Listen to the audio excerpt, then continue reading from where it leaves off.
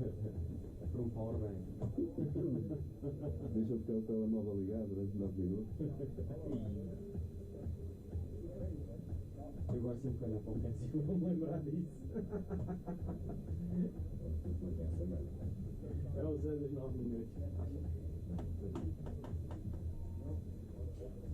Rough march to chief official. Chief official. All boats of race 15 K1 men juniors are checked in. E já tirou o fim de Covid até ao da manhã. Foda-se, eu não consegui adormecer. Eu também não, eu já me passou até olha. Vamos lá. Depois abri a janela, acho que era na cena onde a gente passou. A música vinha daí. Eu também não ouvi. Vocês também não sabem dormir, fechem os olhos e durmam. Ora bem, os ventiladores funcionam. Mas não há um problema de grafismo, não é nada, não é? O problema. Não, é que falta os planos não vão ser gravados. Tipo, parece que o problema é ele recebe os pontos, mas não consegue receber as coordenadas em si. Mas é um bocado estranho, porque foi ele que teve onde é que passou. Ele tem que ter recebido as coordenadas. Ele pode não estar a conseguir gravar as coordenadas na base de dados dele. Mas os jaquetes todos na Grécia. Já estão todos agora, cara. Deve ser tudo feito muitas vezes. Com esta merda restituída. Eu posso vir aqui e limpar. Posso limpar isso, mas isso não faz sentido nenhum. Sempre trabalhamos assim. Essa vez 22, quando começou a vez 1 já lá estava. É que a vez 22 é só meio-dia. Não é isso, é 22 anos até. Quando não havia já meio-dia. Lá vai se até e eu poderia ser só meio-dia, não é? Por isso pode limpar aqui. Pagar isso. Good morning and welcome to the third day of the European Canoe Marathon Championships in Silkeborg. We have wonderful conditions for racing this morning, and me and Dave Francis are going to try to guide you through a day of very interesting racing. Air temperature is about 14 centigrades as you saw on the screen. It's hardly no wind and just excellent conditions here in beautiful Silkeborg this morning. And it's an interesting course. Yeah, it looks great there this morning, Stefan. Absolutely flat, as you say. Not a breath of wind and not too hot, so it's nice conditions at the moment for racing.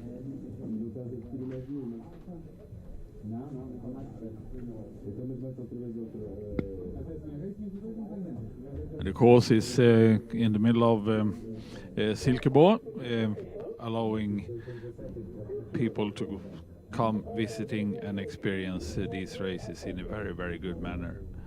It's great to be in Denmark running these events, and especially in Silkeborg with a great canoeing interest and so many good paddlers here.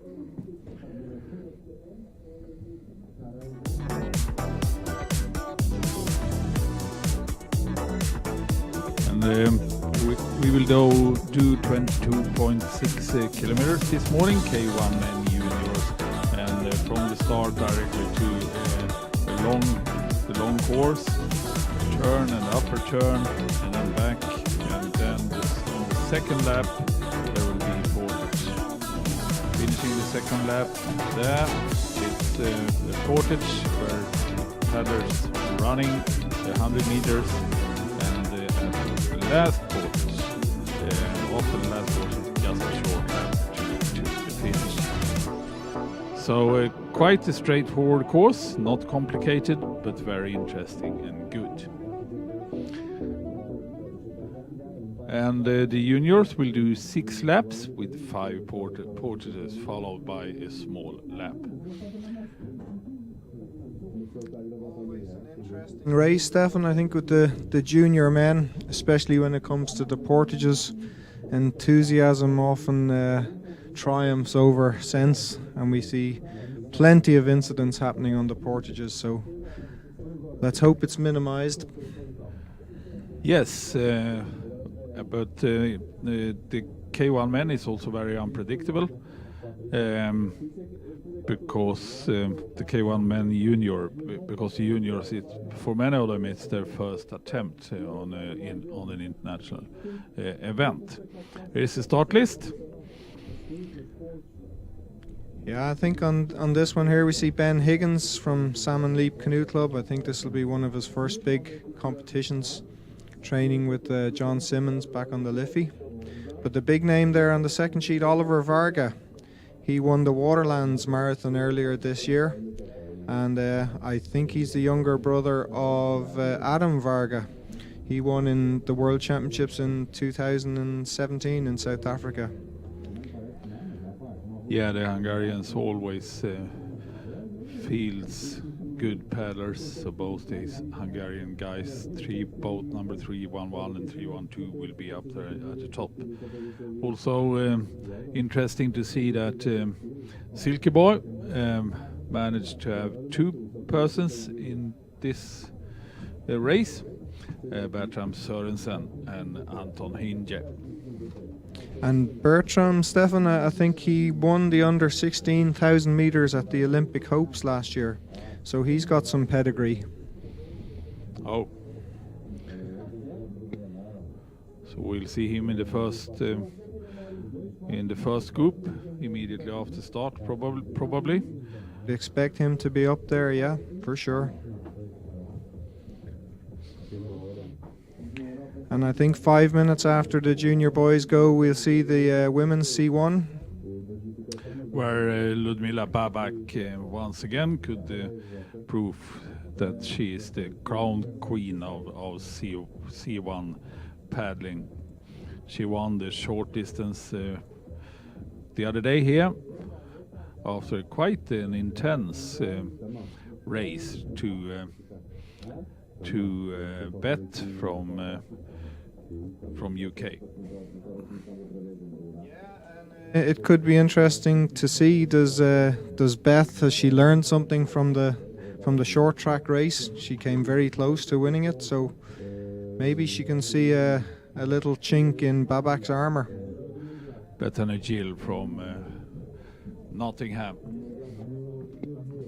We will have plenty of time to comment on these guys over the 22.6 kilometers for the juniors, and for the C1 woman 15.4 kilometers. 4 laps and 3 portages for them, starting just some minutes after the K1 men juniors.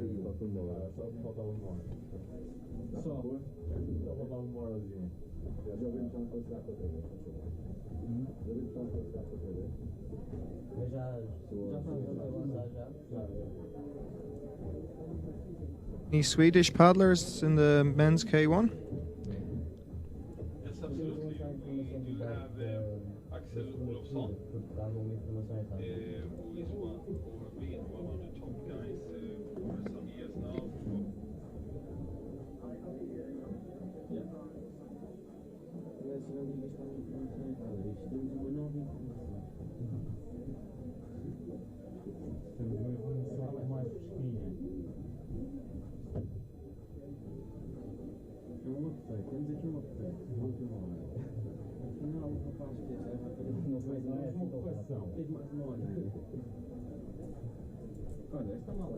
After seeing Melina yesterday in such good form, hopefully it'll give the Swedish team also some confidence.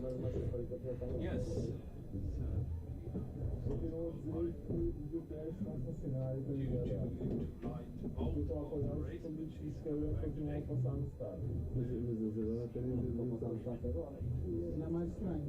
That's great to hear.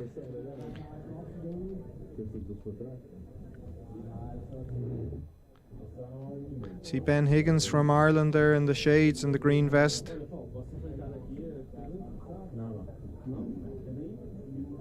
And they're all lining up now.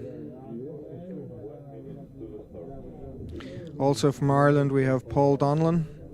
He's also training in the Salmon Leap Canoe Club and got a very good 3rd place in the Waterlands Marathon earlier this year. So I think he should be in good form too. but it's quite a big field.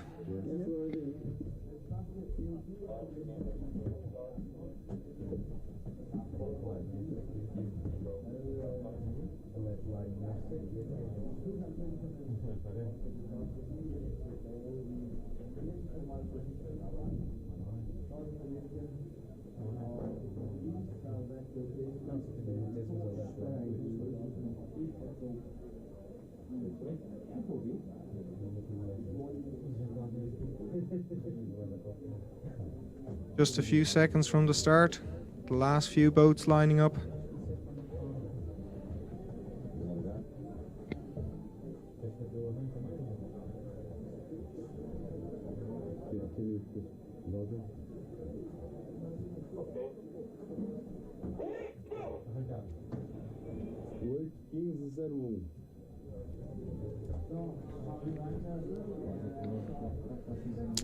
An even start, nobody's being left behind, and no clashes as yet.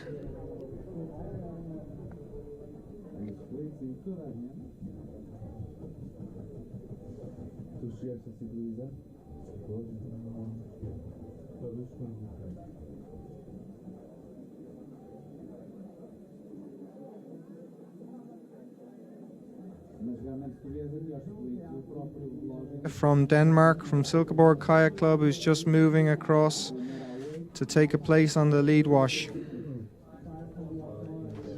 And he settles into the second position there.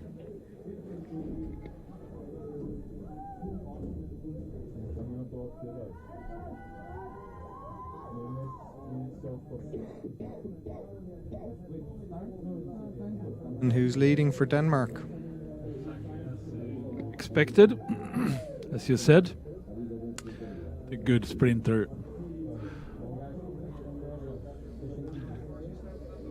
Speed in the water. That's Alex Nordenskjöld. So he's done very well to climb into his boat. That takes some skill. And hopefully he has a good set of pumps and can get himself back in contention.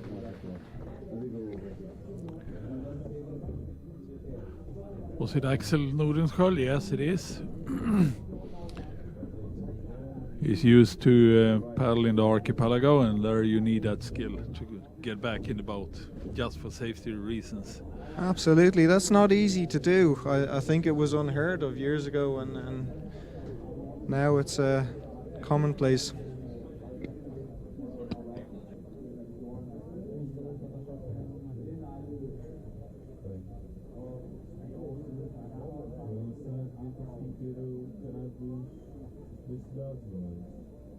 Eu tenho aqui dois números do Cris, um 34 e um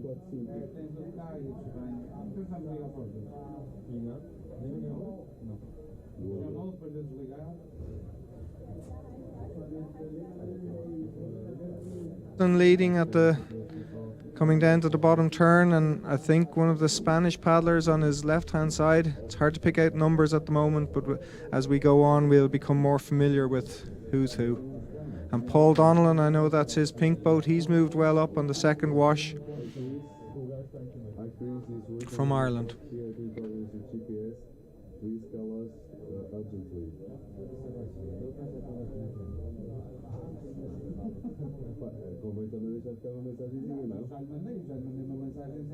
Leaving plenty of room around the turn.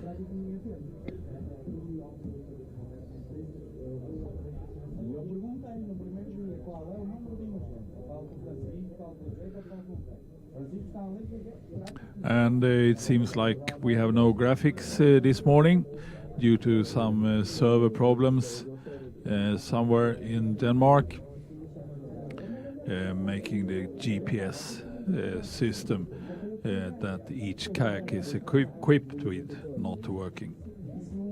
So we'll do this in the traditional way, just trying to watch them and see who is who by their technique, nation, colors and numbers. That's right, and we apologize in advance if we for all picked the mistakes. The wrong name. Yes. Maybe we'll just call them Spain 1 or Spain 2.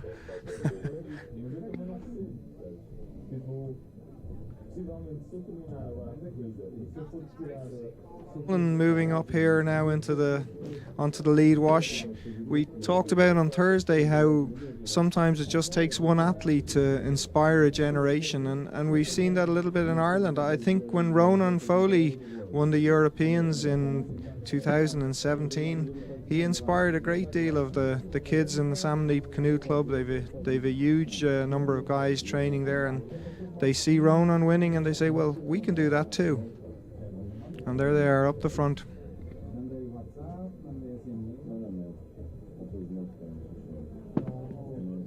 And it's David Pasos from Spain leading now, boat number 303.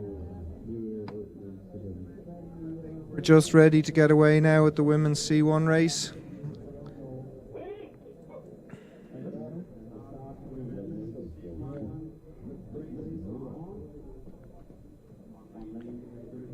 And I think it's Babak who's leading off the line here, together with Beth Gill, 3 from the left as we look at it.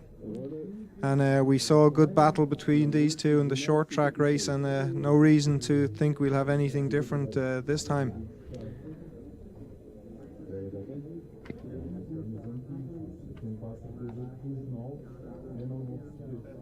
Leaning out of Nottingham Kayak Club. Together with the kayakers. Kayakers like Dan Johnson, James Russell, Samantha Rees-Clark, that we'll see later today, and saw the other day. Charlie Smith that had a silver medal at the under 23 category yesterday. So they are a good group of people there in Nottingham, and Beth is one of them.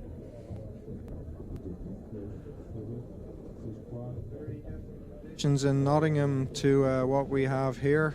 Nottingham Canoe Club is on the river, and they also have the National Water Sports Centre based in the UK is in Nottingham, but it's rare that it's so flat like this. Stephen, you'll have remembered the first World Championships in 1988, and it were held in Nottingham under absolutely atrocious conditions. Absolutely so.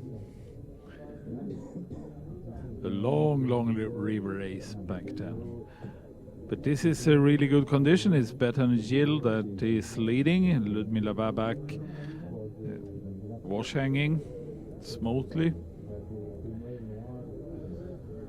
The Polish girl maybe, who's just catching on to the tail of these two lead paddlers. It is.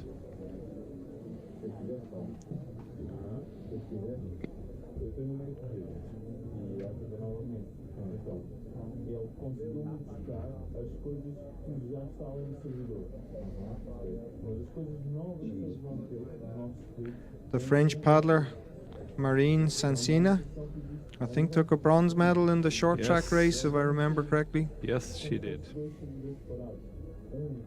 And behind her, the first of the Hungarians.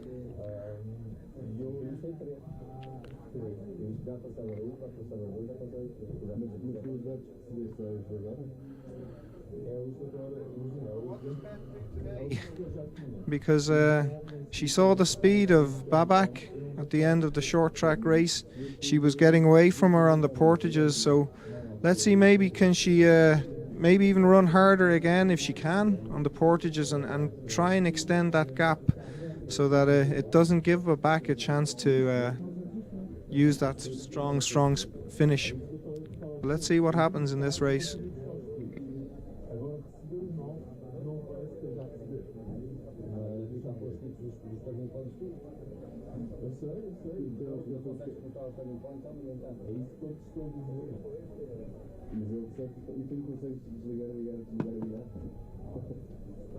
Doing 4 long laps, which will be 3 portages, and then the final 700 or 800 meters to the finish.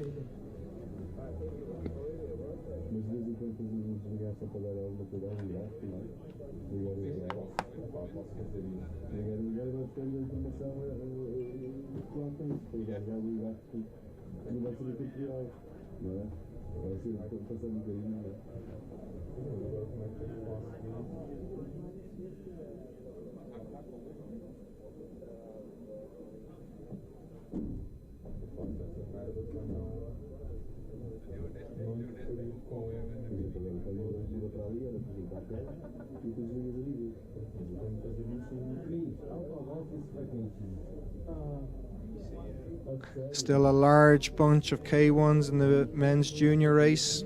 I think there's 12 boats in there. You can see both of the UK guys. Paul Donnellan from Ireland still up there. Spanish guy leading. And Bertram Sorensen, who led off the line, he's moved back a little bit in the pack, but he's still looking fine.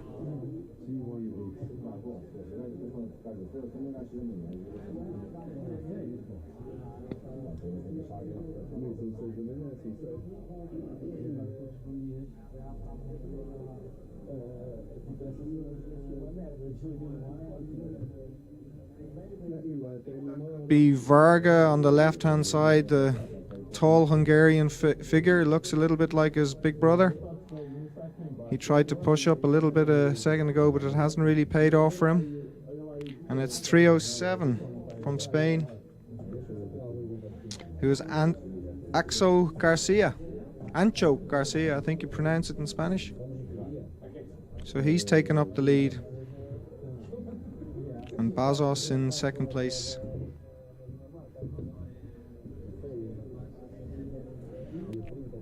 And Paul working well there. He's just pushing up to try and push the Spanish paddler in onto the A-wash, which is the right way to race.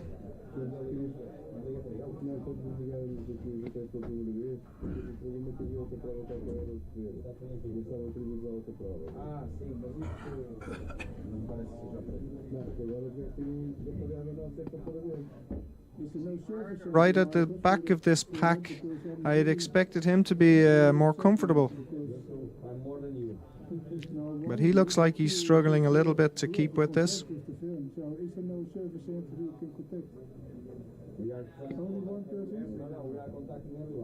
Every phone number that you have, emergency numbers, and nobody is answering. It happened the whole weekend, then we have a real problem. Yeah. Then you can also stop with the live stream. It's no sense to do.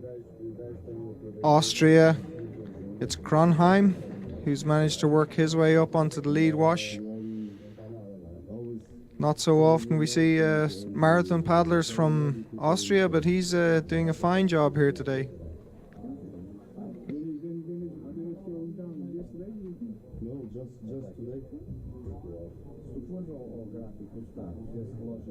And we are receiving data, but you are not receiving all the data, so we cannot provide the service.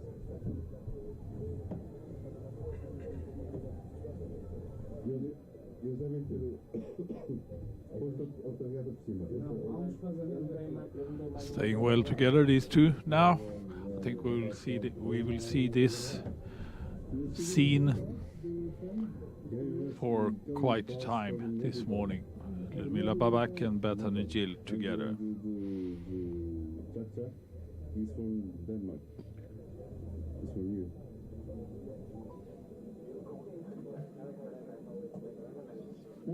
Success. Yeah.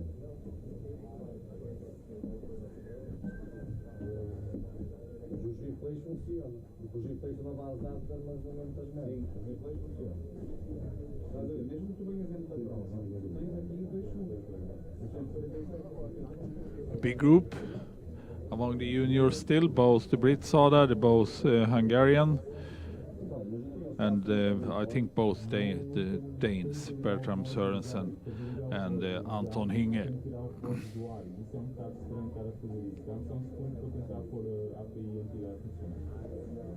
And Filip Jahoda from Czech Republic as well, in their traditional blue track suits.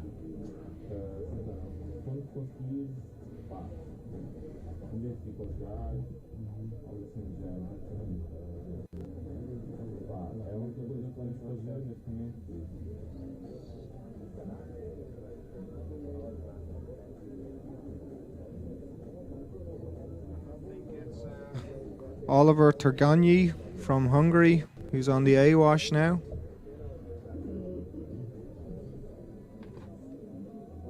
Looks like he's trying to reach for his drink. And he's put that over his neck now.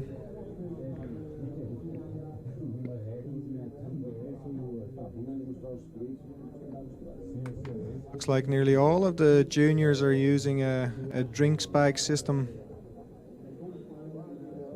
hanging on their front. Doesn't look like anybody carries their drinks in their boats anymore. No, that is very rare.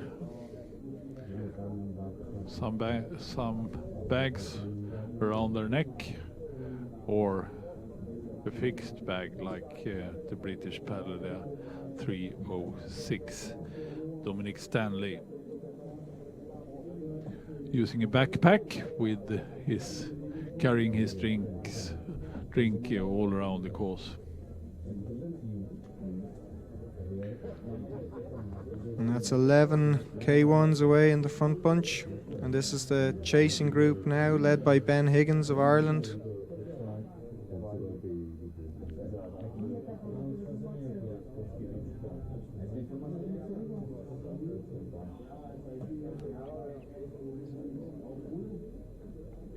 And I think we've lost the Austrian from the front bunch, so he's found the pace a little hot. Actually, it's Varga who's on the A-wash. I mistook the two Hungarians. So it's Varga on the A-wash.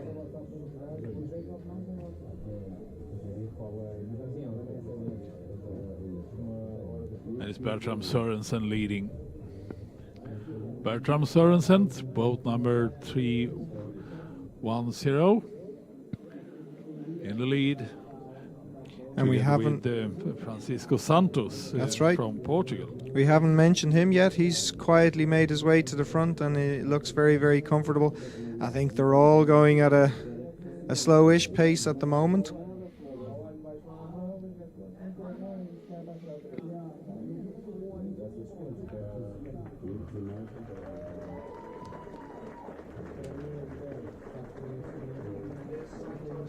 Pushing his way to the front there now.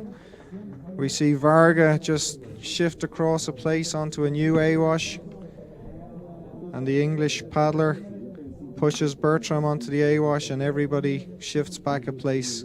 But Santos looks like he's putting in a bit of work here now, and you can see the effect it's having. The bunch is split a bit. There's 8 or 9 who seem to be getting away a bit, and Paul Donnellan now from Ireland catching some bad waves at the back. He's going to hope that it settles again and he's able to pick his way back up to the bunch.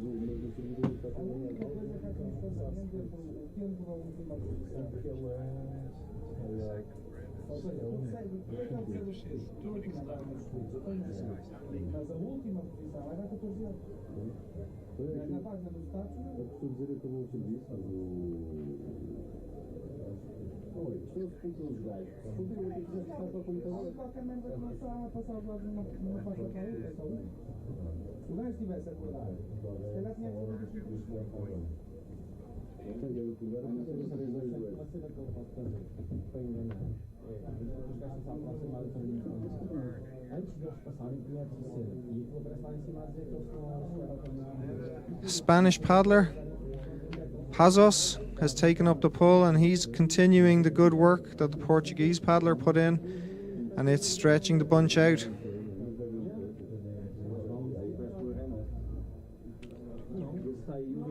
I think it's 8 paddlers away a little bit now.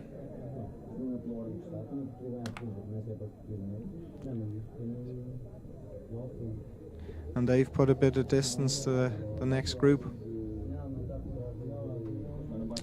And I think it's Stanley who's taking the A-wash now. He's taking a leaf out of Charlie Smith's book from yesterday. I see that the British paddlers have a team tactic of just do as little as possible.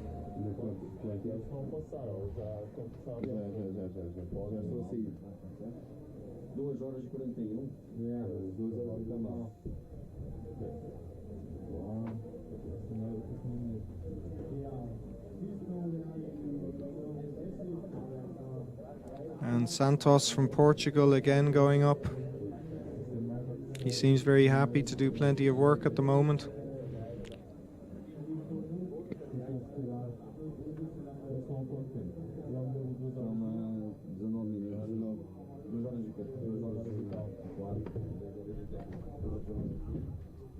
Você tem que ir, mas eu não sei. Não sei. É isso que eu estava a buscar. 2 horas e 41. 2 horas e 32. Então é só ressaltar o 41, né? Não, menos 19. 19. Dependendo do primeiro ou segundo grupo. O grupo é para 2 horas e 41. O primeiro grupo é que tem mais texto.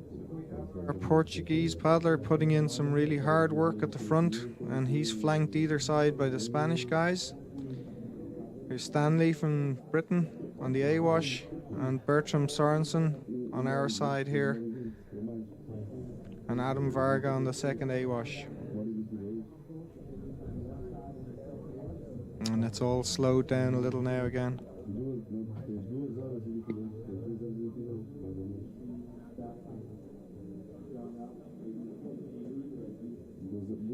Será a hora de largada que tu tens aí que diz que é a hora do start, André? Aquela hora que depois que diz que abre a hora do start.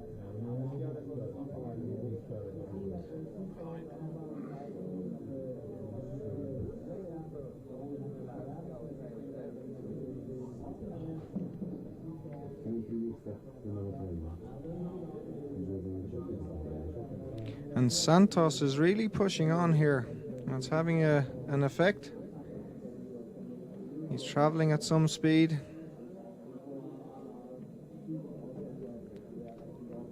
We can see that the second Hungarian and the Czech paddler are sort of yo-yoing back and forward off this sort of lead 8. If the pace slows, they'll get back to the bunch, but the minute there's some speed put in, they're sort of gone again. And you can only sustain that for a certain amount of time.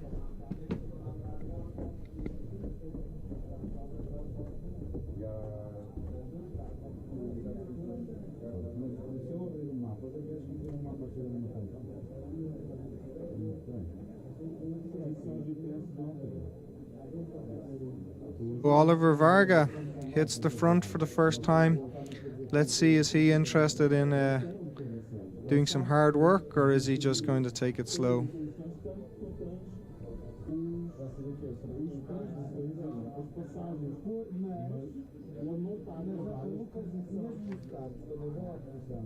Santos on his right hand side. He hasn't been out of the top 4 for the last few kilometers. And Bertram Sorensen from Denmark, local guy, he seems very comfortable now on the A-wash.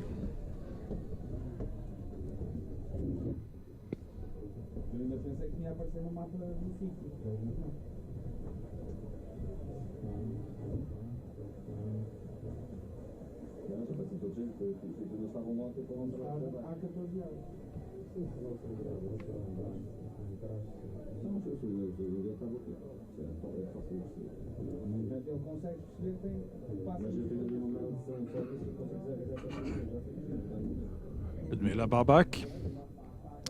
Over the years we have seen her doing these efforts all alone. She usually have made the distance to her fellow competitors immediately after start and just moving on. Today she is followed by Bethany Gill from Great Britain. That's good. Polina Gerskiewicz from Poland on the bronze position. Great technique. Also, she is using the legs in a very good way to move forward. And I guess it's also a good shot.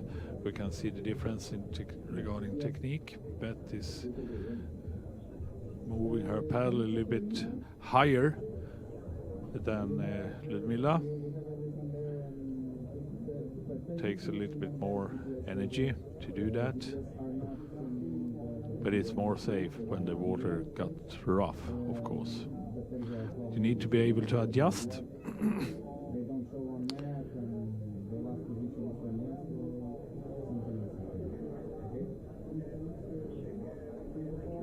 Ludmila, very experienced, having done so many races over the years, while Beth Gill is a little bit more new into the sport. Previously playing hockey back in Nottingham and doing all kind of endurance sports as well. I think she was on the sprint setup in the UK for a while as well, and I think she decided that marathon paddling is more suited to her, so she's shifted over, and it's obviously paying off for her.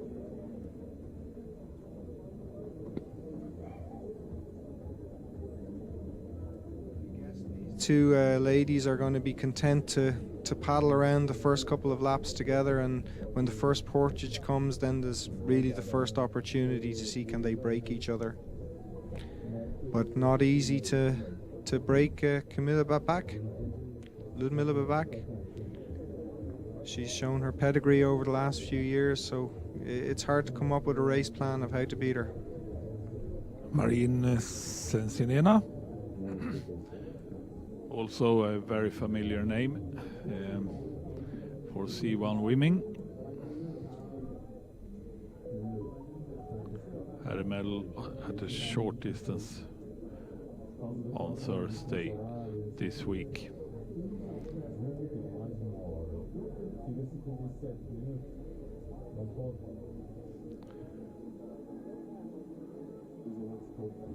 Back to a big group. No one really want to make a move here, and the second group is closing in on them. And now they are, after this turn, they are approaching their first portage. And then we'll see if we will have a split.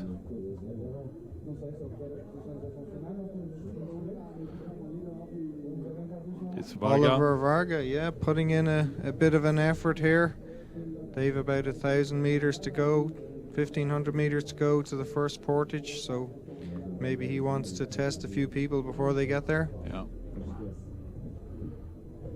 And you can see this. If endurance is in the family, he's also a paddler that could maintain a high speed for quite a long time. Seeing his brother Adam doing that a couple of times, especially as a young canoeist, as a junior a couple of years ago.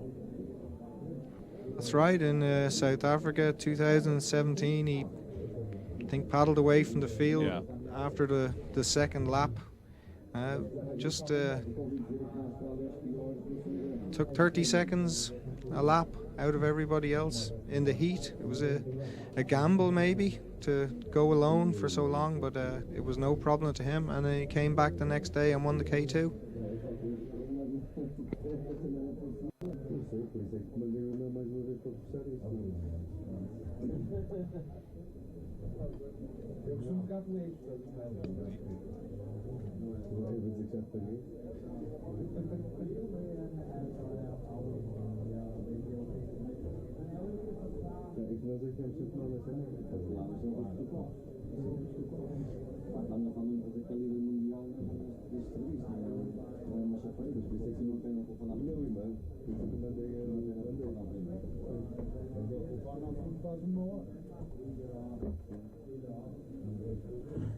He knows the guy. Okay, Yes. perfect. Thank you. You're welcome.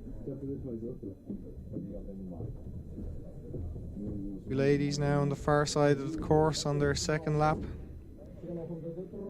Content to put in the distance at the moment, I think. Neither one really thinking about trying to break away.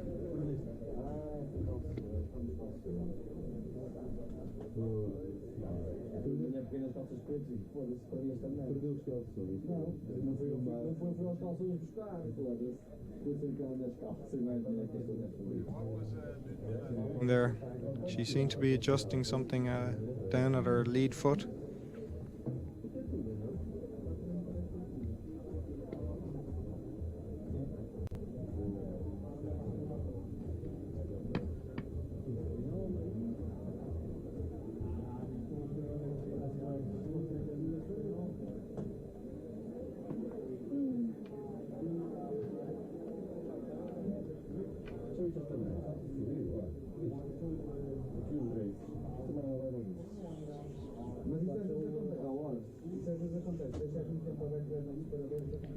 And it's the same 8 boats together coming up to the close to the first portage now.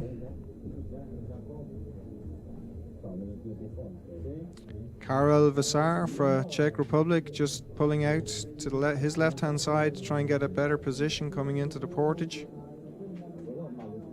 But it's Bertram Sorensen who's leading in for Denmark. It's quite a slow pace at the moment, so we'll expect to see someone put in a bit of an effort, and it is. It's Santos from Portugal who's trying to push into the lead. And Bertram says no for now. Eager to keep the initiative into the Portage, as it seems. Bertram Sørensen.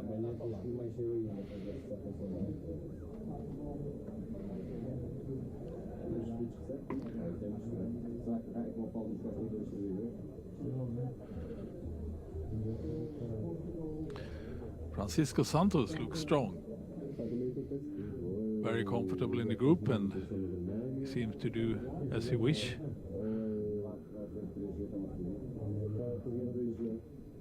Yeah, I see Stanley from GBR. He seems to have hit a little bit of a wall at the moment. He's gone out the back of that lead pack.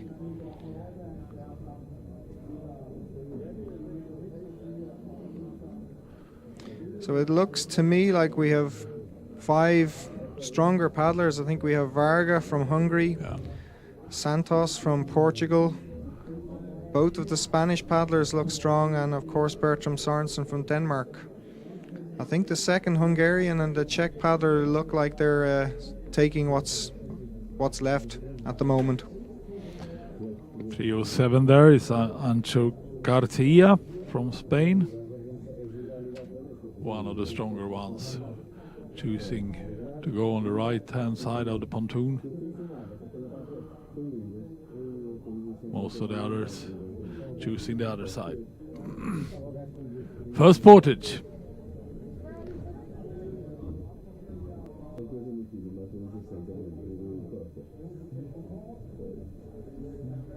With a little break coming up to the first portage.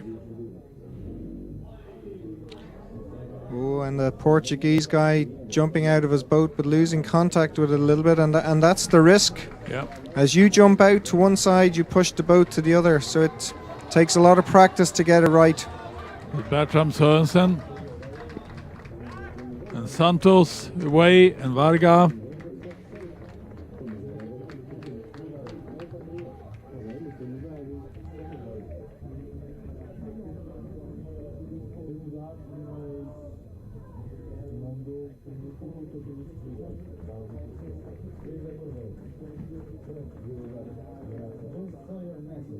Paul Donnellan coming in here on our left-hand side as we look at it for Ireland, together I think with the Austrian paddler.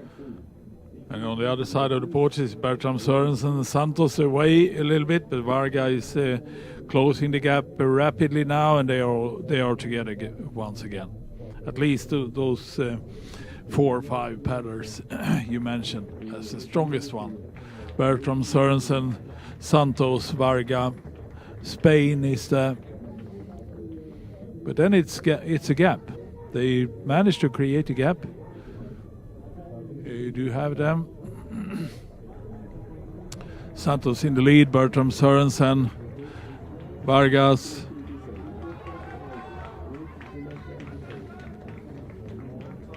From Denmark here, second Silkeborg boy, he's running through in the sort of third group.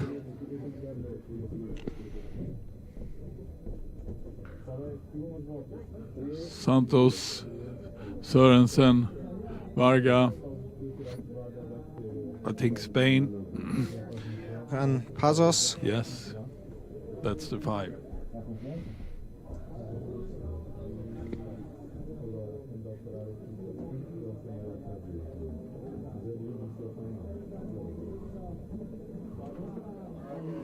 And the back into the A-wash.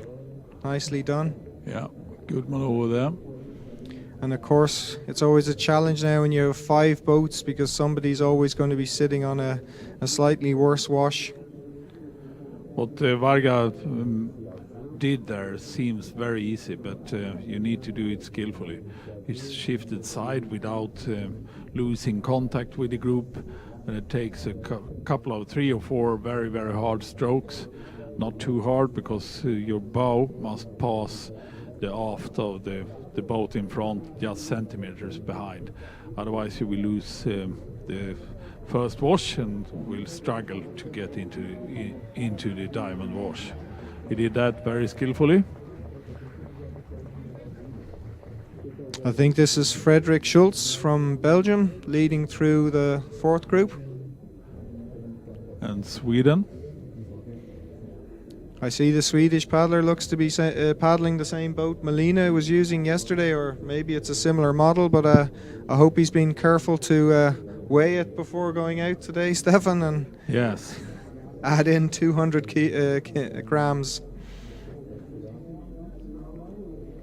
As Bertram now drops into the A-Wash and lead K1s.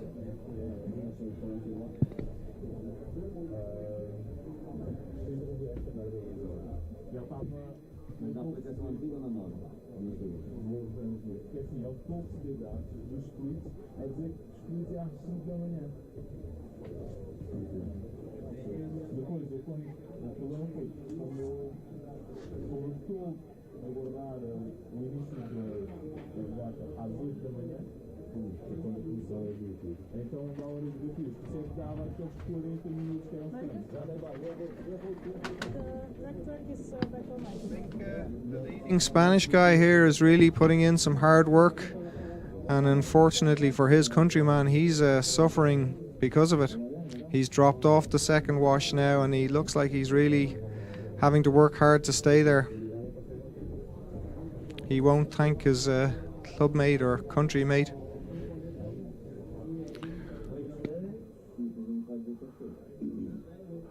Garcia leading, Oliver Varga, Francisco Santos, Bertram Sørensen and David Passos. That's the top 5.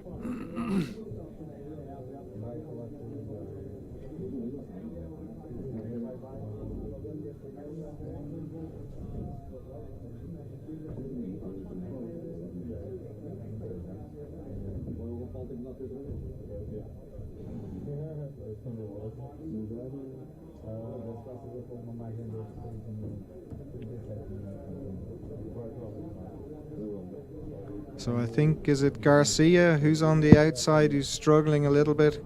Yeah. He's going to be praying that it's Santos who takes the next turn, and then at least he has a chance to try and get on the lead wash. If he sees Varga take it up, it's going to cause his heart to sink again. Still stuck on the outside. But he's done well, he's made better contact now, so...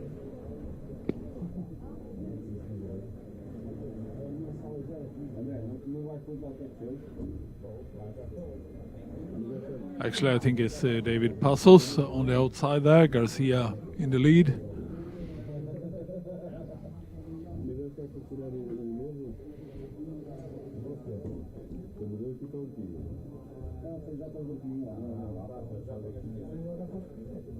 And now it's the 60 meters or so to the following 2, Filip Jahoda from Czech and Oliver Torgoni from Hungary.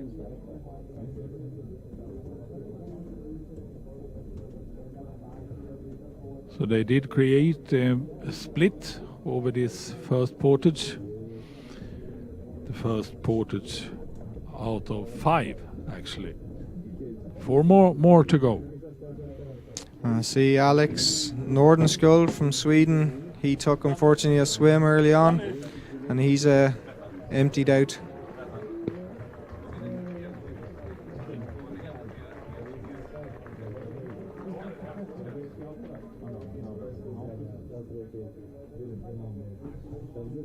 The Axel continuing on in the race. It's not an easy position to be in.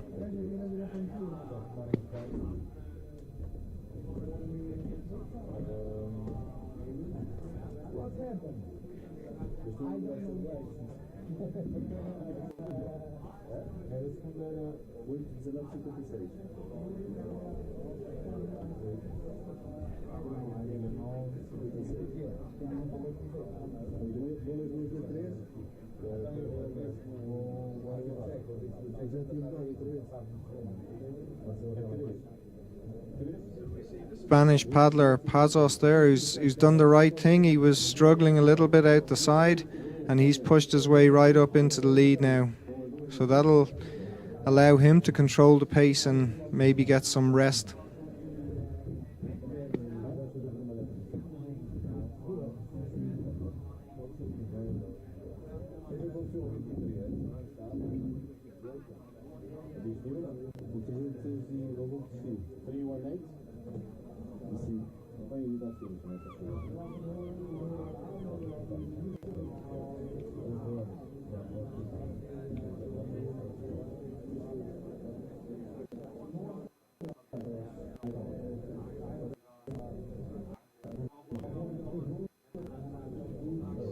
Two C1 paddlers from Hungary together.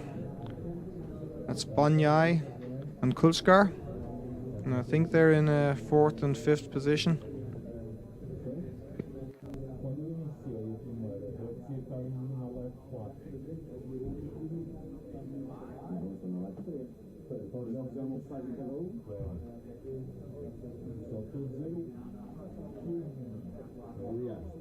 Two lead ladies, Ludmila Babak and Bethany Gill, with about 600 or 700 meters to go to the first portage.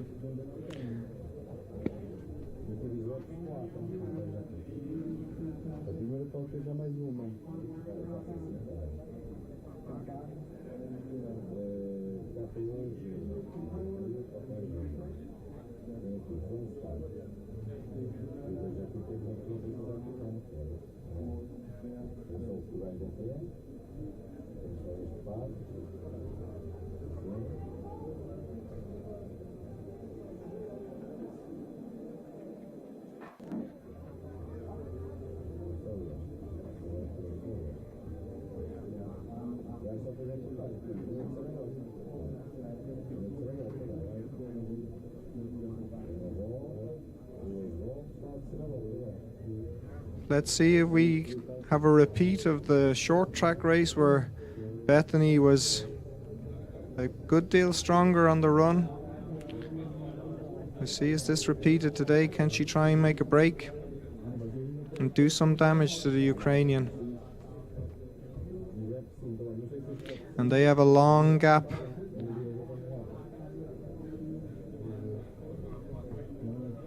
Back to our third place paddler, it's Paulina Grajkovic.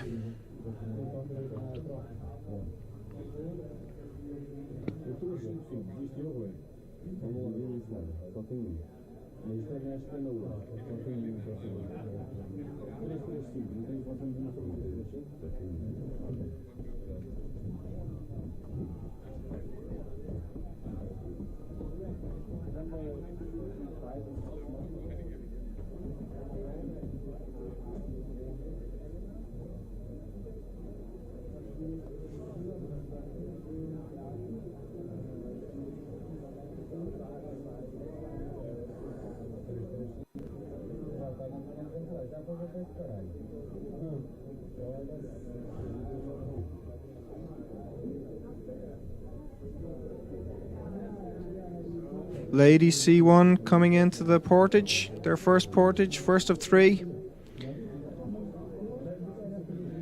And it's Bethany going to her left and Babak to her right.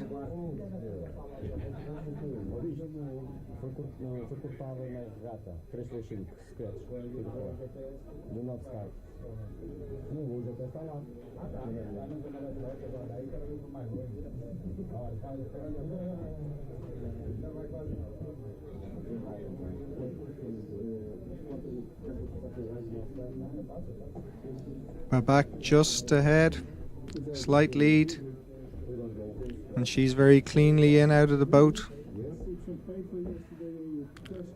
Beth a little slower, emptying her boat. So she's a little work to do to catch up on the portage, but I think she can do it.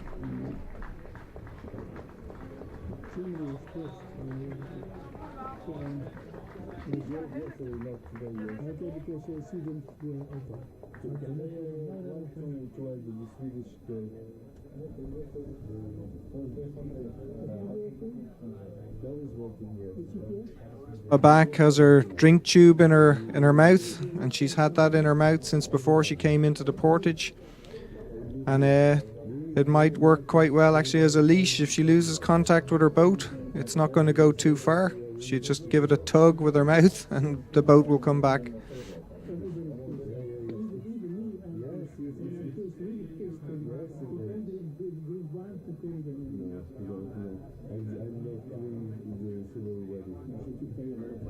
Paulina Grajkovic coming in for her first portage.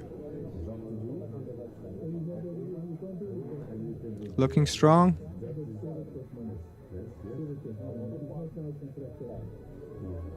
Nice and calmly done. And not far behind her, I think we have the French paddler, maybe 60 meters behind. And that's our bronze medalist from the short track race, Marine Sansinini.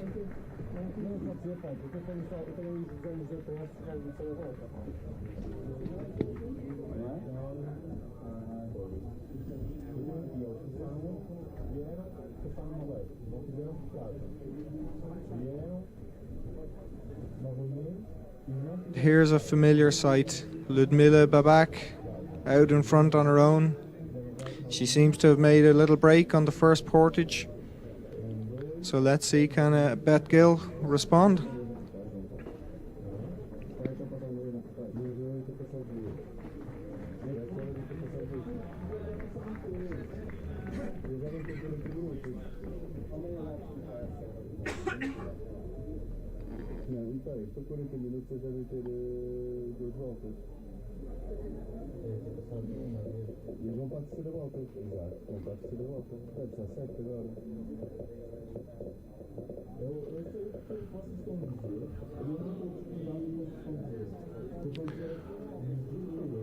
Speed continued to be quite low in the front group here. It's they're catching the guys behind. Philip Yahoda and Oliver Tugani is successively closing the gap. It's 40 meters now, or 60 on the previous, right after the previous portage.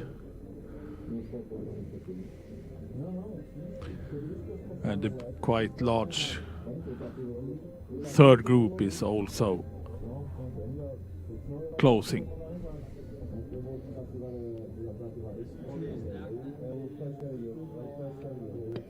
The lead bunch have maybe eased off the pace a little bit. I think there's a lot of looking at each other and say, you go up, you go up. Nobody really wants to do the hard work at the moment, but I'm sure they're keeping an eye behind them, make sure they're not caught by the two chasing paddlers. And they're coming up now for their second portage. We can see the second big bunch just behind them. I think they must have maybe 100 meters to catch, but it's a big ask.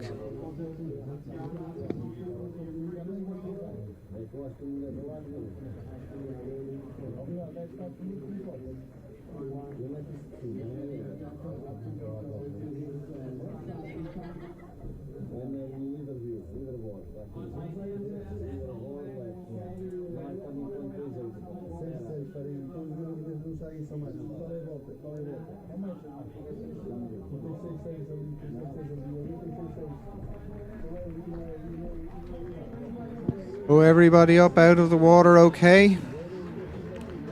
Not much to choose between these guys. David Passos once again first over the portage together with Francisco Santos. Yeah, and it's Oliver Varga who's a little bit behind on the run, so he's going to have some work to do when they get back on the water. And if the lead guys notice that he's behind, I'm sure they'll put the hammer down.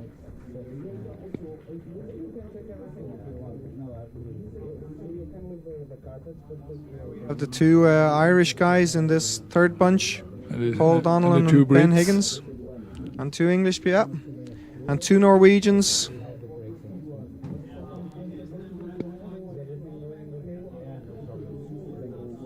The Norwegians is Gudmund Staupe and Mikkel Schulsen. The Brits there are Harry Freeland and Dominic Stanley.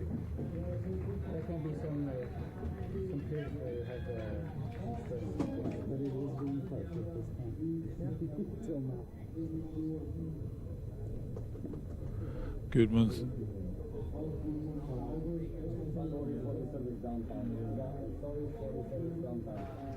Adam Varga just making contact again with the back of this lead bunch. I think Garcia didn't really see that he was trailing behind. He was happy just to continue at a steady pace.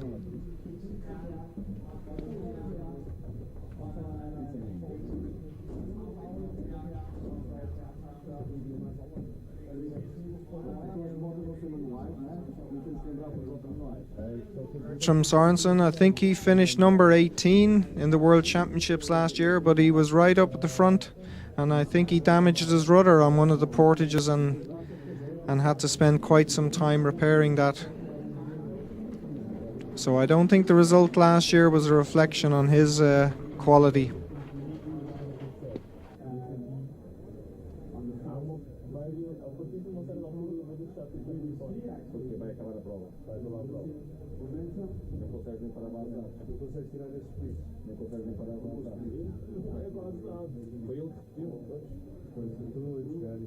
In trouble here, that's quite a surprise.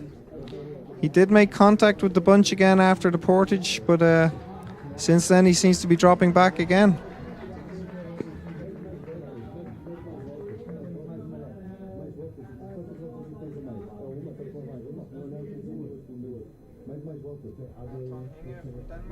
Second of the Danes going through the portage.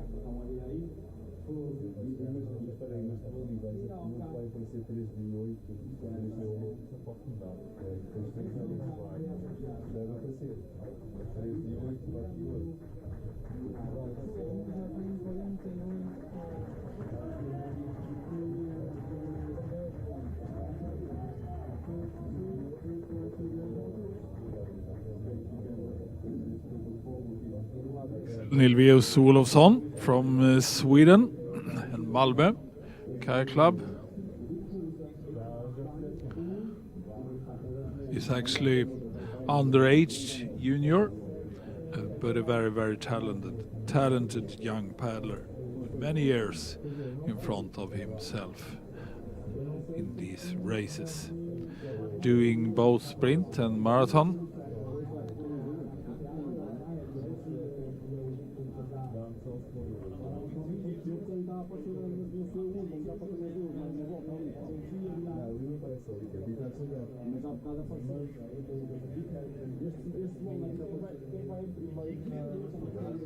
Back with the front bunch, of course, seems to be happy enough to set two boats out. We'll see how long that lasts. It looks like maybe he's made a bit of a move on the outside now, pushing up into the lead.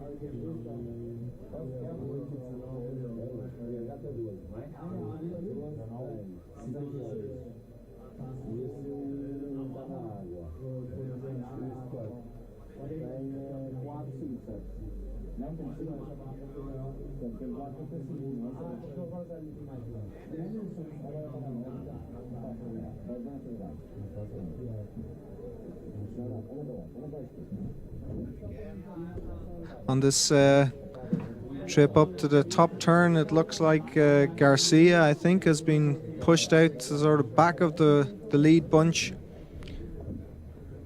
and he'll be fighting for the best wash he can find there. But yeah, he looks like he's maybe drifting off the back a little bit this time.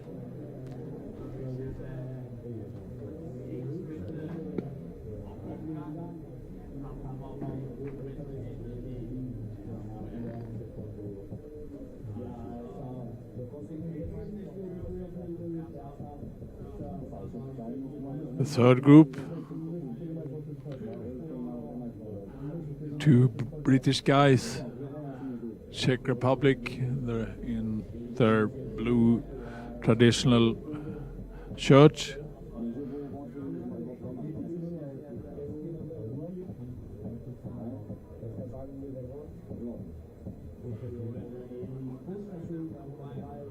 And also Maximilian Knigler from Austria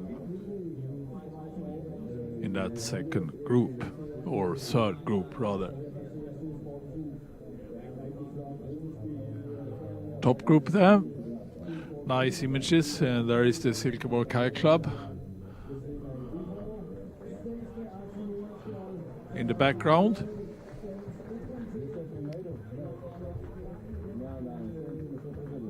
And here at the opposite side of the lake, the venue and the Portage. Perfectly located, close to the city center, allowing for lots of spectators coming in easily.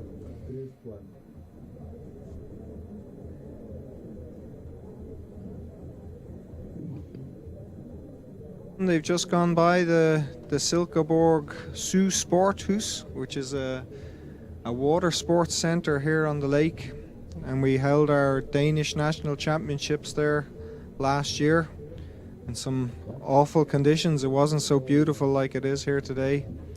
There was thunder and lightning, and a lot of the races were actually called off midway through. And there were some challenging portages, to say the least. We had only a jetty which was maybe 1.5 meters wide to get in and out on, and yeah, plenty of drama as you'd expect. Broken boats and people pushed into the water, and old school racing. This is something different. This is perfectly organized, a very good venue, and a very good job from the Silkeborg Canoe Club to organize this, and the Danish Canoe Federation, of course. A good venue and a good course, and a really well-working organization.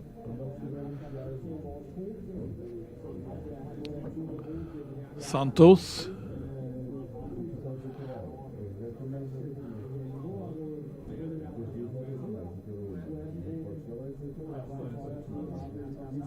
And this is David Passos, 303 there.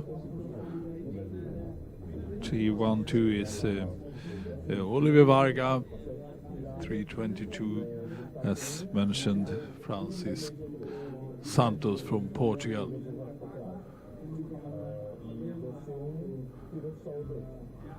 Passing Marine Sansinin, the French C1 paddler.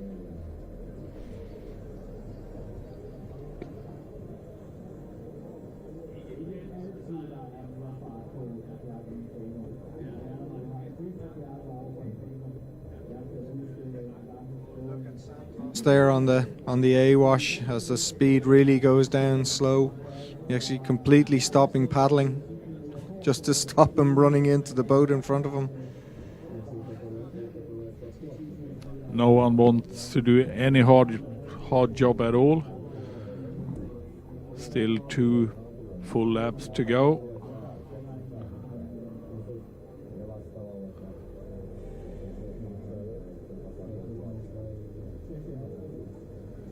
Her picture now, we see Babak. She's lengthened her gap back to Bethany Gill. Approximately 80 or 90 meters between them now, I think. And she looks very strong today again.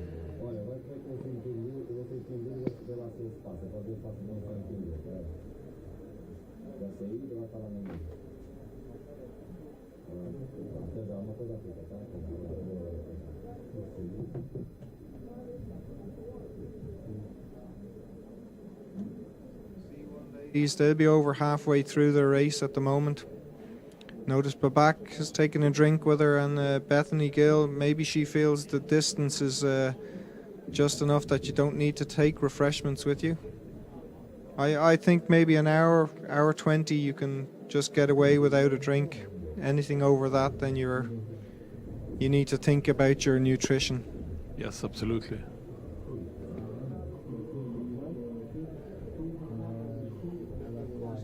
As well, even though you're on the water, these if you get hot temperatures, you can become dehydrated quite easily, like any other sport. But it's not that hot here today. Just perfect conditions for paddling. Around 20, and the water is a little bit cold, more cold.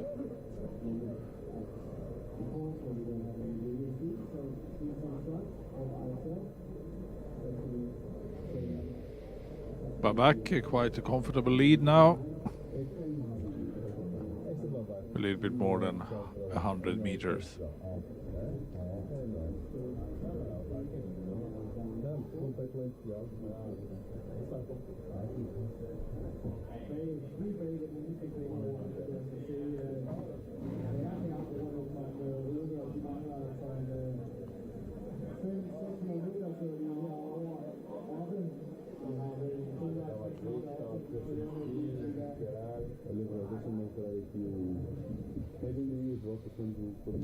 Gill, great technique there, getting good length on the stroke, using her legs.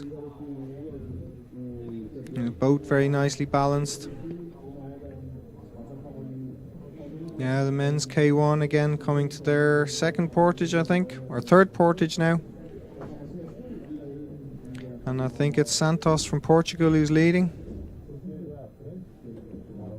Adam Varga on the A-wash. We have Garcia on his left from Spain, and Sørensen from Denmark on his right hand side. But these guys aren't really pushing on too much, so I think we'll see them just coming nice and controlled into the next portage.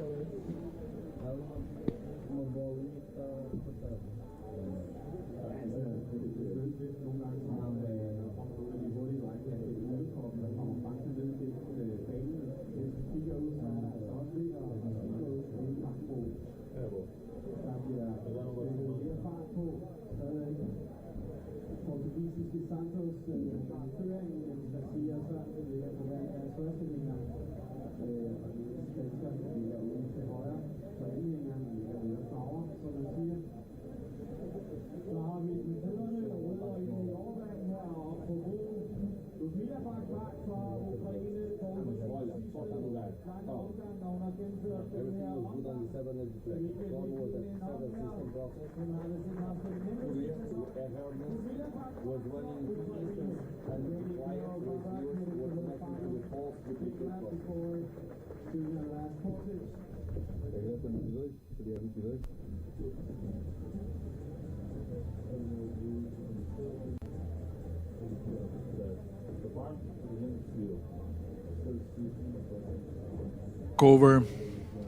over the Portage, approaching her last full lap.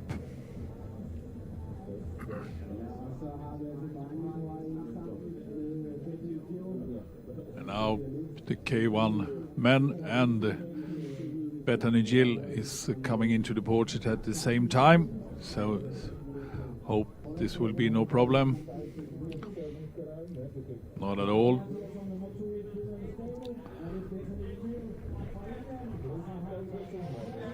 All the boys up out of their boat okay? Santos.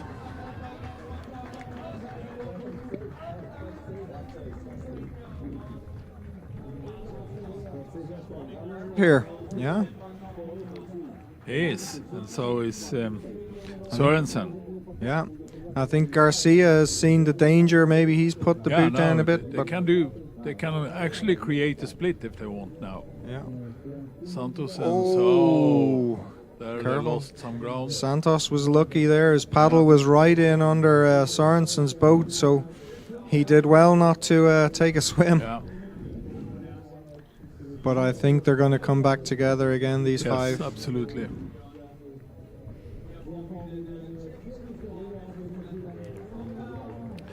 It's David Passos as the tail ender there among these four.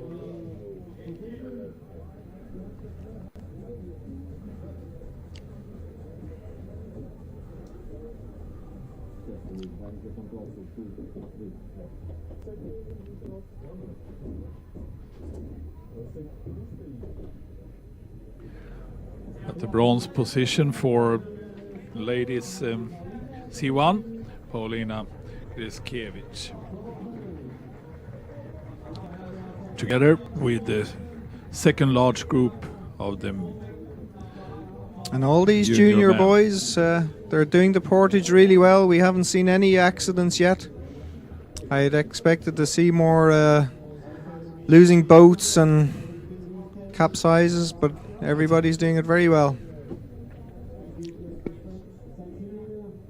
I think it has become quite popular to practice portages among the youngsters. It's one of the interesting and fun thing to do when you're young. Practicing this. I think you're right, Stefan. And of course, when I was paddling as a young man, the first video I actually saw of some kayak marathon racing was you in Copenhagen, and you were the first one, I think, that I was aware of was doing the stand-up in the kayak when you were coming into the Portage, and yeah, maybe you set the tradition. Needed to try to create some way to get the others away from my wash. It's been advanced even a little bit from what you did. Absolutely. I think you used to brace your right hand, or one hand at least, on the cockpit rim and push off. But you note now, you see Mats, he'll step into his boat, he doesn't even grab the cockpit. No, exactly. They just take the paddle blade and rest it on the pontoon, and away they go. And then you have the Argentinian guy. His name escapes me right now, but he just literally jumps into his boat. I don't think he even bothers bracing on the bank. Exactly. And the South African used to do that as well. Yeah. But it's a risk. It's always a risk. Yeah, as we say, you have to balance up the potential gain versus what you can lose if it goes wrong. So you gain 2 or 3 seconds, but the risk of course, you could lose a minute. So you should only do it if you really feel it's worth it.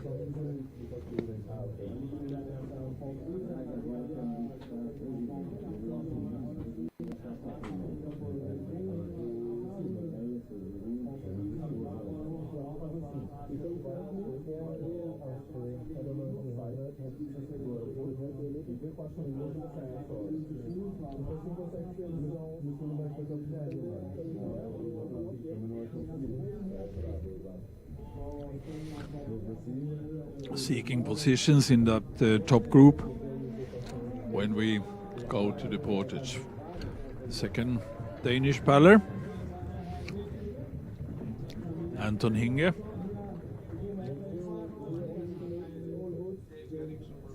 It's from Carsten Solgaard, the Danish team manager. And back to Babak.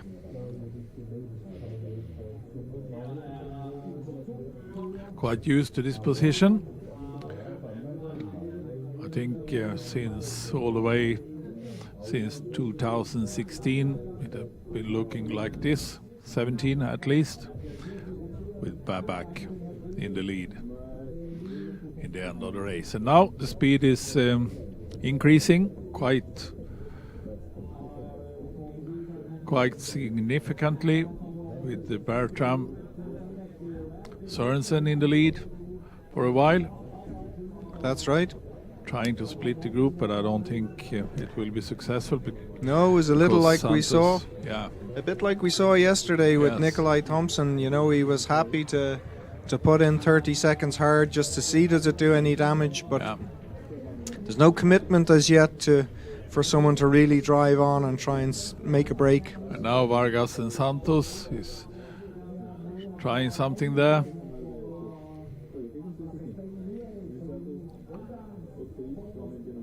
But they form up in a good group once again. And now it's Sørensen that is outside the diamond. And he immediately tried to find a position for himself. I think we will see more and more of this.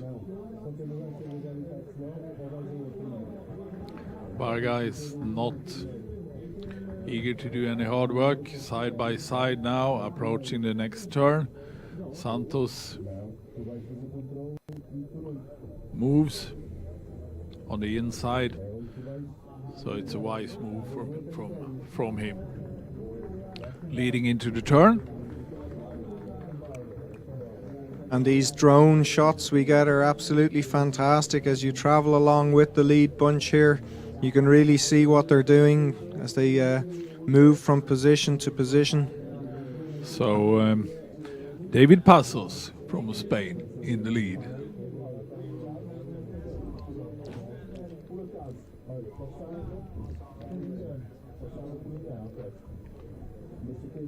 And this is the first time now we've seen Sørensen having to take a bad wash as such. He did try and push up a minute ago to get a better position for himself. It didn't work out, and he seems like he's content enough to sit second boat out for the meantime anyway.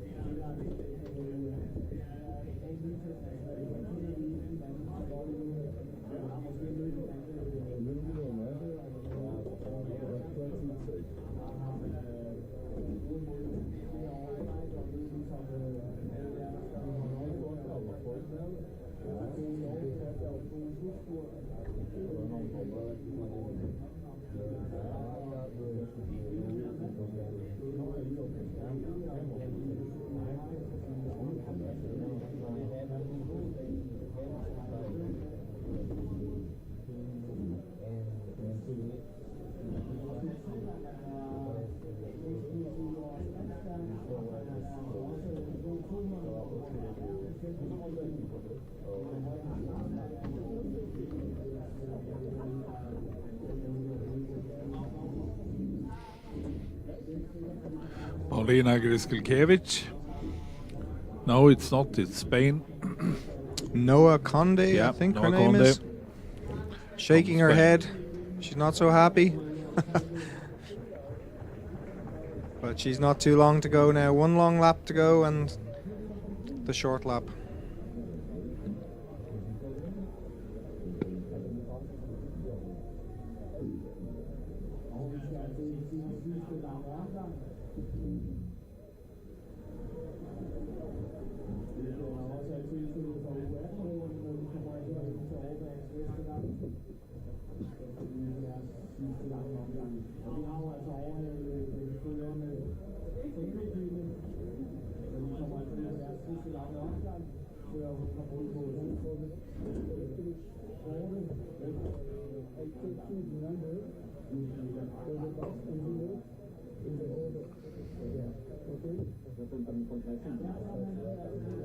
Five guys leading the K1.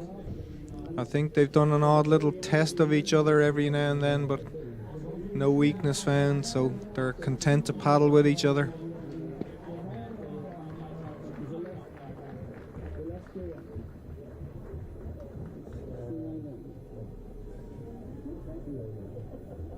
Axel Nordenskjöld from Sweden, who fell in the immediately after the start, managed to climb into his boat and is fulfilling his duty here this morning by finishing the race. Paddling K2 tomorrow, Stefan, or is this the only race he'll have? I think they will do K2 as well. It's his first international race.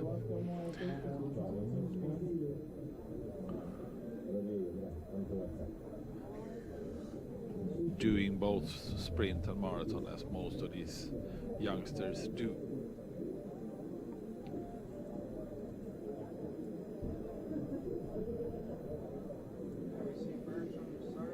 The camera angle is a little difficult, but it looks like he's pushing up a little bit on the right hand side. I think he's had enough sitting second boat out, so he wants to make himself a better position in the group.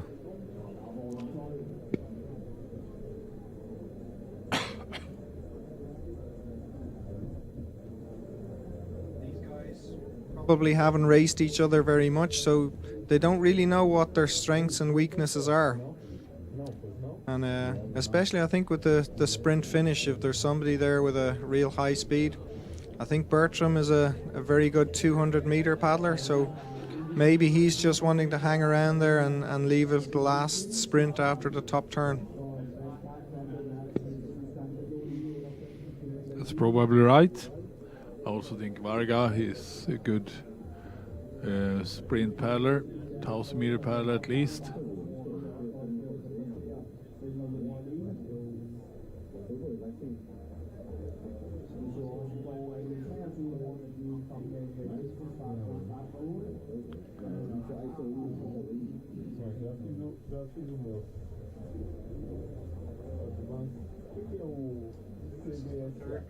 The two English paddlers, Harry Freeland and Dominic Stanley, in here, together with the two Norwegians.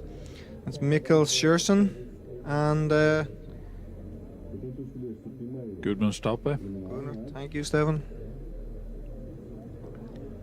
And the Czech paddler in there too.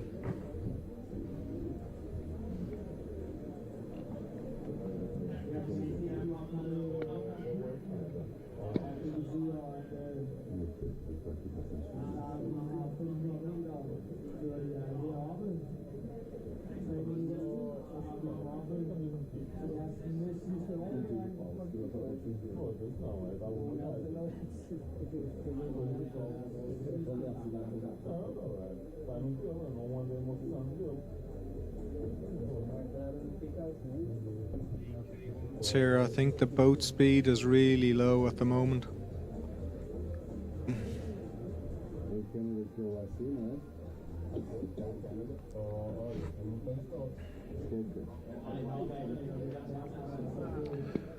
And after this Portage, these guys have one more full lap to go, while the C1 women approach their final Portage.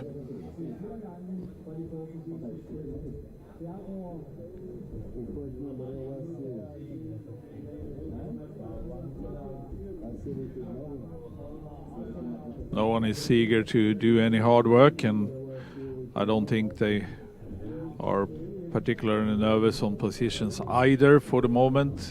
They have tested each other a little bit over the distance. The only important thing for them now is not to make any mistakes and lose any ground on the fellow competitors. Just saving energy for the final lap and the final portage, avoiding any kind of mistakes. Sørensen on the A-wash, comfortable, and Santos leading the pack.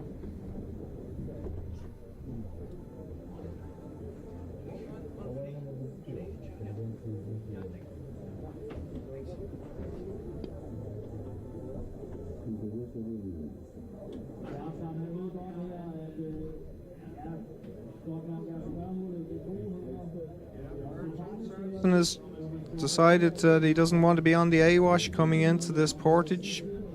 Not sure what the sense is there or what his plan is. And now he's put in a big burn. Yeah.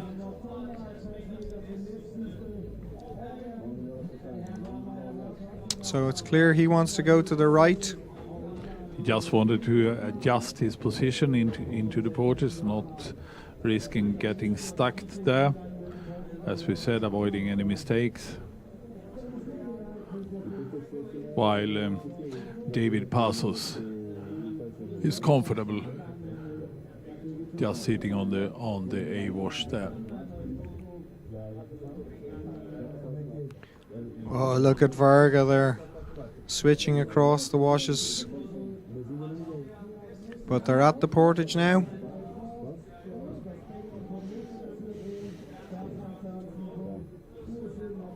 Three going right, two going to the left. A very nice portage from Santos. Varga lost contact with his boat there just slightly, so he's lost a meter or two, but I think he'll come back up. And Santos again running really hard on the portage. He seems to be the best of the runners. Yes, and marvelous. Also strong on the water. Let's see in the last portage. You'll expect him to be right up there. Great portage technique. Jumping into his boat without touching the pontoon in his way.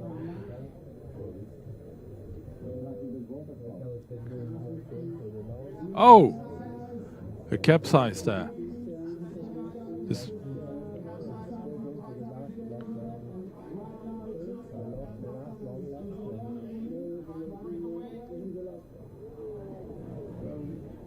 That's Garcia, who's in the water. We didn't see what happened there.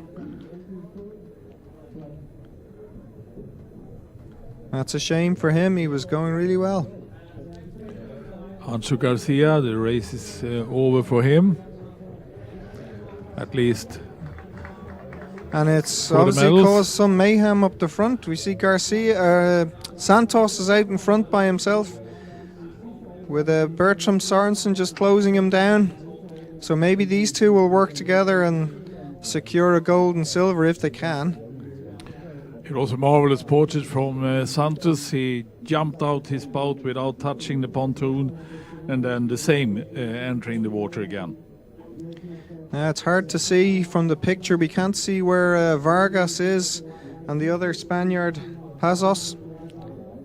They seem to have lost quite a bit of distance. Maybe they also got caught up in some sort of a clash or something. But Varga is on the chase. And he paddles down and he looks at Pazos and he says, come on, you do your share of the work. I think final portage now for Ludmila Babak,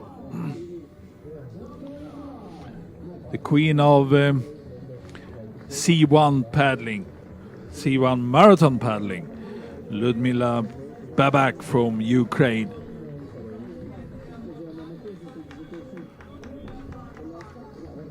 Jogging over the portage.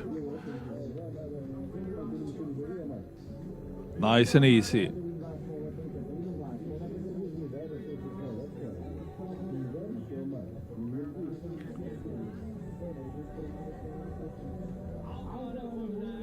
Bertram Sorensen now, he's seen the opportunity and he's gone up to the front and he's pushing hard. So I think Santos and Bertram Sorensen together, they'll really give it everything they can now to stay away. Absolutely so. Ensuring the silver and gold medal for themselves. It will be a very, very interesting final portage. We saw Santos doing so well in the previous portages.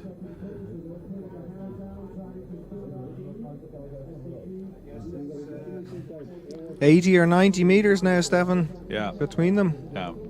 Sorensen is really putting the hammer down to try to create an advantage to himself. Having seen Santos doing marvelous portaging, he really wants a gap before the final portage, I think. Absolutely. And here's Bethany Gill from Nottingham Kayak Club in the UK, coming to collect her second silver medal of the weekend. Running well over the portage.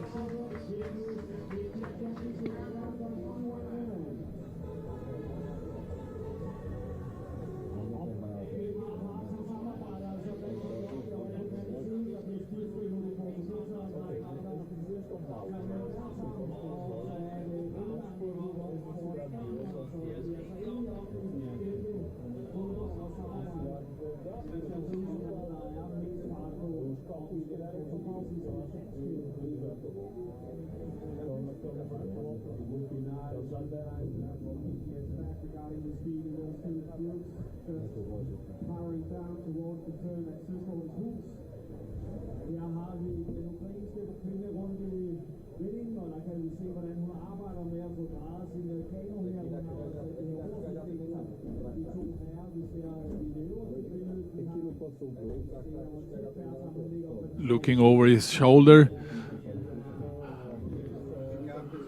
Yeah, it is.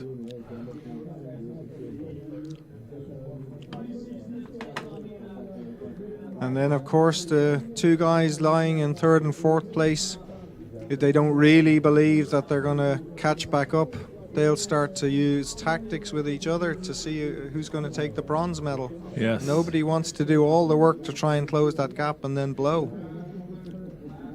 And the bronze medalist, the coming bronze medalist in ladies C1 is Polina Greselkiewicz from Poland over the portage.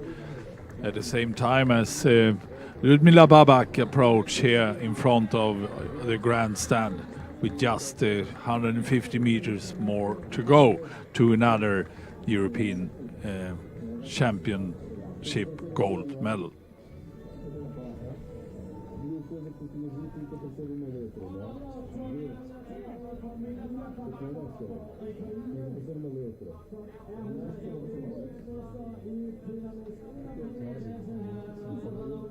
Fourth positioned, but let's follow Babak now. Babak that is approaching the finish line. The gold medal, the European champion 2022, Ludmila Babak, Ukraine. Another great victory for her. She's gliding over the finish line. Just so happy. Another gold medal for her and for Ukraine.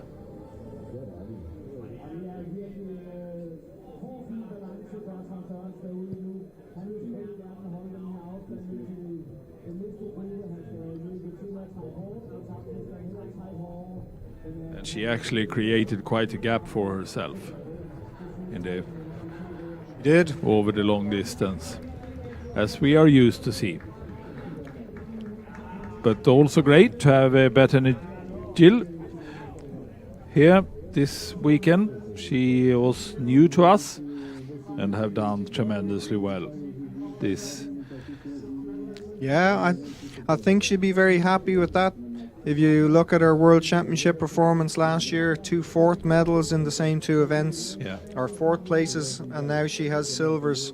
I don't think there's any women from outside of Europe that participate in C1 marathon that can beat her, so she must have good hopes for a medal again now in the World Championships.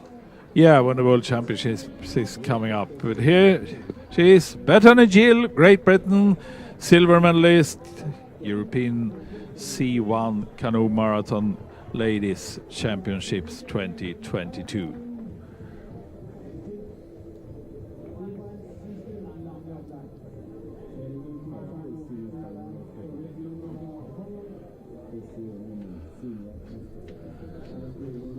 See if I can manage to get an interview with these girls before the final portage of the K1 men. And heading up now towards the top of the lake, it's still Santos from Portugal, together with Bertram Sorensen from Denmark. Going around the first of those boy turns up at the top. Seems to be a little bit of a breeze up there at the moment. The wind has changed direction from earlier in the week. So they'll be going into a headwind on the way back to the portage. But it's not any wind that'll affect these guys.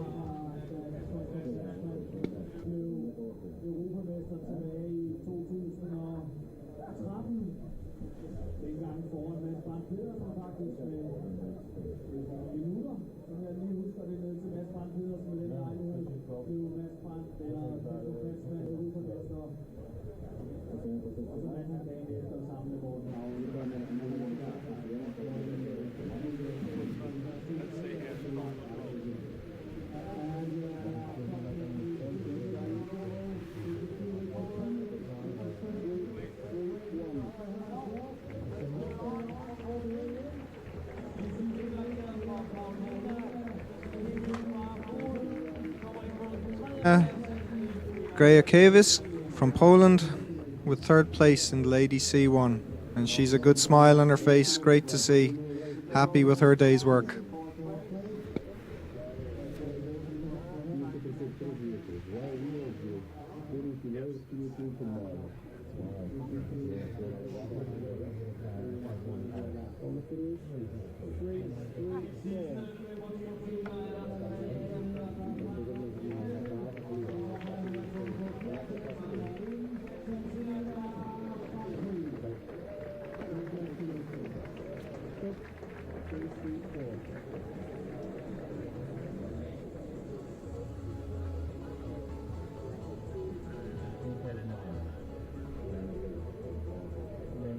Ina from France taking 4th place.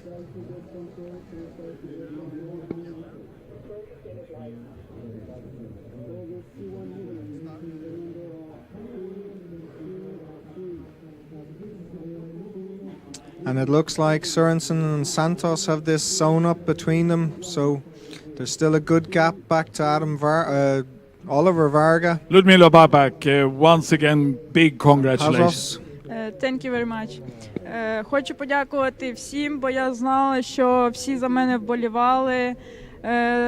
Було складно, складніше, ніж раніше на довгих дистанціях, але все одно це моя коронна дистанція, тому я перемогла. Дякую. I couldn't understand that, but you seem very, very happy. Big applaud and big congratulations once again, Ludmila Babak. Дякую всім. Також хотіла попросити допомоги всіх спортсменів, всіх глядачів приєднатись до збору коштів. У нас є група спортсменів, які допомагають людям постраждалим в війні, Олімпійське коло. І я трохи пізніше намагатимуся розпространити цю інформацію, щоб ви приєдналися. Буду дуже вдячна, якщо ви будете допомагати. Thanks a lot. Once again, applaud. Great, thanks. And Beth Gill, another silver medal for you. Yeah, another silver, but yeah, I think I tried to push it a bit on the first couple of laps, and then yeah, work to do on maybe the portaging, but yeah, we work on it. Yeah, you were together for quite 2-3 laps, and then you made a great job all by yourself to ensure the silver medal. Yeah, a little bit lonely on the last lap or so, but yeah, shout out to my training group at home because that helped on the first couple of laps. Yeah. Once again, congratulations. Thank you very much. Thank you.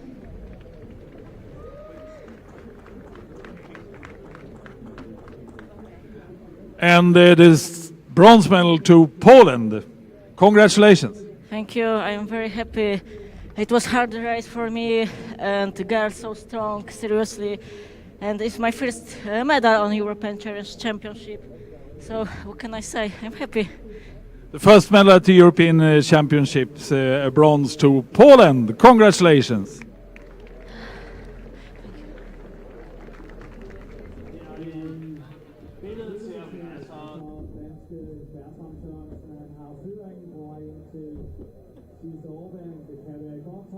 Back to the front of the junior K1 race, and it's Bertram Sorensen from Silkeborg who's leading. They have about 300 or 400 meters to the last portage, and on his wash, Francisco Santos. It's going to come down to a running race and then see who has the power in the last stretch.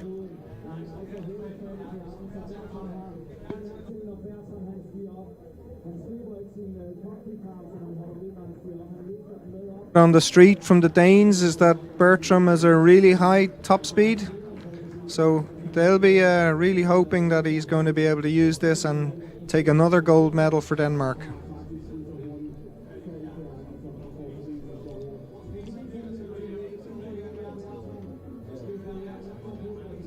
Oliver Varga and David Pazos, I think, content to race for a bronze medal.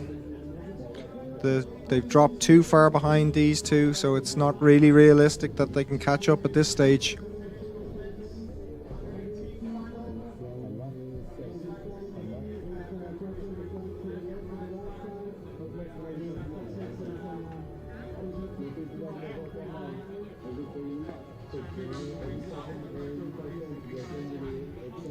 Only about 50 meters to go now. Bertram Sorensen final still portage. leading.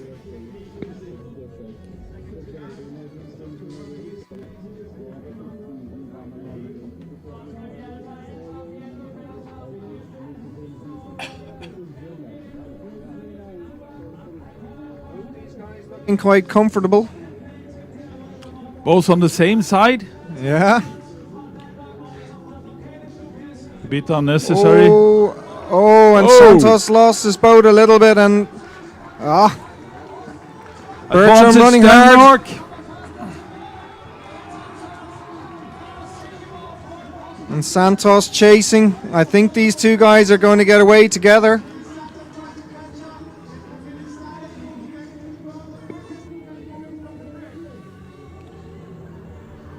Choosing the same side.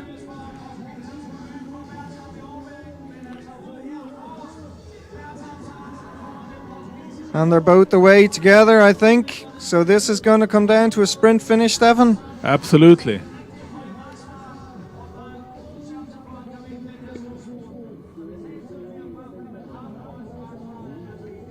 We often see this in the junior categories that they have one side that they are better on portaging on than the other side, and they are choosing that side, whatever it takes. Absolutely, yeah. As seniors, they have the ability to choose either side of the pontoon more easily. That's right, and then as you get into masters, you revert back to the one side again. But Bertram Sorensen, he looks well in control here. Not too much pain on his face yet. Or maybe the pain is hidden behind that fine beard, I don't know. but he's looking good.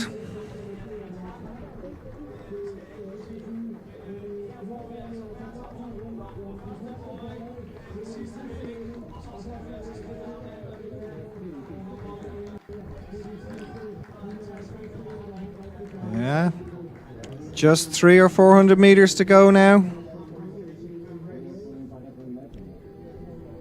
I'm sure we'll see the Portuguese paddler Francisco Santos have a go at some stage. Not much of speed now. Sørensen is just relaxing there and waiting. He now his ability to paddle really fast on 200 meters. Just waiting. I think we'll see this pattern all through to the finish. He will just wait, sitting there until Santos make the move. Advantage Denmark, I would say. Yes, indeed. He's just watching to his right-hand side. He'll be able to see the nose of Santos' boat in his peripheral vision, and when he starts to see it creeping up, he'll just increase the pressure, but he looks strong.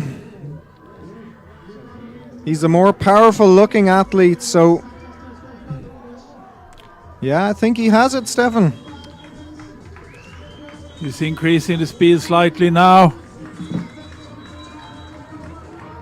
And that's also clever to do. 100 meter more to go. It's Sørensen, Bertram Sørensen.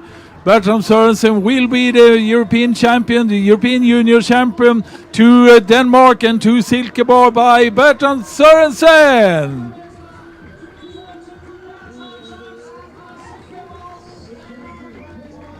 And the crowd goes crazy, and silver medal to Francisco Santos from Portugal. And he looks really happy with silver. That's great to see as well, Stefan. Yes, yes.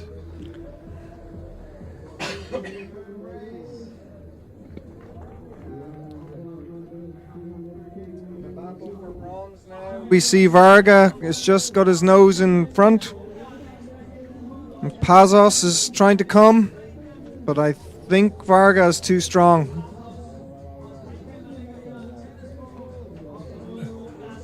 Yeah, it's Varga. Yeah. Bronze to Hungary by Varga.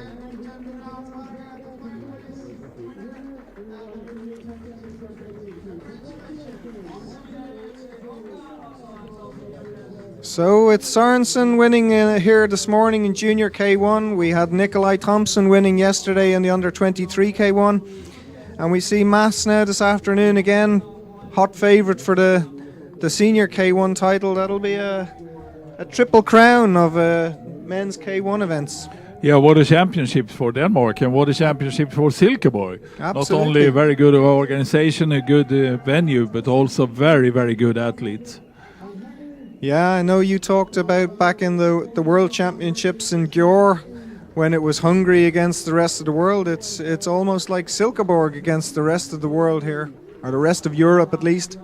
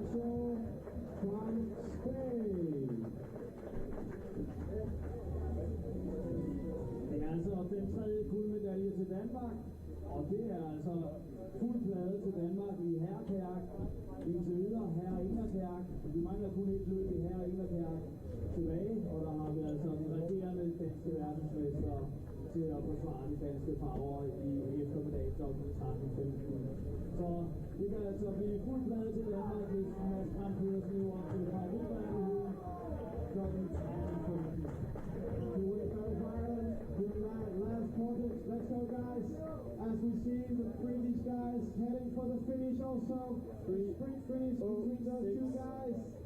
Stanley in lead. Just keeping up in front. 3-1-3. Norway as well. Finishing strong. Is the other Czech paddler hammering down as we get one more corner and still with the leading team out. Okay, for the race. Big round of applause. 314 and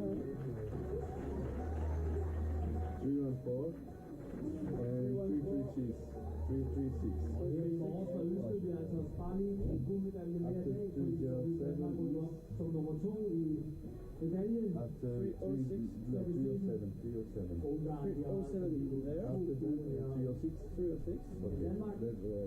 306. Is down with the winner, Bertram Sorensen.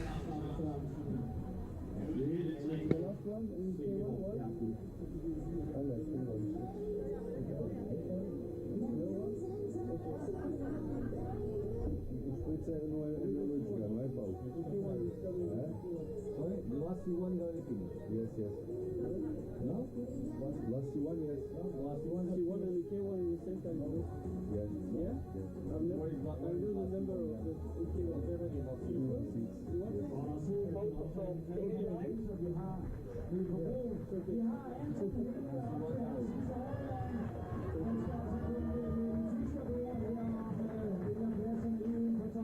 Let's go, guys. Last Portage. Together with Germany's finish right to good control, finish right to good control. Väntar vi på LA i mål eller?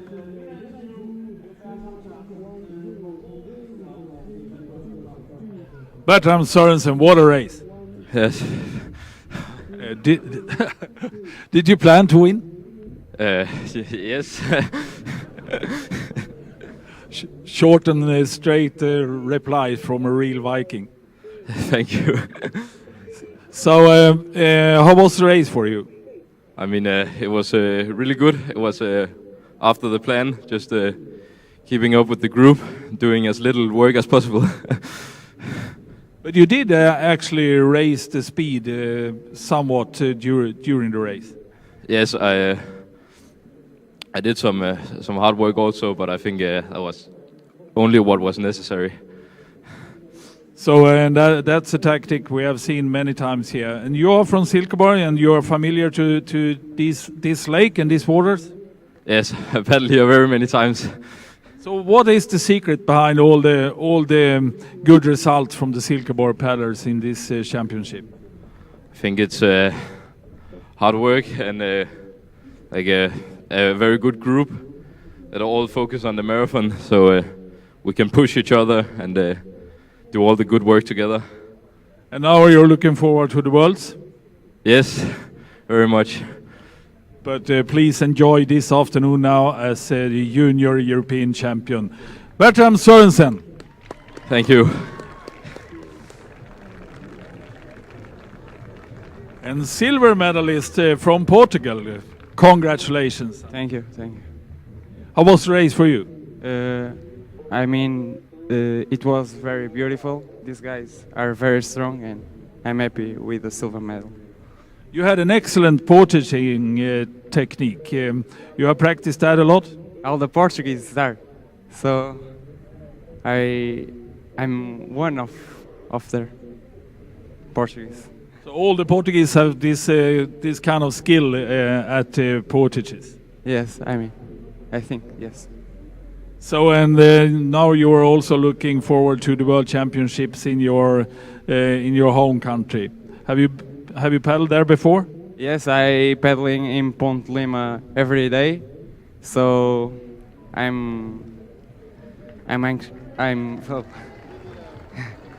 So you are paddling in Ponte de Lima every day, so you will have a good race to Bertram also there. Yes. Congratulations, Portugal. Thank you. And Oliver Varga, congratulations to bronze medal. Thank you very much. You have a strong tradition in the family to having medals in European Championships and in the world. Yes. It's a very hard match because the backwind is very big in the portage. And when did you realize you were able to have a medal here today? You were 5 in the group and then down to 4, and then finally it was just you and Spain fighting for the bronze.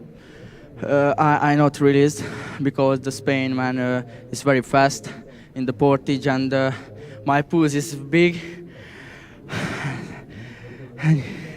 And it still is, as it seems. A big applaud and a big congratulations to Oliver Vaga. Thank you very much.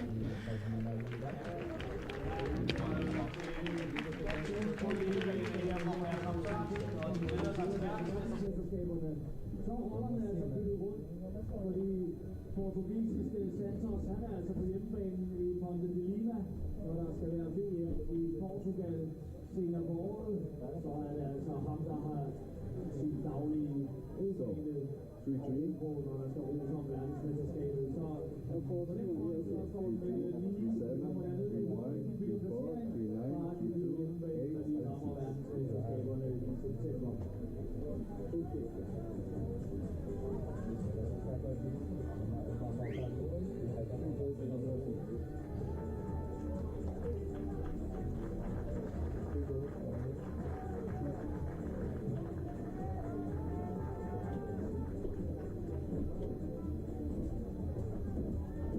At 10:30, which is in about 24 minutes, and that'll be the men's senior C1 race.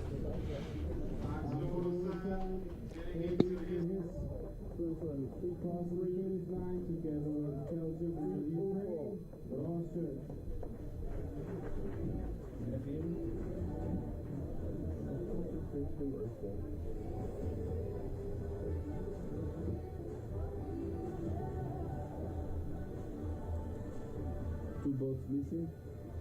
One boat there. One boat there.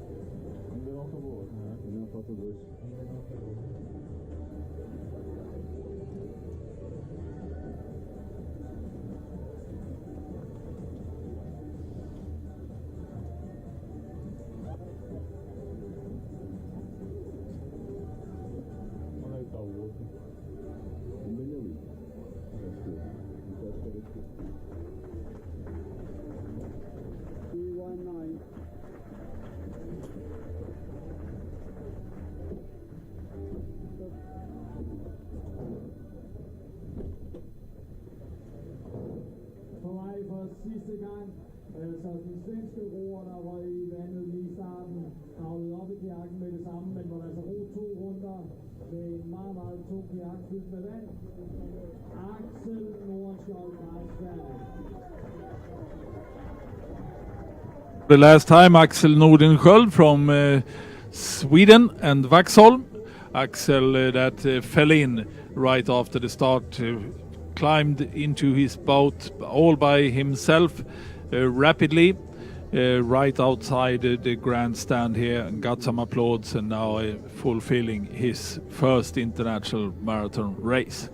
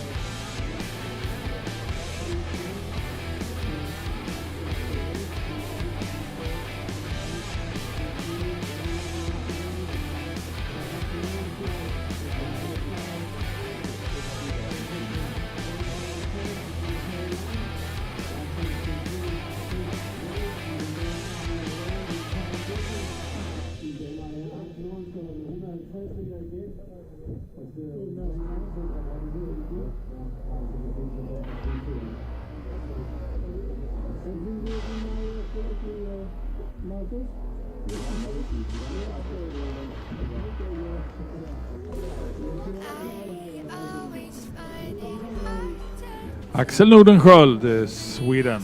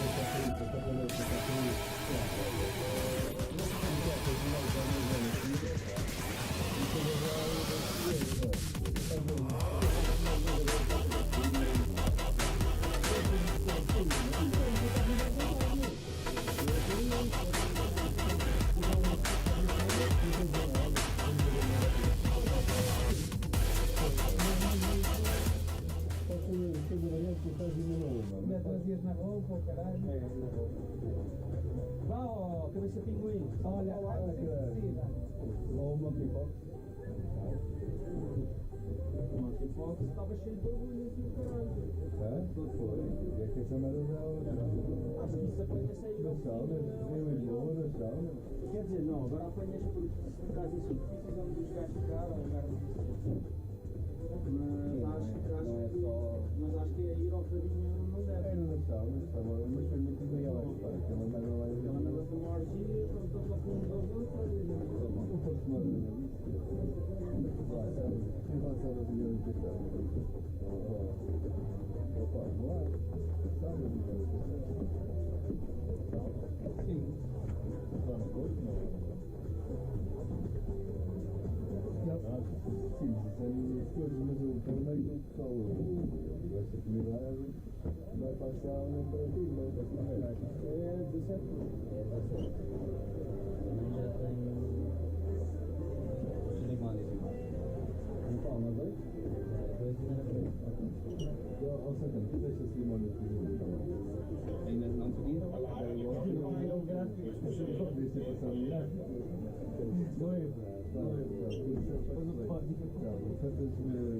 Soon time to start with the men's C1 race. European champion Martin Cover, multiple world champion and silver medalist last year, is not going to be on the start line. Indeed, it's a little unusual that we have no Hungarians on the start this year.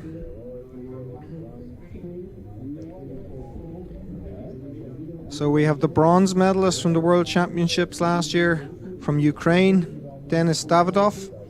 Perhaps he takes up the mantle as one of the favourites, together with, of course, Manuel Campos from Spain. He's won many World Championships and European Championships, so we'd expect him to be right up at the front. Also from Spain, Manuel Garrido has paddled in C2 with Manuel many times and had good results. And Sergio Marcial from Portugal, also an excellent paddler.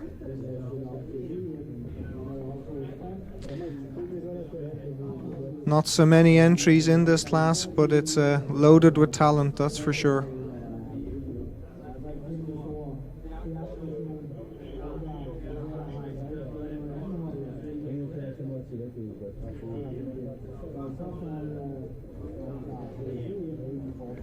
These guys will race over 7 laps with 6 portages. A time, I guess, approximately 2 hours to get around the course.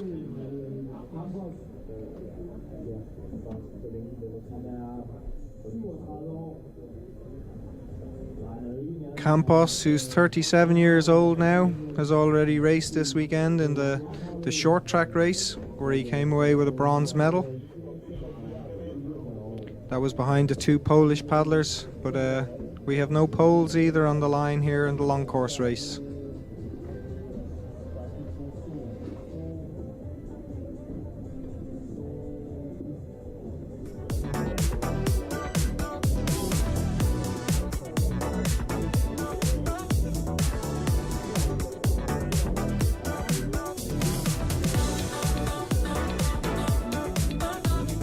We start on one of the long laps, starting just up to our left from where we're sitting in commentary.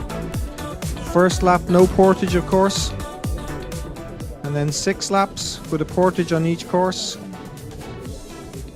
right in front of us here, and then a final short lap of approximately 700 meters to the finish.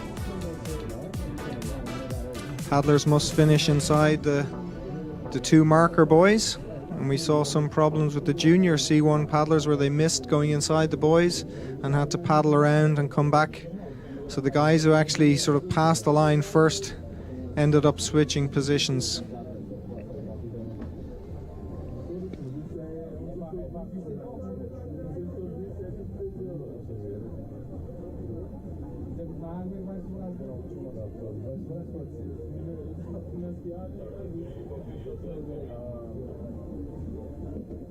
Ukrainians again on the line. We can see that Ukraine are really strong in the seaboat paddling.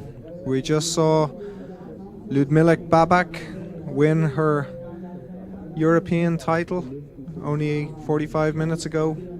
One of many medals that she's won. She's been completely dominant in this event. And I think we'll see the 2 Ukrainian paddlers up at the front of this race also.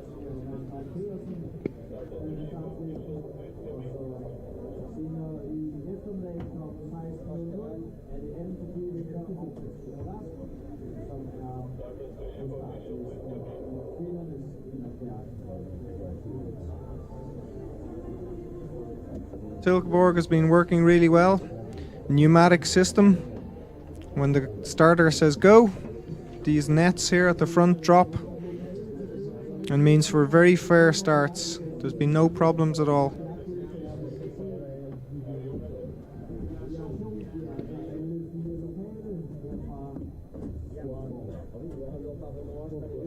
He brought to Yelts for next year for the World Championships.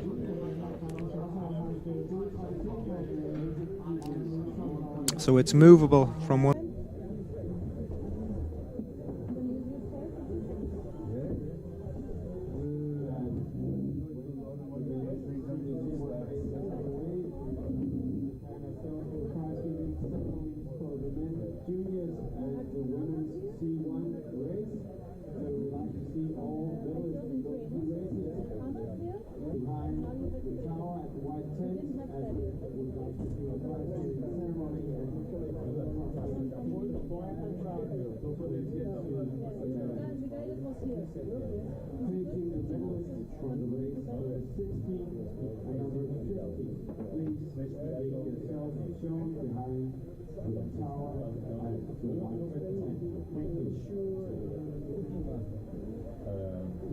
Now just being called down to the start line.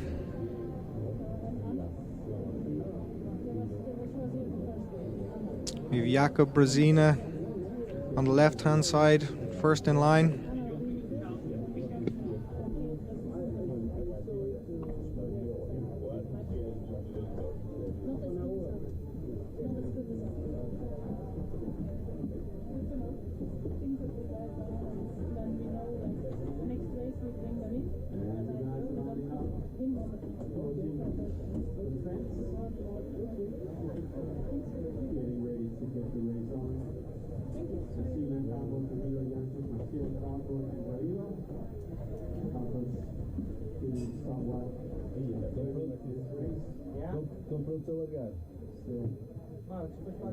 Let's see what form Manuel Campos is in. 37 years of age, still not lost no enthusiasm for the sport.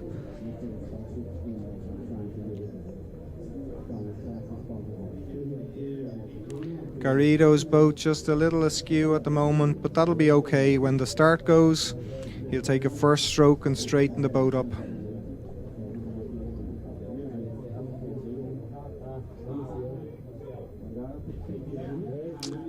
And they're away.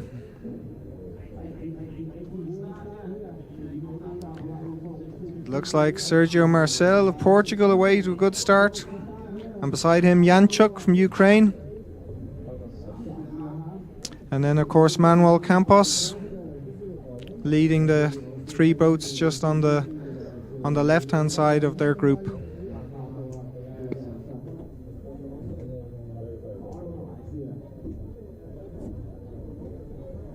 Not short of sponsorship.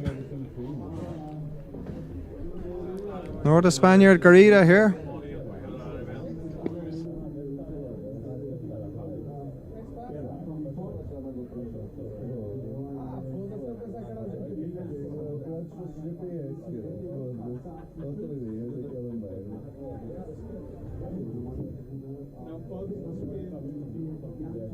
Who's leading from Ukraine?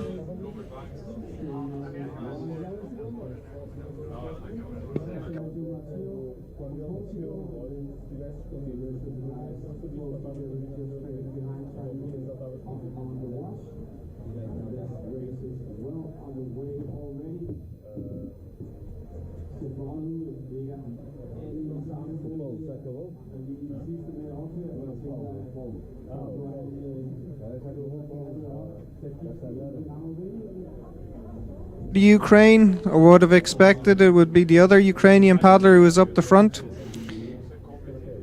That's Davidoff, who came third in the World Championships last year, behind the two Hungarians who aren't on the start line.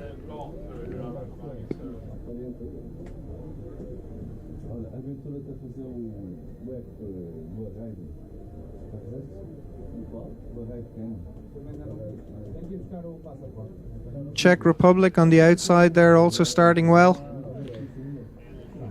Manuel Campos now moving his way up to the front onto Janchuk's wash.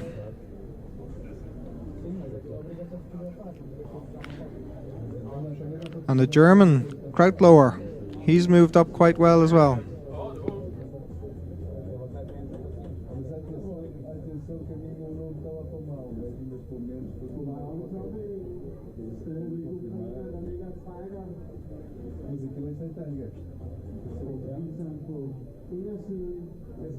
And the bottom turn for the first time. It looks like the 6 at the front have a little gap ahead of Davidoff. There's only one race going on for 27 kilometers. So you can be out there as well if you like to. You don't have to sit here the whole time. Just chase when they finish that I can understand that. Already the first three of Janchuk, Campos and Sergio Maciel of Portugal have broken away. And Janchuk really going strong here. You can see he's a very tall man, big long levers.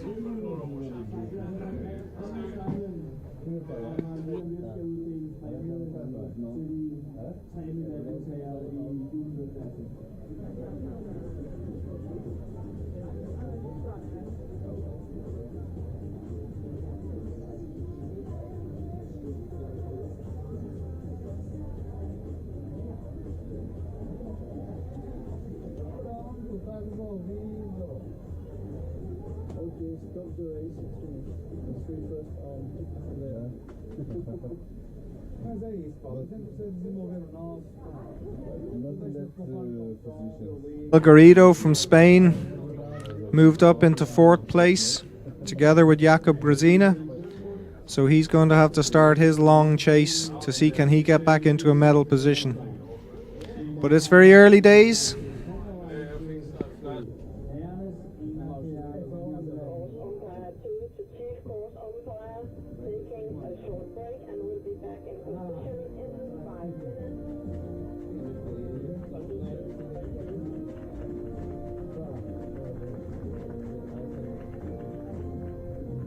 Going to have the prize giving for the boys junior K1.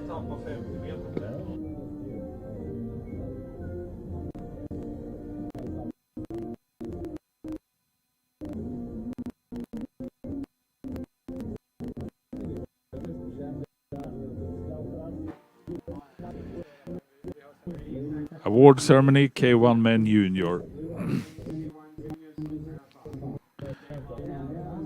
It is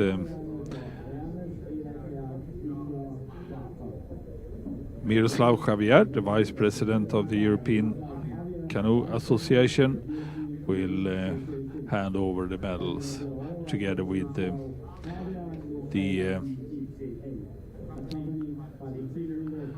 team leader from Denmark, Karsten Solgaard.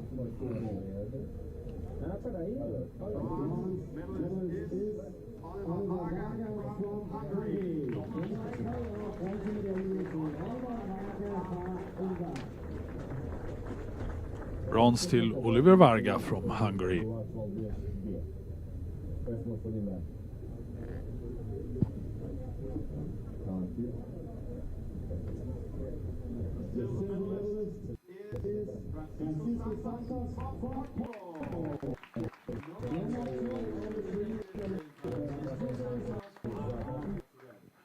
And silver to Francisco Santos, Portugal.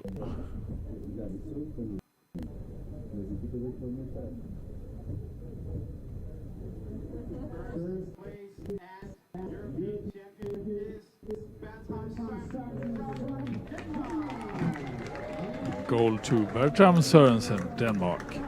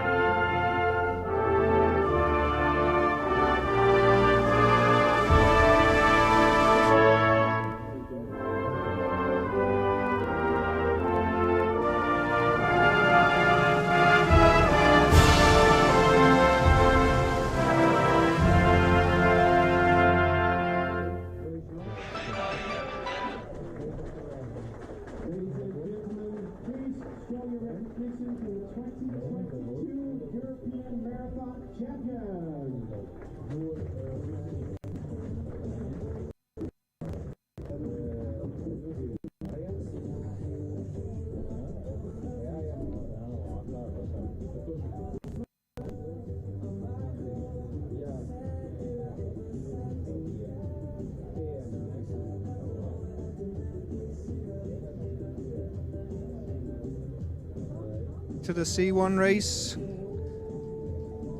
Garida has made the jump from behind and he's caught back up to the leading guys. So we have a bunch of 4 at the front.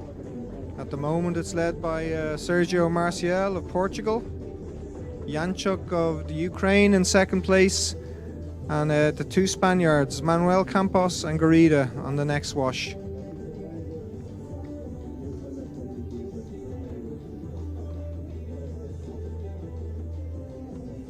And I think it's Jakub Brezina from Czech Republic who's in 5th place at the moment. He didn't quite make the jump with Garida up to the front. So let's see, can he work his way back up as well.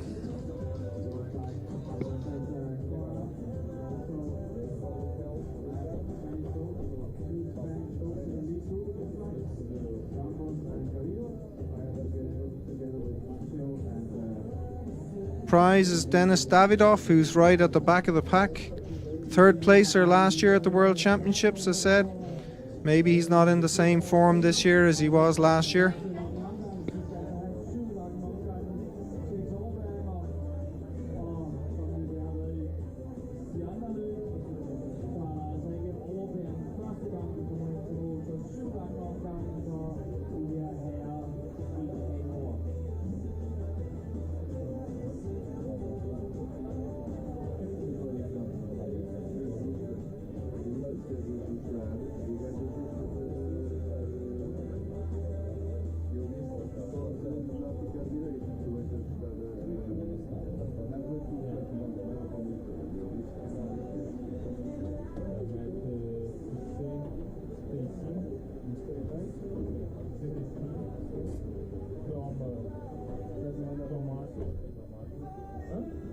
Well, Garida at the back of this pack with the headband, bandana. I think this is a particular style that a lot of seaboat paddlers use.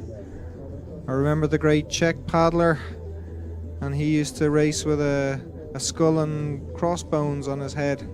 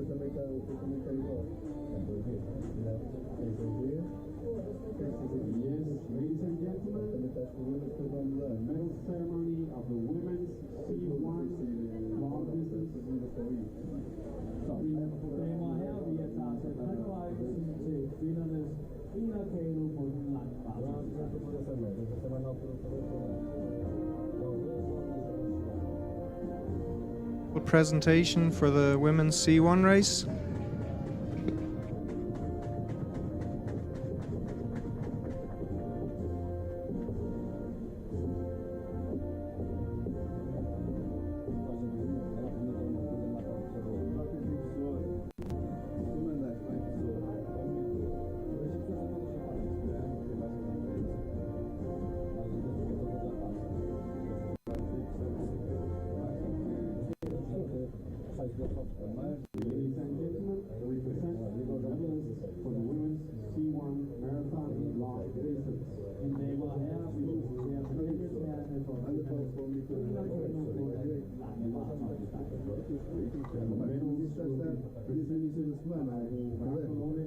Secretary General of the European Canoe Association.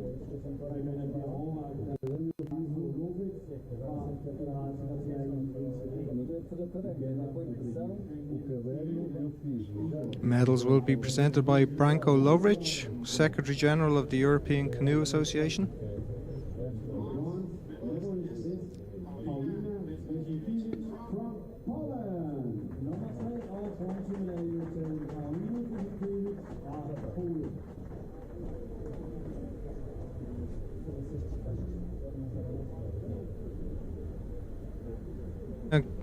Grelakiewicz from Poland.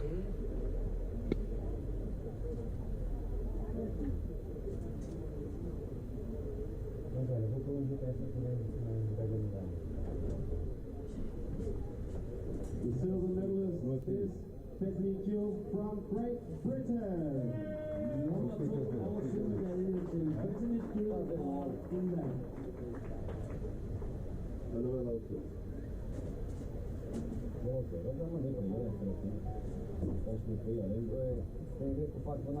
Bethany Gill from Great Britain.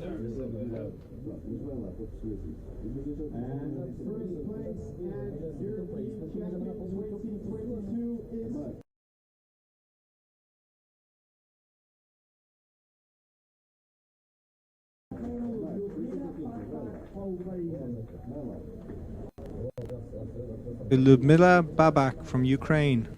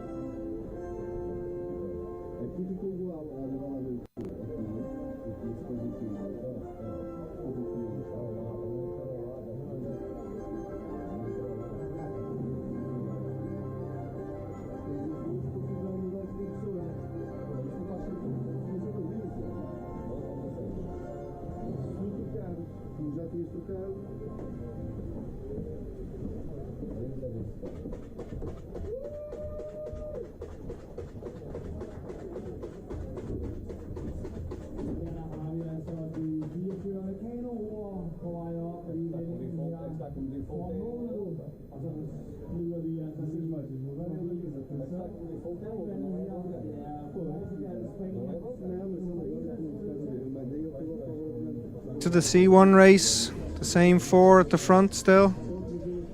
Two Spanish paddlers, Portuguese and Ukrainian. And not far behind them now, we have the second Ukrainian together with the Czech paddler.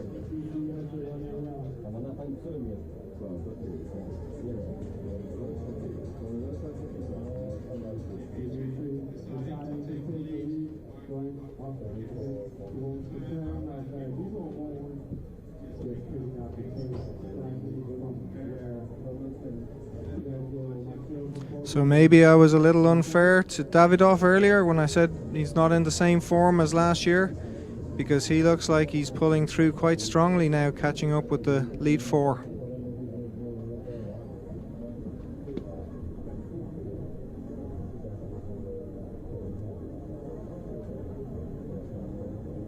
$50 meters for him to make up, 50 or 60 meters.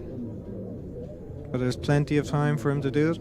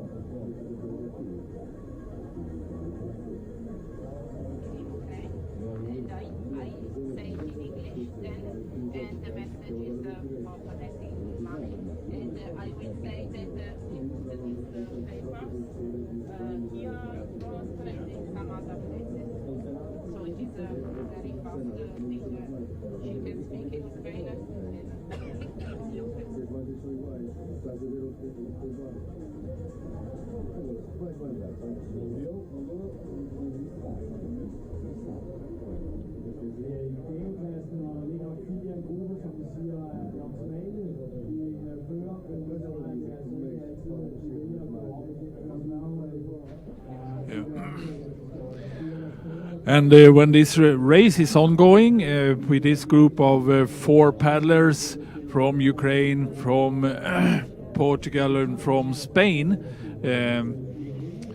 is doing their laps, we will have an interview with the winner of a more lengthy interview with the winner of the C1 ladies, Ludmila Babak. She has joined me here in the commentary books.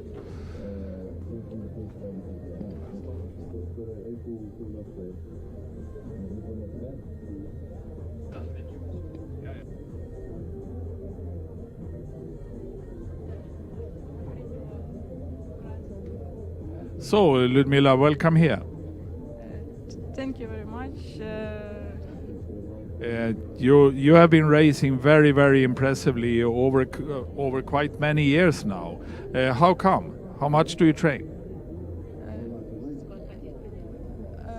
Я на самом деле сейчас тренировалась очень плохо, так как проблема у меня была, я не могу домой вернуться, так как мой дом оккупирован. И я сейчас постоянно меняла места в Европе.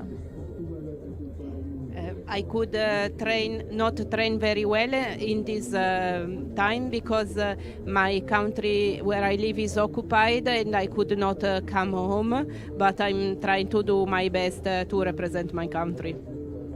And you do it very well. So where do you stay? You stay outside Ukraine for training now? Сейчас я тренируюсь в Португалии, за что я им очень благодарна, потому что они мне предоставили всевозможные условия для тренировок, они мне нашли лодку, помогают. Я даже с команды Португалии передавала сюда весло, потому что у меня нет таких денег, чтобы платить за багаж самолета. Actually, I train and live in Portugal, and I am very grateful to the Portugal Federation and the team that has been helping me all this time and has given me everything from the canoe to the help to make everything that has taken me here.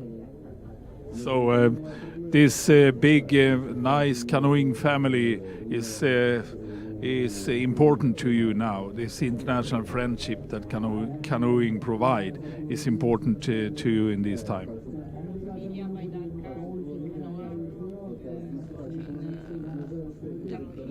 Да, я очень благодарна, что у нас по всему миру такие спортсмены, отзывчивые, всегда помогают. И сейчас я бы хотела помочь, чтобы помогли, по возможности, кто может, нашему фонду, который занимается помощью людям, которые пострадали от войны. I thank all the countries of the big family of the canoe that are hosting our young athletes and trainers and are helping them to train and to continue the sport for Ukraine in this time. And I thank you everyone very, very deep from my heart. And at the podium, when we had the interview after you finished, you mentioned some important things. And now with the translator, can you repeat that?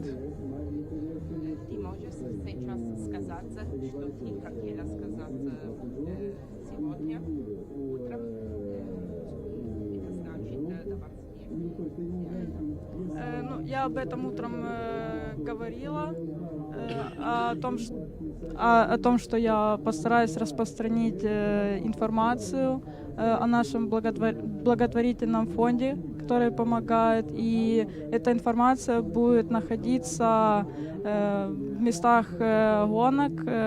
Ищите листочки, где написана об этом вся информация.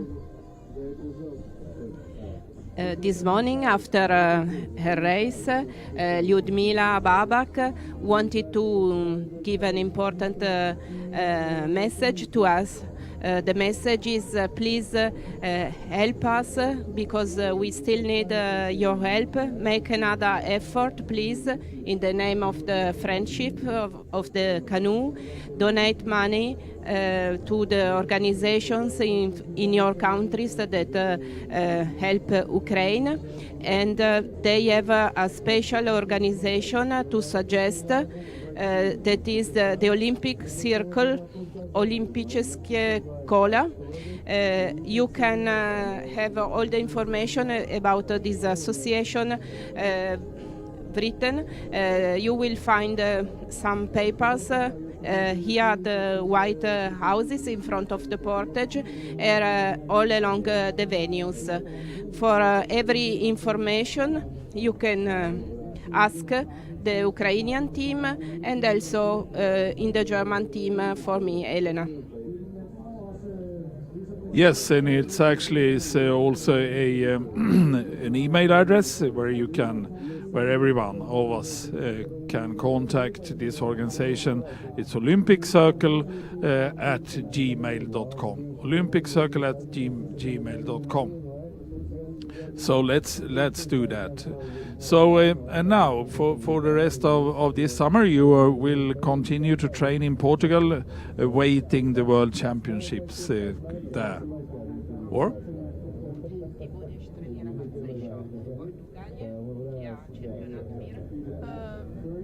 Да, я буду тренироваться в Португалии, но не в Понте-де-Лима, в другом месте.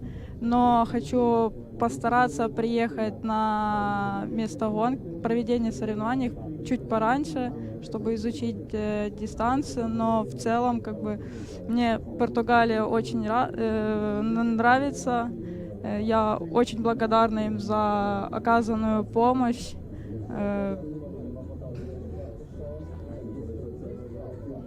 Yes, I will train in Portugal for the World Championships of Marathon, and it is in Ponte de Lima, so I am near, and I like very much these places. And another time, thank you of all the people that are helping us.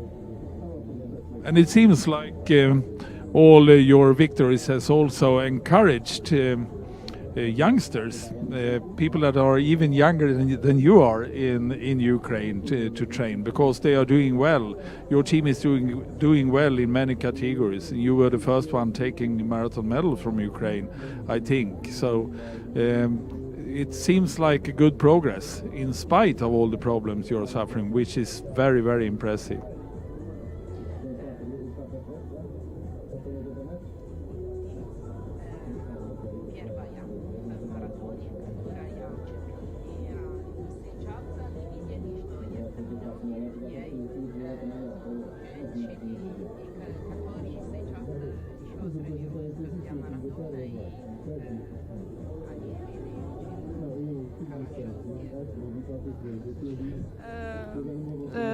Да, сейчас я переубедилась, что с каждым годом мне становится труднее держать свое преимущество, но на данный момент моя подготовка сейчас тоже была далеко не идеальна, потому что я сейчас тренируюсь без своего тренера, без, можно так сказать, поддержки, и мне это очень тяжело, плюс то, что происходит у нас в стране, тоже очень сильно психологически убивает. Yes, there are new entries in the marathon team. What is very bad is that they cannot train with their trainers in their clubs, with their families, and it is very hard for them, especially for the youngest. So if they didn't all catch big results here, they have done their best, and you must think that they are in very difficult practical and psychological conditions. Yeah, I think you have done marvelous results here. So many athletes coming doing well, and we have seen Ukrainian canoeists all over Europe in many nations. We had a Ukrainian team at the Swedish Nationals. I've seen several here in Denmark, and you are everywhere now. And so I think the canoeing family in Europe stands behind you quite well. How many of you are staying in Portugal now, waiting for the World Championships in Ponte de Lima?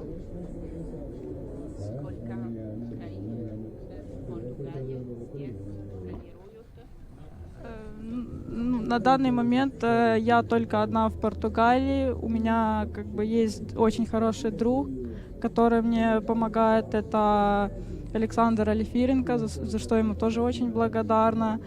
Он мне помогает тренироваться, и как бы меня это очень сильно подбадривает, что есть с кем общаться, помогает. Как бы он мне даже на данный момент заменяет даже тренера. Не в полной мере, но хоть что-то, чем ничего. At the moment there are two people in Portugal with her and with a friend that is helping her very much. So we are very much looking forward to see you once again in Ponte de Lima in end of September. So good luck with training, and of course we will encourage everyone to help the way you explained. And please repeat how we shall do it the best way.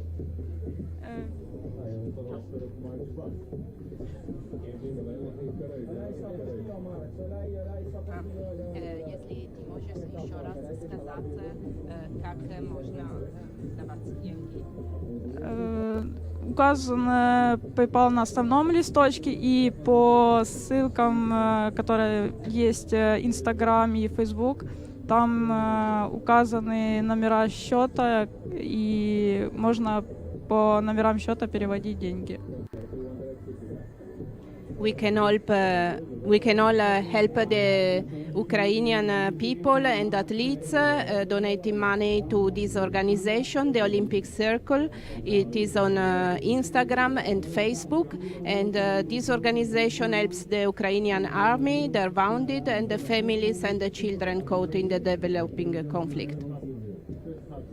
Thanks a lot, Ludmila. You are a great representative for Ukraine, and we are proud to have you here. Thank you. Thank you very much. See you Ponte de Lima. Yes, indeed.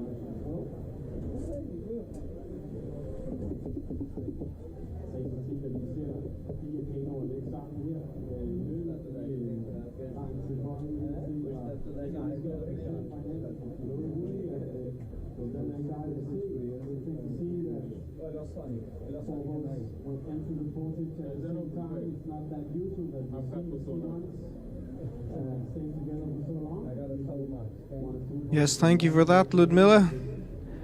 Important message for everyone. And Ludmila, who's just won her 6th European gold medal, to go with her 5 World Championship gold medals.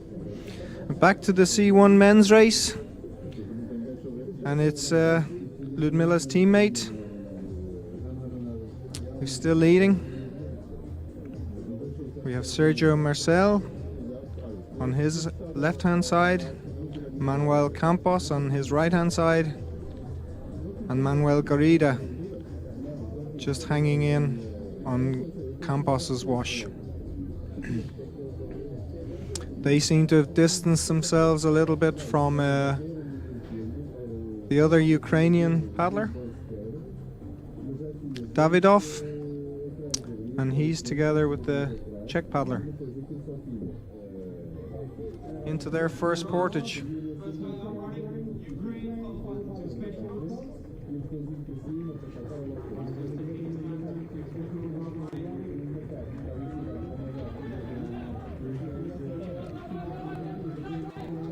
So Janchuk getting some drinks.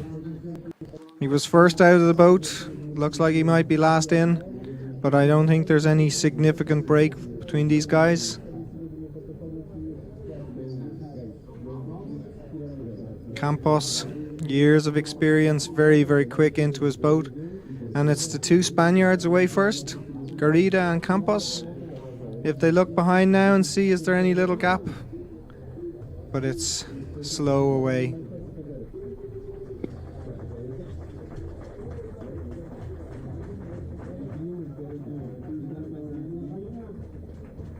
It's Jakob Brasina together with Davidoff running through here in 5th and 6th place.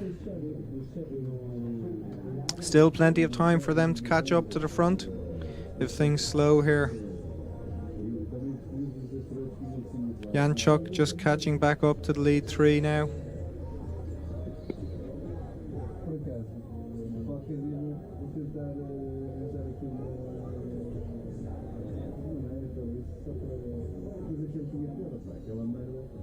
C1 paddlers trying to get in on any diamond or A washes. It's just too difficult to steer in that water, so they'll try and take a side wash and just get a nice balance. The washes will try and steer a boat in and out, so you've got to just get that rhythm where you're paddling and just keeping the boat running straight.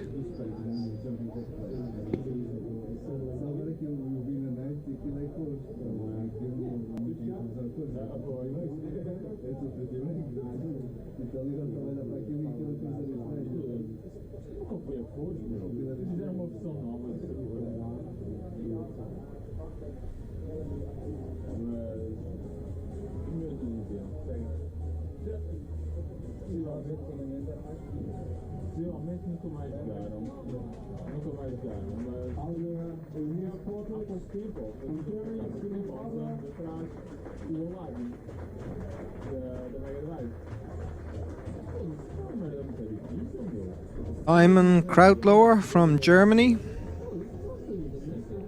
running through the portage here.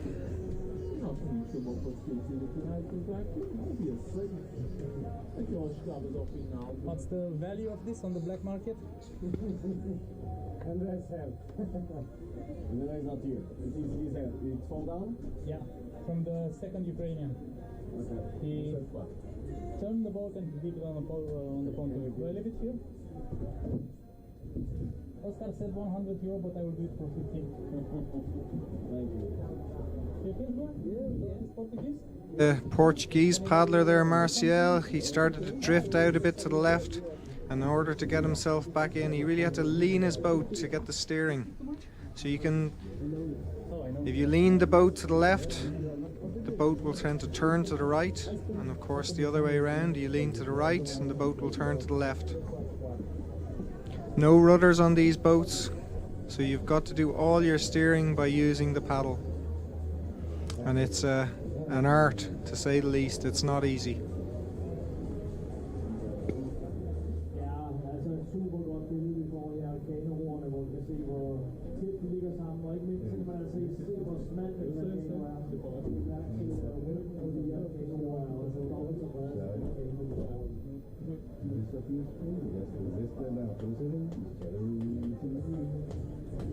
Distances or minimum width on these boats anymore. So the kayak, because you're sitting in the kayak, it sort of governs how wide they can be. You need to have a certain width just so you can sit in the boat. But of course with these C1s, all you need to do is fit in the bottom part of your leg. So you can see they're really, really narrow. And that of course makes them very, very unstable as well.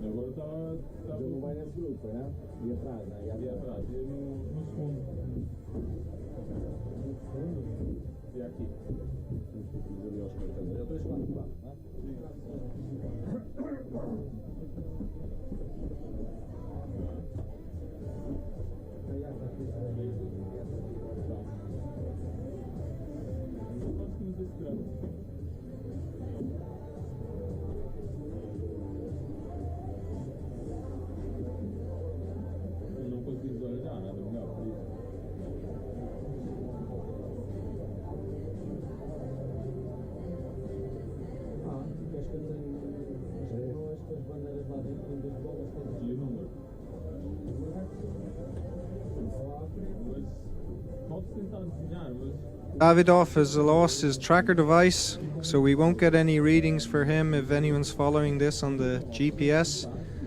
But I can tell you that he's still together with Jakob Brezina, and they're approximately 100 or 150 meters behind this leading bunch of four.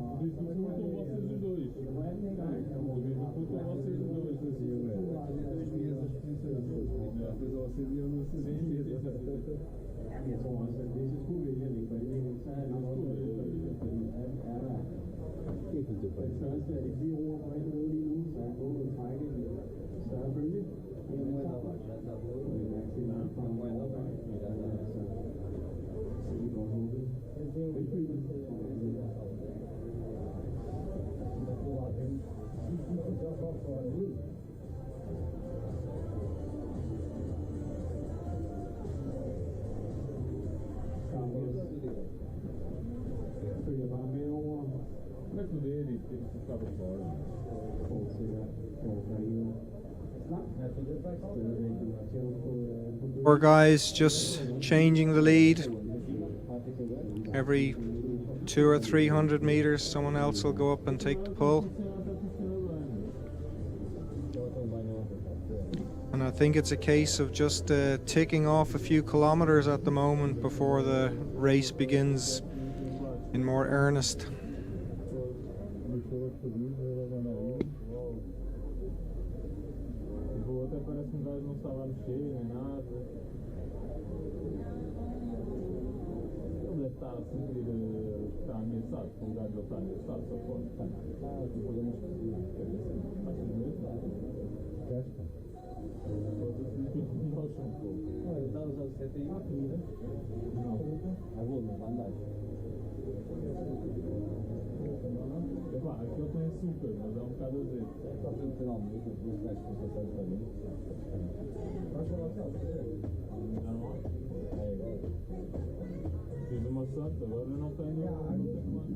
Race will take approximately 2 hours to complete, we think. So afterwards we'll have a 45-minute break, and then one of the real big races, men's K1 race, senior men, where we see Mads Brand Pedersen again in action. So the home crowd, I'm sure, will cheer him on. I can see that the crowds are starting to build a little bit outside now. Another beautiful day in Silkeborg. Breeze is picking up a little tiny bit, and I know Matt said that he'd be very happy with a little bit of windy conditions. It breaks up the washes that little bit and makes it even more difficult for people to follow him.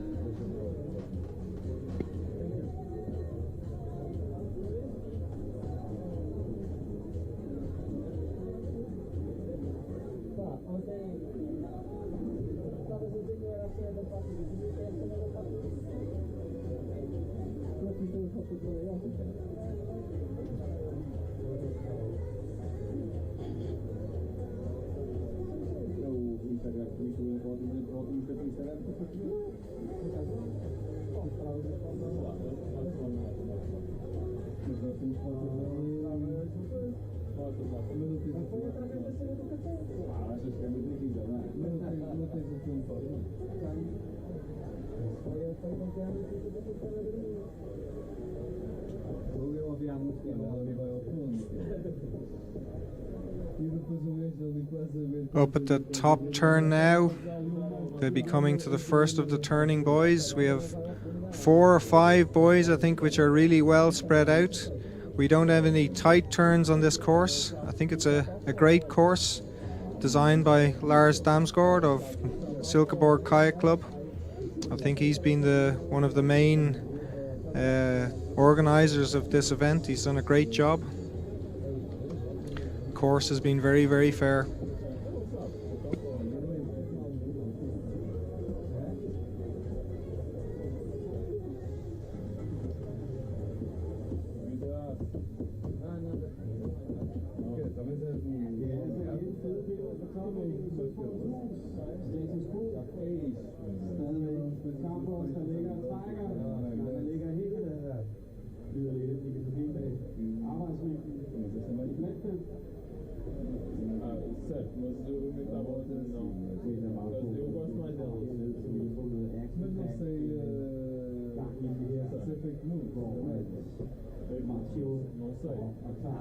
Eu acho que existe ali qualquer coisa para juntar aquilo.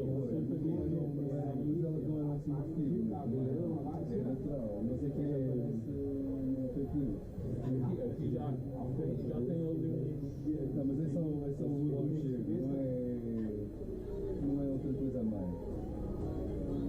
E a canoa é só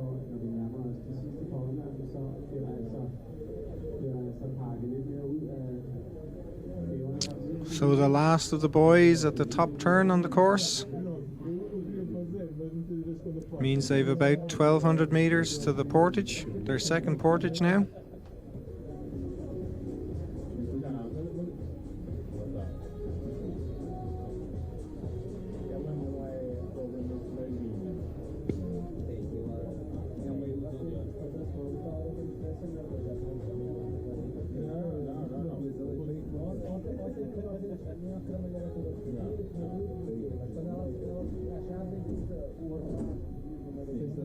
Não, o que eu estou a dizer é que assim, ela sabe se pôr para as fotos. Ela não é propriamente magrinha, mas tu vês aqui e pensas. Não, é mesmo ilusão de óculos. Olha a perna não está em frente, como normalmente mexe. Ela está. Aquela em casa também está a sair. Não, ela é agora que ela anda lá assim, ela está a ver a forma como ela tem os braços. Ninguém mexe assim. Unusual that we have no Hungarians here today. Balázs Adolf is the reigning world champion, and Martin Kover was silver in the World Championships last year, and Martin also won the European Championships last year. So these two Hungarians, really top class athletes, and I don't know why they haven't turned up today.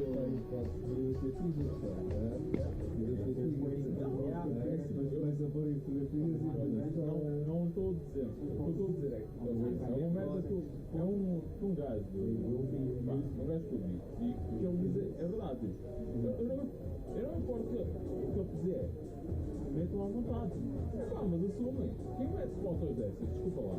Quem mete fotos dessas? Mas olha, já pedi para ser violado. Quem mete fotos dessas? É porque eu sou bom e gosto de mostrar. Exato. Não vai receber pila. Vai receber foto de pila. Não é de jeito, não admitam. So these lead 4 now, heading back towards Portage. A little bit of a headwind for them, but it's very light, and I think it'll just give them some nice relief. It can get warm out on the water, especially if the sun is out and strong. You get the reflected sunlight together with the sunlight coming straight down. So a bit of a breeze can be a real relief.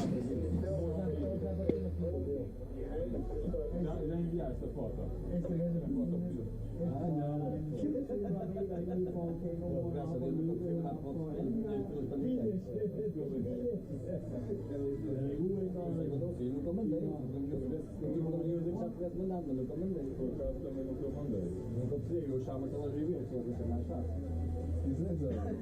Marco, vai ser encaranhão. Não, melhor que um colega meu, pá. Esse foi. E a nossa cara. Mas ela consegue se baixar. Devia ser eu. Ela consegue se baixar. Agora até que é mal, estava todo ano ligado. Mas a última foto Yanchuk from the Ukraine pushing his way up into the front. He led off the line, so I think he has some good speed.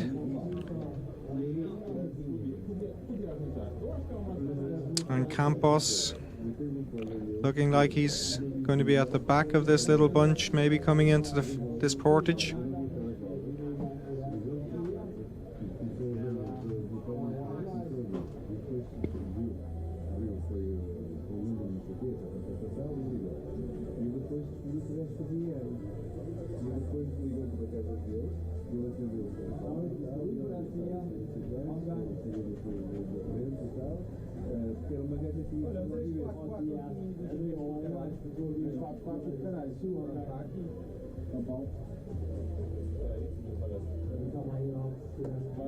Ele está aí, mas ninguém disse nada, que alguém desistiu. Parece um ar, né? E quando ela mandou o senhor e disse assim: olha, eu sei que faz anos, tenho aqui os meus anos, que são os boxers. Só que tenho os vestidos, se quiser vir cá buscar. Ligou para a gaja, ligou para ele, para o meu colega, ligou assim na mão, o gajo. Esta merda foi a coisa, o gajo que estava lá. Eu fui lá.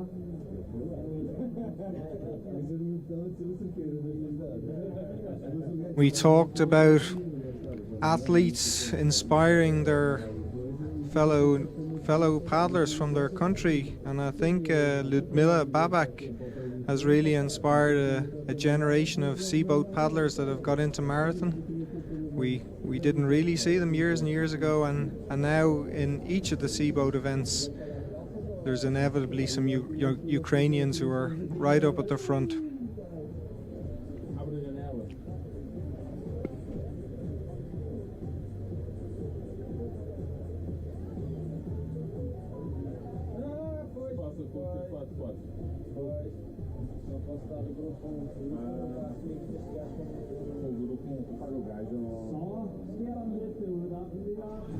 So it is Sergio Marcel who's decided he wants to put in a bit of work and try and lead into the portage.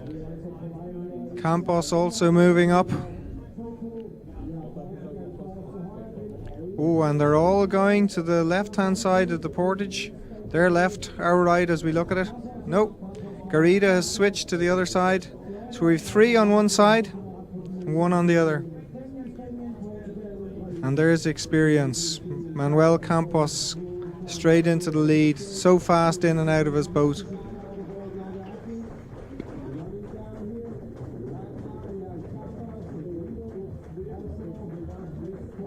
The same pattern in the last portage. Yanchuk seems very strong on the water and seems to be struggling a little bit now on the land. So when he gets back in the water, he's going to have to do some work, I think, to catch up.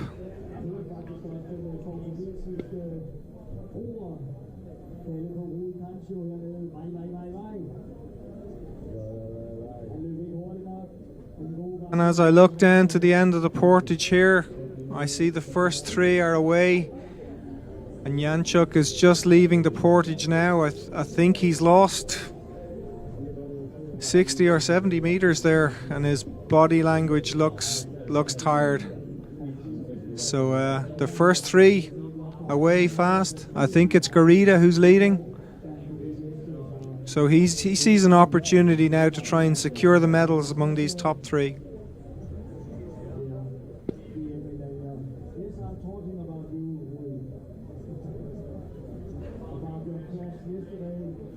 So it's Manuel Garida from Spain, Manuel Campos from Spain, together with Sergio Marcial from Portugal.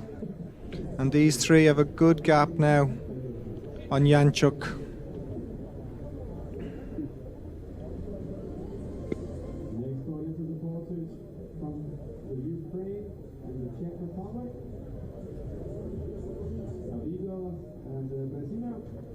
We have Davidoff from Ukraine, second of the Ukrainian paddlers, together with Jakub Brezina, running hard through the portage. Davidoff getting some new refreshments. Nicely done. So these three at the front just taking it easy, but you see Garita, he looked over his shoulder there. He's going to keep an eye on Janchuk, that he doesn't bridge that gap too much.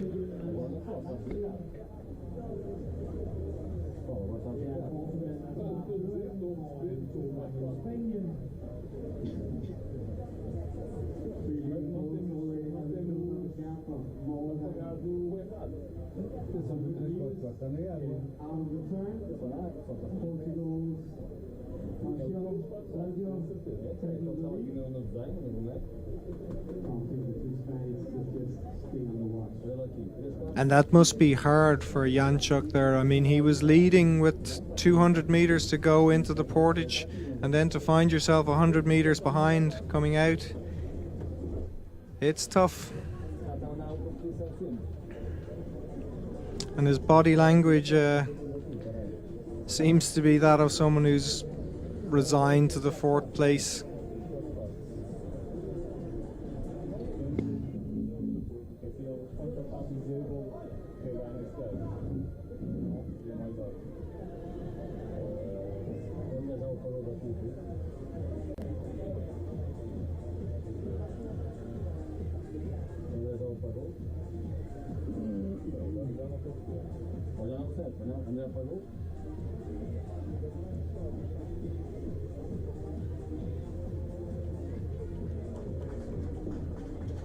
Lower from Germany running through the portage now.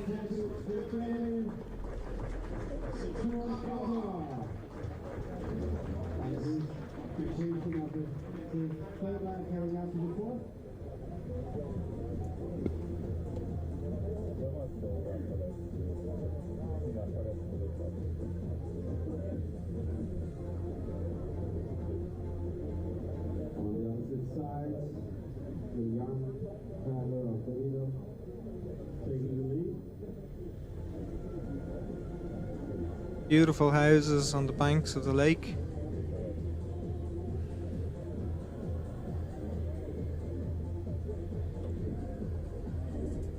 Of course, these are just average houses for Denmark. Everybody has one.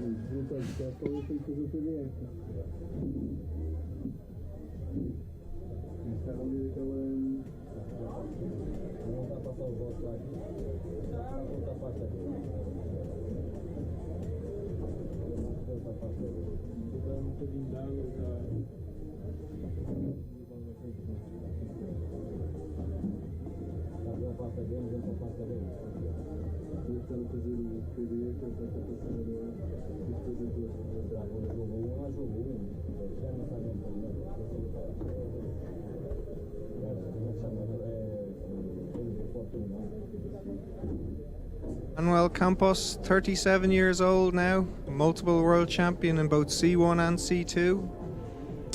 And there certainly seems to be a longevity with the Spanish athletes.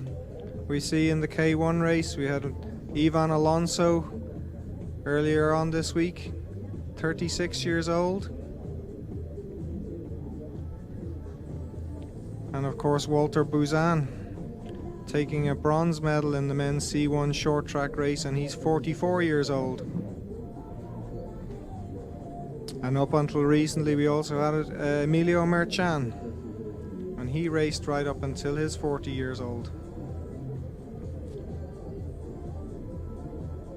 So something's good in the lifestyle in Spain if you want to keep going at the top level as an athlete. And they're clearly also getting the support.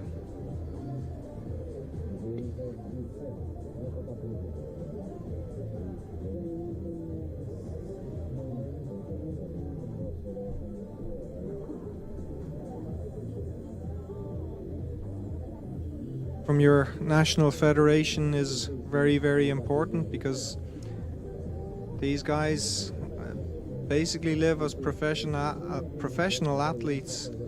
So if you don't have some sort of financial support, you can't keep going.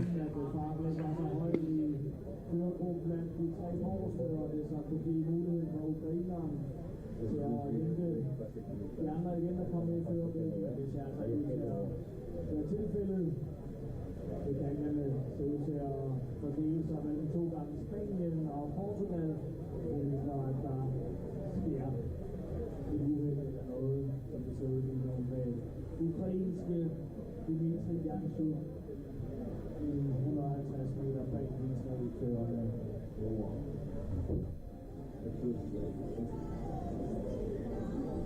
Og mens de er på vej hernede i den anden ende, så kunne man jo passende møde nogle af de streetfood-boder, som har åbnet nu her.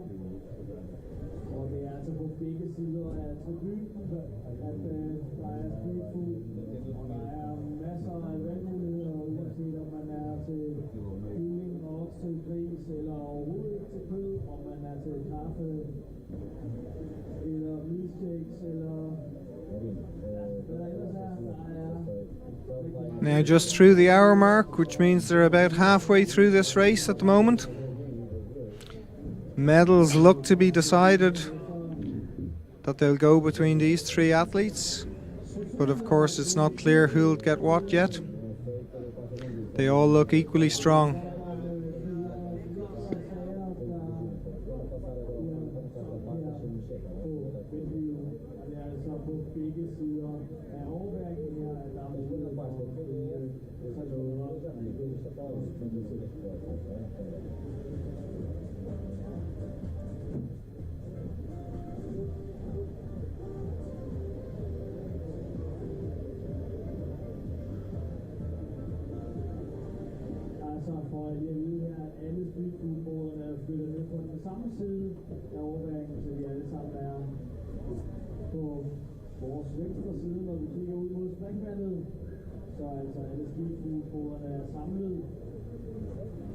So as the Silkeborg Water Sports Centre comes into view behind us, that means that they're coming close to the top turn on the lake.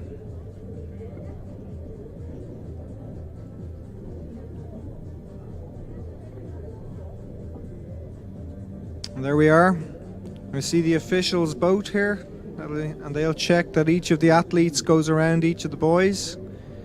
If you miss a boy, you'll get I think a 15-second penalty for missing a boy. But no problem for these guys.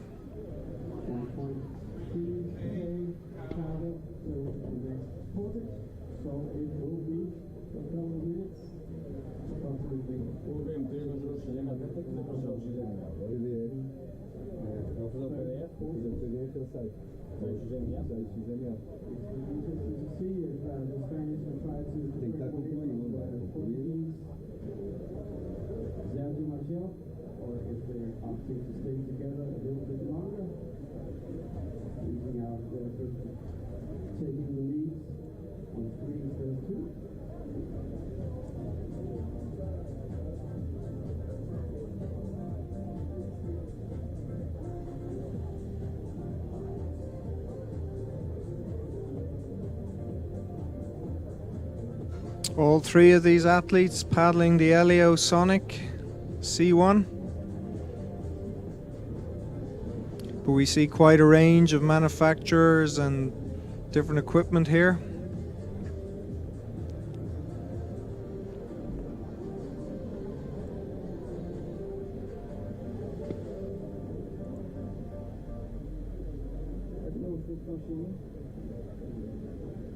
Many of these boats are built in Portugal. I think Portugal has a huge industry in relation to carbon fiber. So we have Nello and Elio and Ztech all producing boats. And I think together there's some companies there that make some disc wheels for bicycles, all sorts of things in carbon fiber. So there's an industry has built up all around that.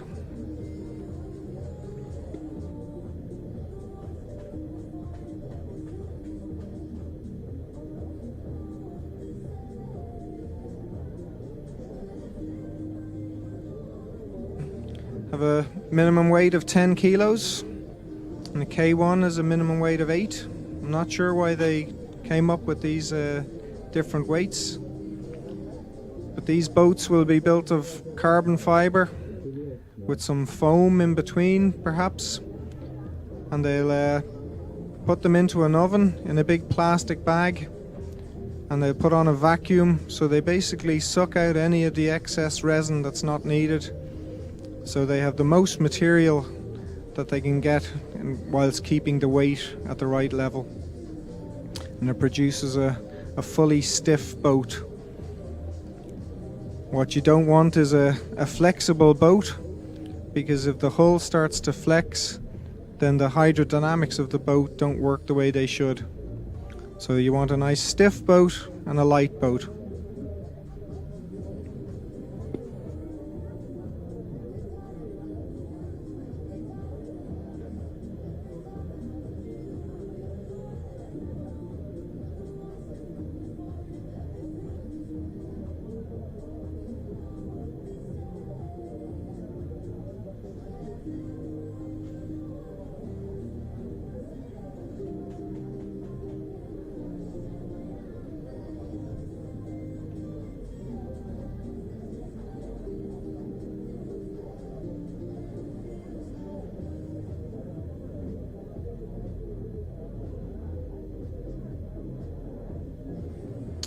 And Janchuk now 160 or 170 meters behind, and he lost 100 of that, I think, on the last portage, so he's also losing some ground on the water now.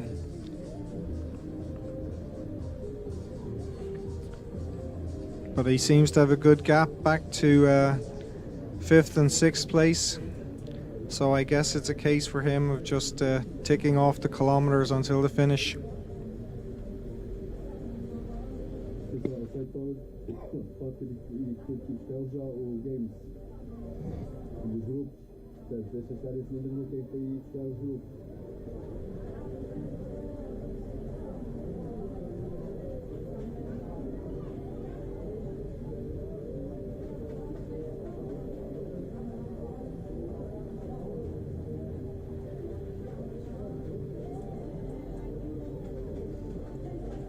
Garida leading here. 200 or 300 meters to go to the, I think, their third portage now.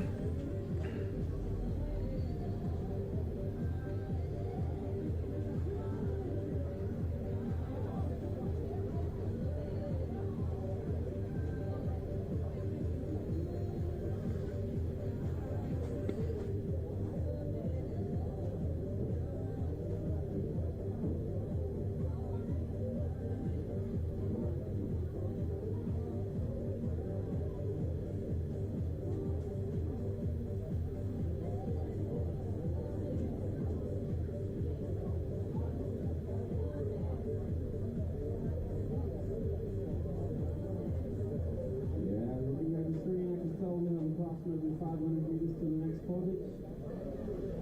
Spain's Davidoff in the lead.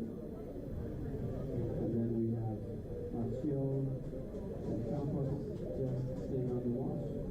And that's his speed and switch around.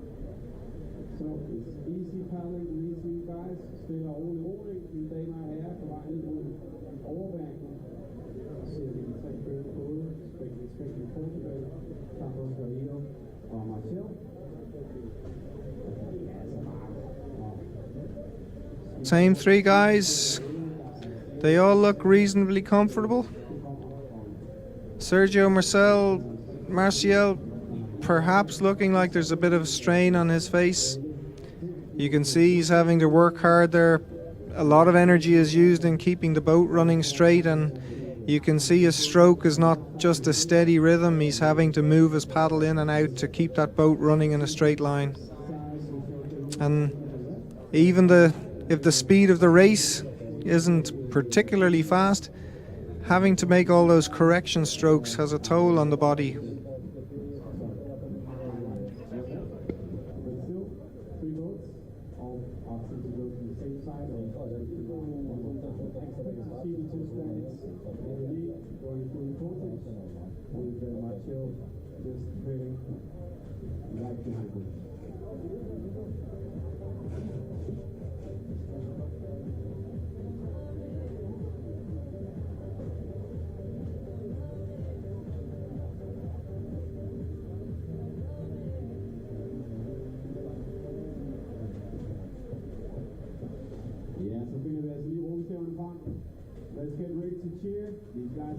They look like they're all going to the left-hand side of the portage as they look at it. No, Garita has decided to go right.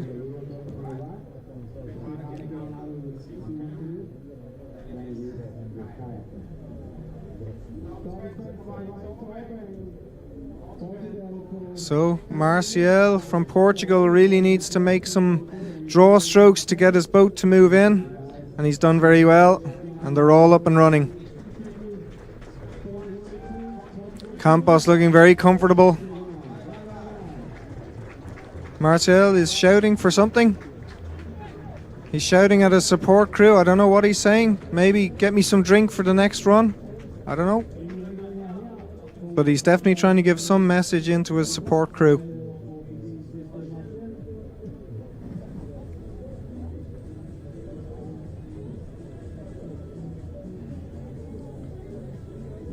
Oh, look at Garita stepping into the boat there. Superb.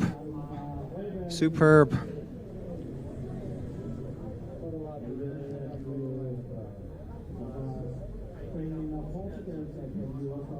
But I think all three of these guys are going to be together again. Marcial, I just have a little feeling working a bit harder than the two Spaniards. But he's still there.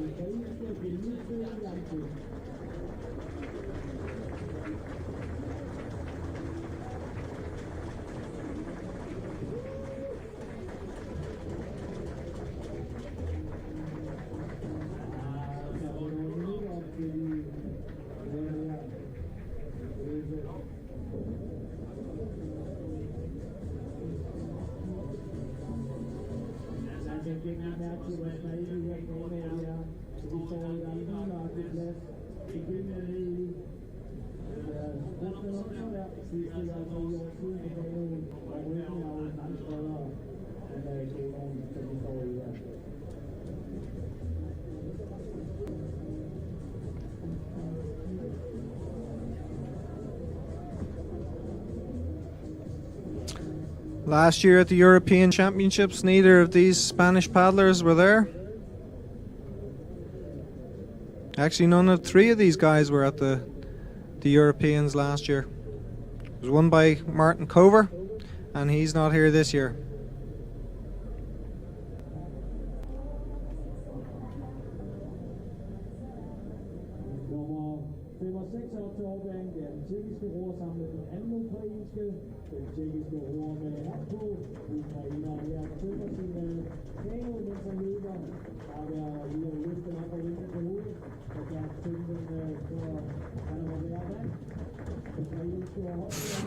Running hard here, and his support crew really having to sprint to try and catch up and get his drinks bag around his neck. He'd need a drink himself after that, I think.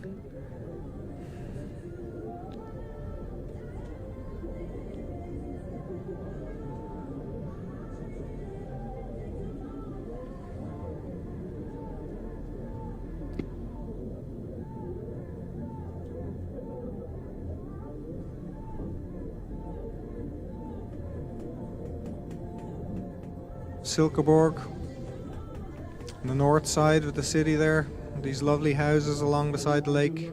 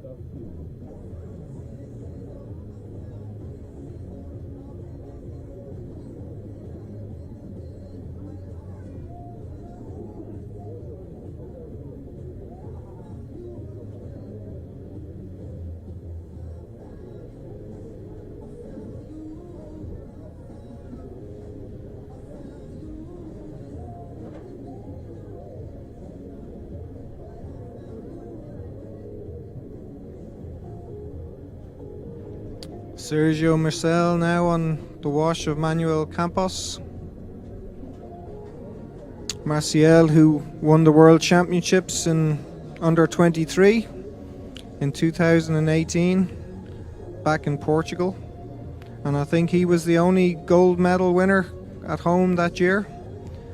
The big hope, of course, back then was that Jose Romalho would come up with a gold medal at home.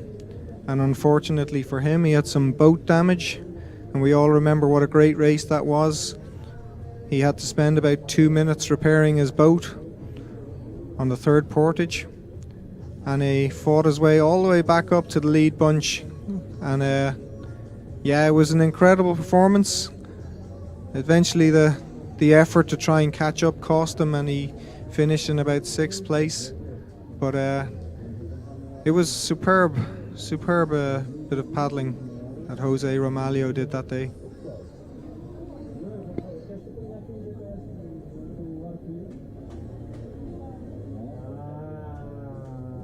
Years of age, we're going to see him now paddling in about an hour's time, and he'll be wanting to come up to some good form. Of course, the World Championships being held later on this year in Ponta de Lima in Portugal. So at 40 years old, I don't know, perhaps this will be one of his last races, and I'm sure he'd like to try and finish on top.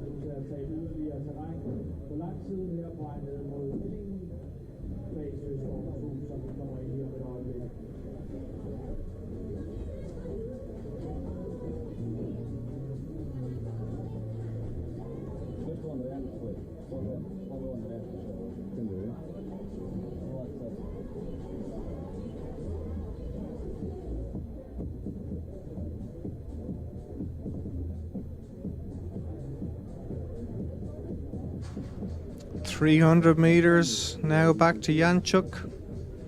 He looked really strong in the first couple of laps. Unfortunately, he seems to be feeling the pace a bit now. But still, he has a good lead on Jakob Brezina behind him, and his teammate Denis Davidoff.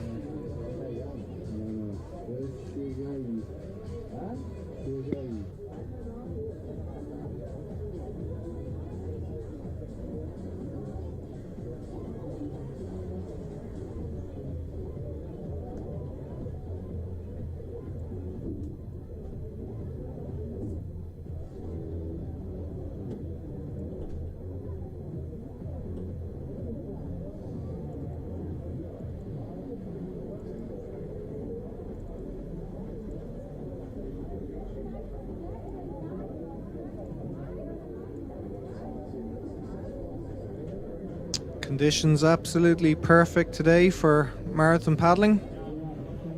We had earlier in the week, we had the Masters categories, and we saw 2 seasons in 2 days. The first day was dark but absolutely wind still. The lake was like a mirror. And the second day of the Masters category, the wind picked up and we had huge rolling waves and white horses. So Masters paddlers were really challenged in all conditions. But the weather has really come good for the main event. I think it's to keep the same today and tomorrow.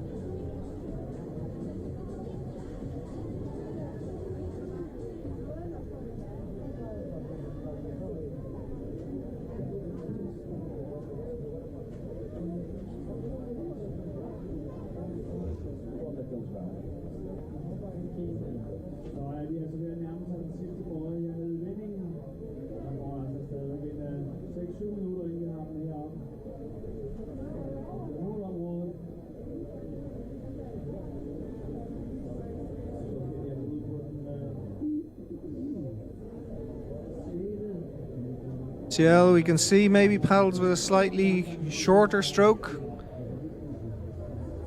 where we can see Campos really reaching, trying to get a long stroke. You can see his arm is nearly straight as he puts the blade into the water, where Marcial, he paddles with a slightly bent arm on the put-in. But both of them using the body to drive off. There's a lot of leg work in the C1. It's almost like unwinding a spring.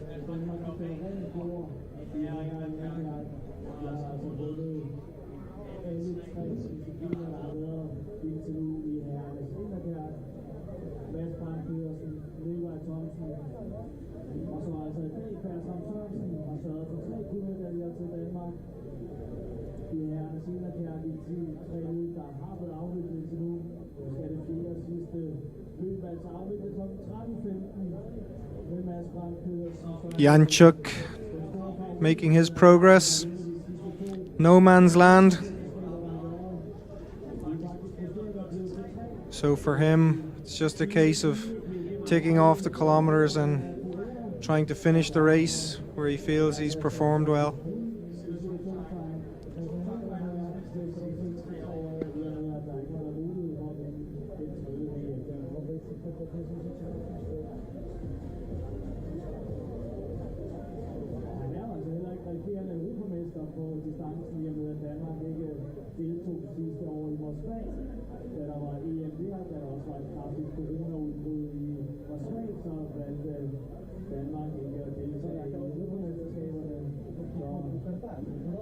Any of the cloud that was there this morning, the overcast cloud seems to be breaking up now and the sun has come out, and I can feel it's starting to get warm here.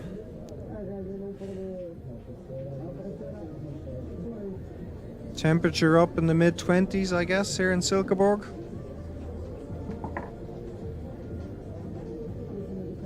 As the 3 leading men's C1s come with about 500 meters to their 4th portage. It'll be nearly 3/4 of the way through the race.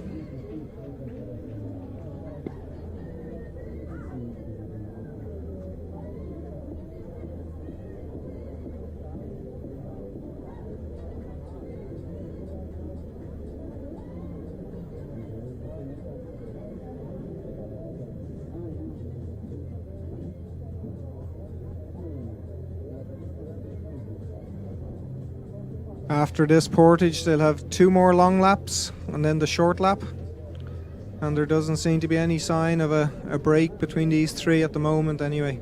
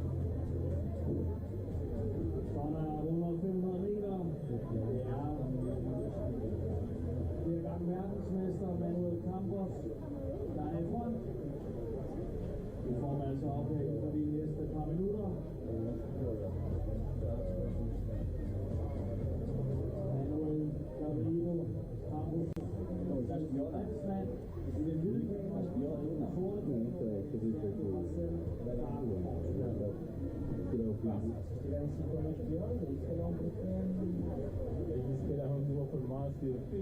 Vai lá uma pessoa saudável, poder, tipo, uns testezinhos, sabe? Aí está usando que já só por o teste de fazer nada. Tu tens que ir. Para quê? Olha, então, Campos again, taking the lead into this next portage. I think we'll probably see the same thing, that Campos and Marcial will go to the right hand side of the portage as we look at it, and Garrido will go to the left.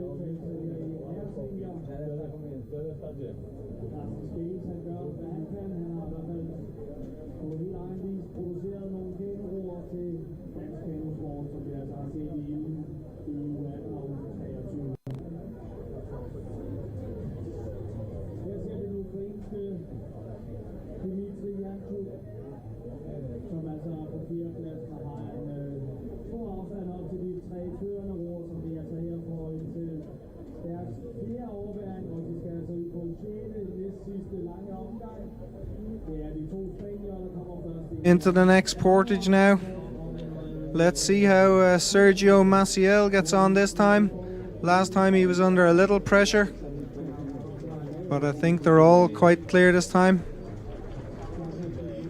Maciel running hard. Yes, and last time he'd given the signal to his helper, get me some drink on this run. Very nicely done. And getting a gel squirted into his mouth as well. It's very, very well done.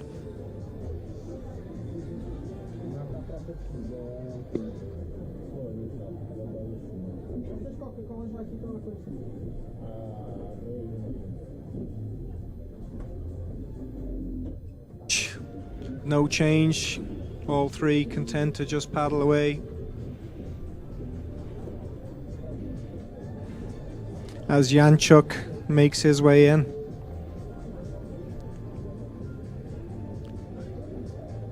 I think maybe the distance the two guys behind has closed a little bit. That's Davidoff, his teammate from Ukraine. And he's together with Jakub Brezina from Czech Republic.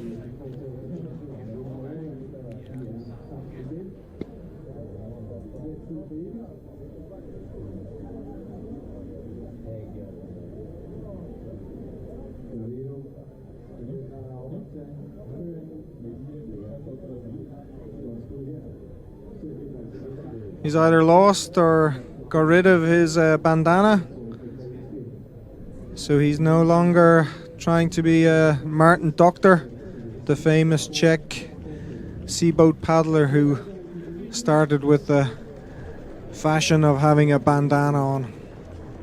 But it is getting warm. Maybe he was too warm with the bandana.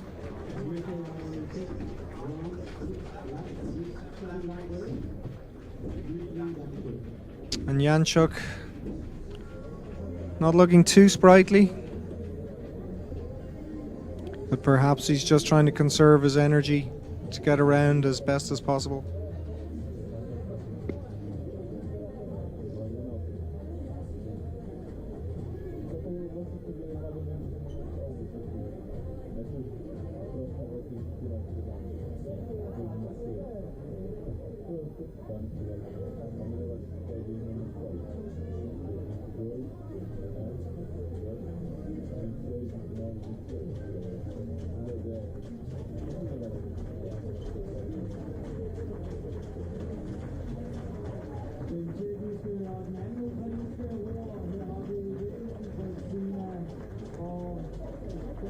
Are motivated. We saw the difference. Janchuk, who ran through a minute ago, just taking it quite easy. Maybe needing to take it quite easy, we don't know. But certainly Davidoff and Brezina were running with intent there. So maybe they're motivated to try and catch Janchuk in front of them. I did think the gap had come down a little bit. So let's see, we keep an eye on the time gaps. But certainly the front three have this, I think, the medals between them.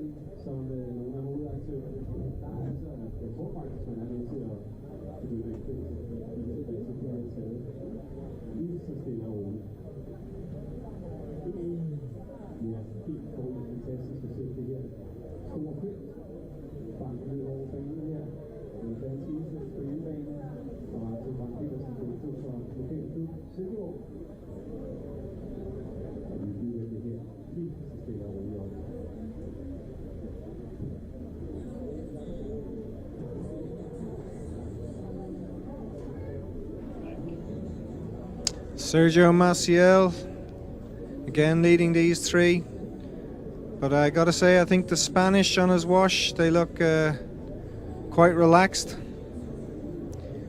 It's often difficult to tell. Some guys just have a slightly more choppy or short stroke and you think maybe they're working harder or they're in a bit of trouble, and then you're completely wrong. But it looks as if the Spanish guys are very comfortable there in second and third place.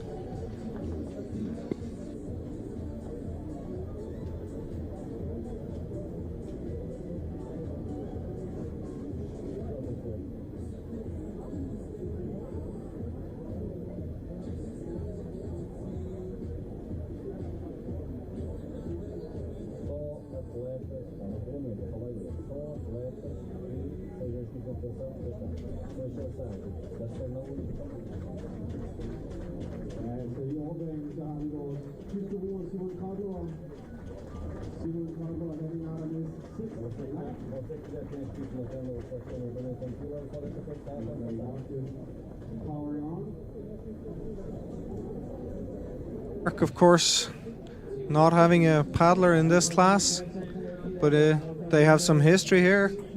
Arne Nielsen, world champion back in 1996 in Sweden. I think he won the race by 7 or 8 minutes that time. But I think since the mid-90s, since Arne Nielsen retired, there hasn't really been anyone that's taken up the mantle. But who knows in the future?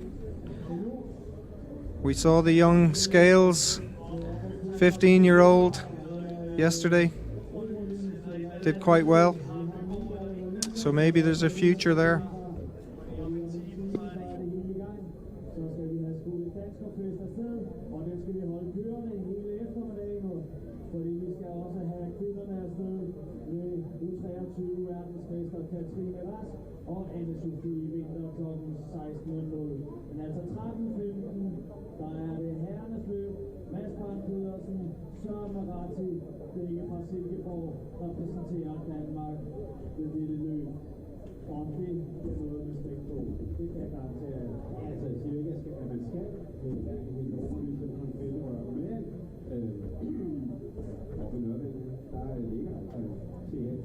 Have a look at the graphic down below. I know that Davidoff, he's lost his GPS system. So when we see Jakub Brzezina there, the Czech marker, he looks like he's really catching up to Jančuk, who was up at the front four for the first 2 laps.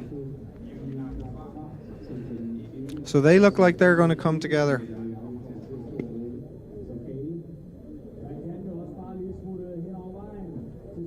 Quite a long way behind the front 3, so even if they do group together, I don't think there's any possibility of them fighting for any medals.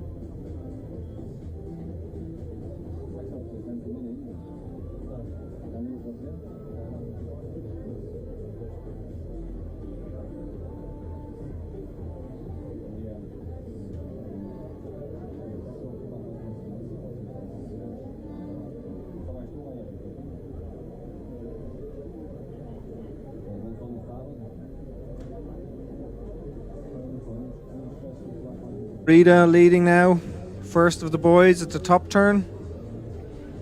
It's a long turn, well spread out.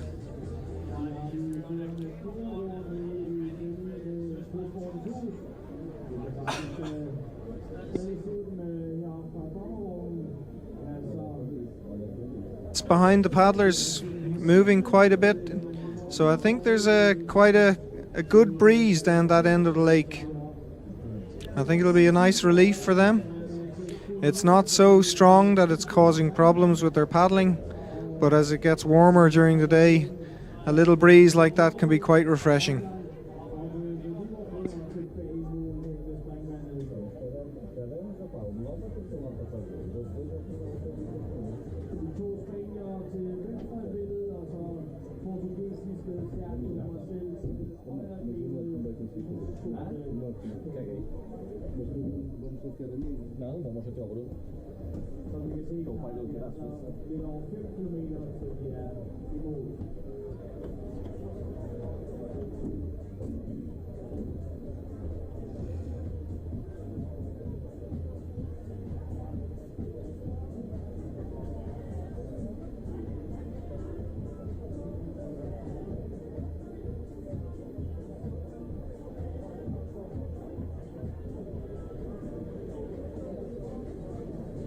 Boss with that long, efficient stroke. He really looks comfortable on the wash there. Where Sergio Marcial, choppy stroke, but still moving the boat well.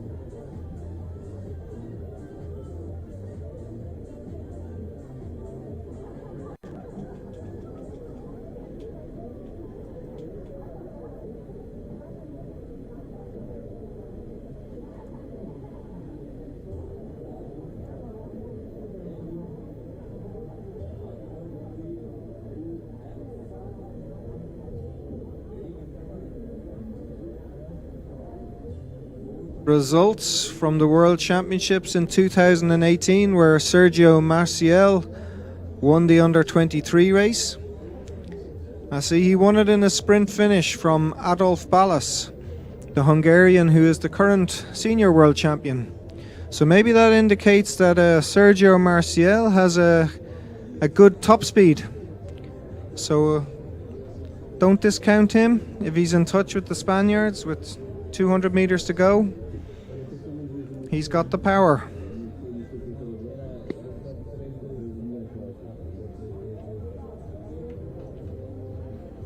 And he's a young guy still, at least compared to Campos and Garrido. Campos born 1985 and have been winning medals ever since he started international racing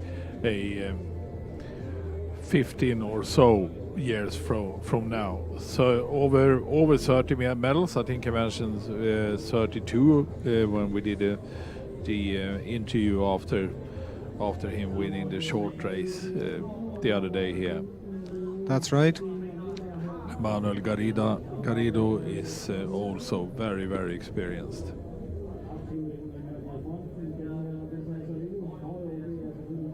And we remember the great finish between Campos and Martin Köver back in Györ 2015 at the World Championships. One of the classic moments of canoeing history. Indeed. Very intense. And this could actually be something similar, I think. Yeah.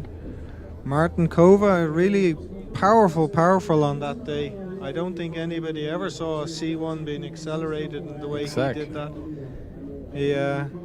He basically did 10 strokes and finished the race. Yeah. Martin Köver having been injured for a couple of years. Difficult to come back. But also one of the great names of men's C1 paddling and C2 as well.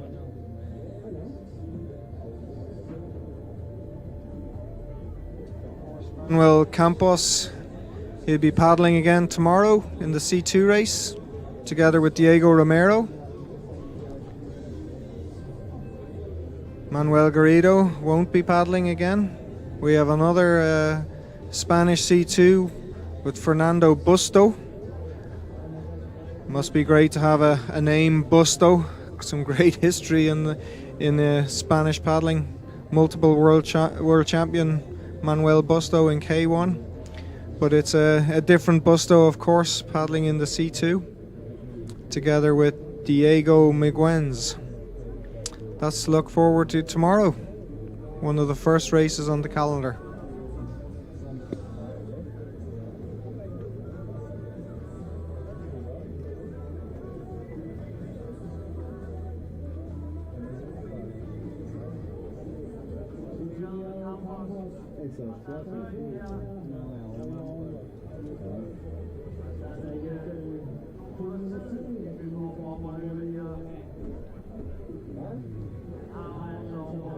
It's almost as if they have an unwritten agreement here that Campos is going to lead into the portages. Sergio Marcial will be on his left-hand side, and Manuel Garrido will take the right-hand side of the portage. The pattern is just repeating itself. And you wonder, does Sergio Marcial need to do something to mix that up? Because he seemed like he's at a little disadvantage on each of the last couple of portages. He's lost 1 or 2 lengths. So if he comes into the last portage in that same situation, it's going to be tough for him to come up and fight for the first place. He paddled on the opposite side from the others. Paddle on the right hand side of the boat. That makes, of course, a slight difference getting out and in.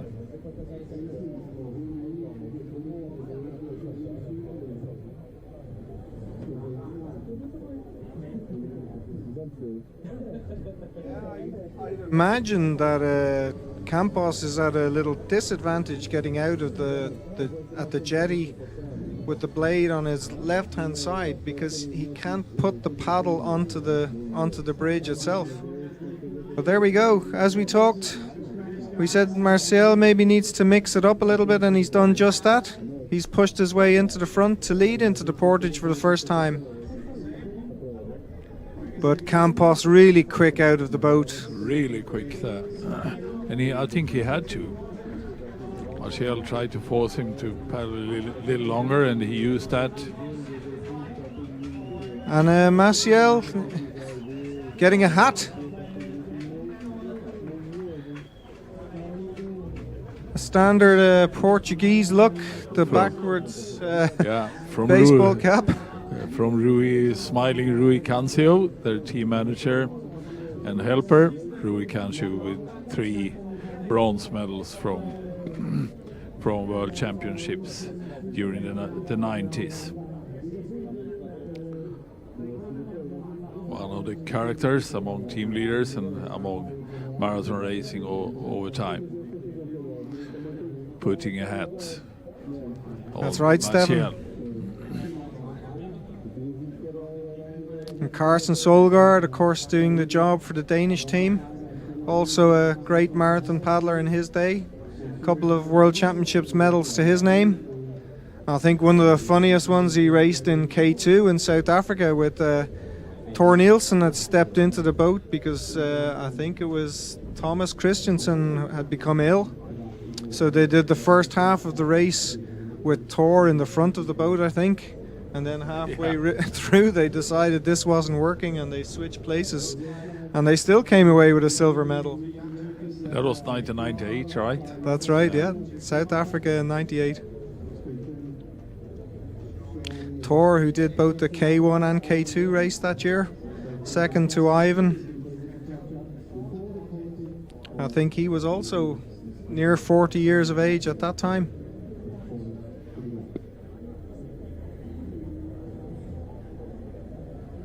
And he's now coaching, the coach for Mats Brandt Petersen and some others. Right, Mats was telling me, he came to my house one day to check out the course in Yelts, and he was talking to me about Thor. He said Thor sometimes goes on the water with him, and that little top speed is still there. He can give it socks for 30 or 40 seconds. So yeah, talent never dies, does it?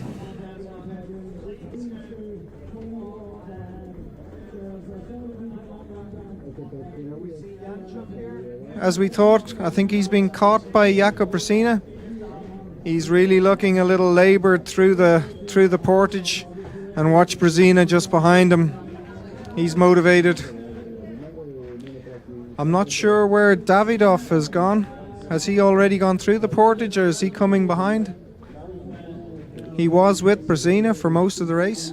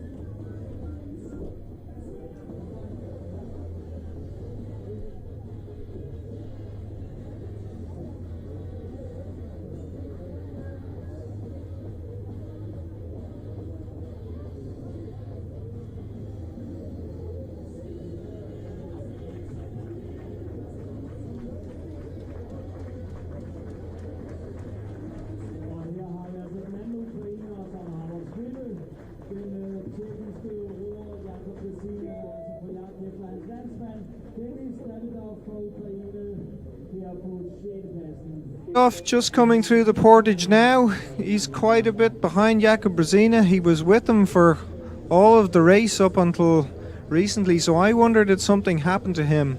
He seems to have lost nearly a minute or a minute and a half. So maybe he's either hit a wall or had some sort of an incident out on the course.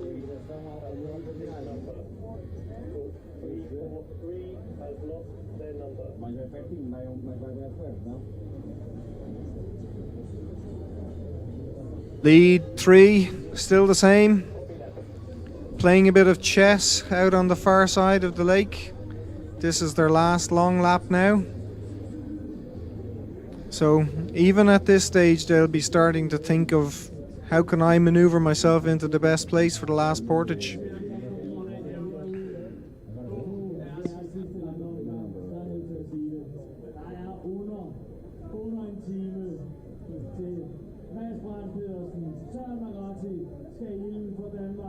Vi skal gå rent bord i herrekajak. Vi har vundet UM, vi har vundet U23. Mads han har vundet short track. 3 guld til Danmark i herrekajak. Den sidste skal hives hjem med start her om 50 minutter. Kl. 13.15.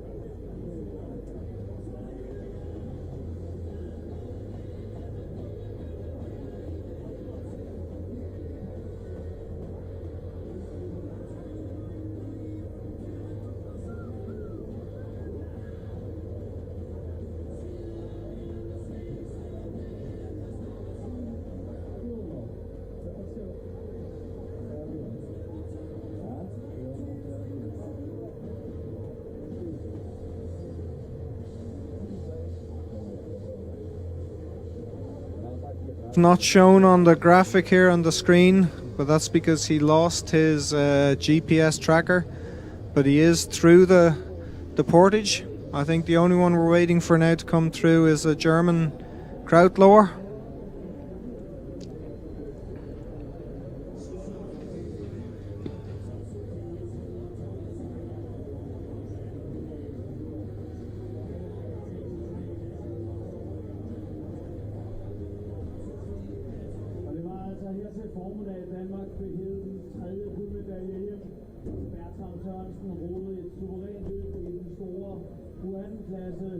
Hvor han altså i slutspurten vandt foran den portugisiske roer, og altså udnyttede hjemmebanen her i Silkeborg til at vinde det 3. guld til Danmark. Vi får den tyske roer op til hans sidste overgang.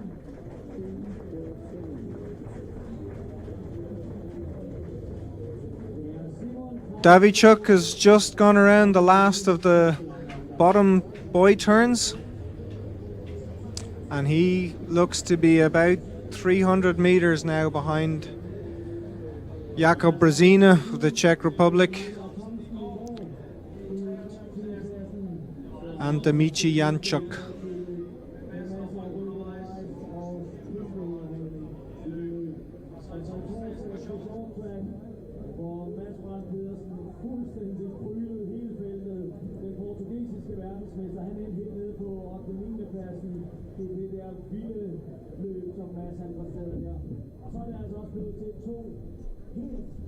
Fantastiske sølvmedaljer til vores kvindelige roer, til EU-18-klassen, til Hanna Storberg, der vandt sølv i torsdags, og så også til Hostrup, som vandt sølv i U23-klassen.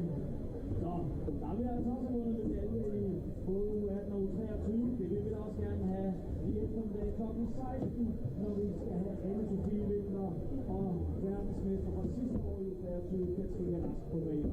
Det er altså kl. 16.00, kl. 13.15, Mads Brandpedersen, Søren Breves subsidios naqueles sub-12, lembra-se que nós paramos no regional? Sim. Possivelmente. Nós paramos o sub-12.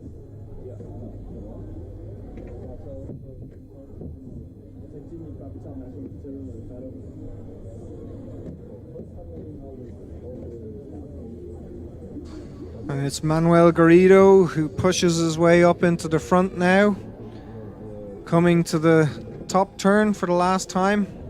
I'm sure they'd be glad to see it for the last time at this stage. I'm sure they're getting tired.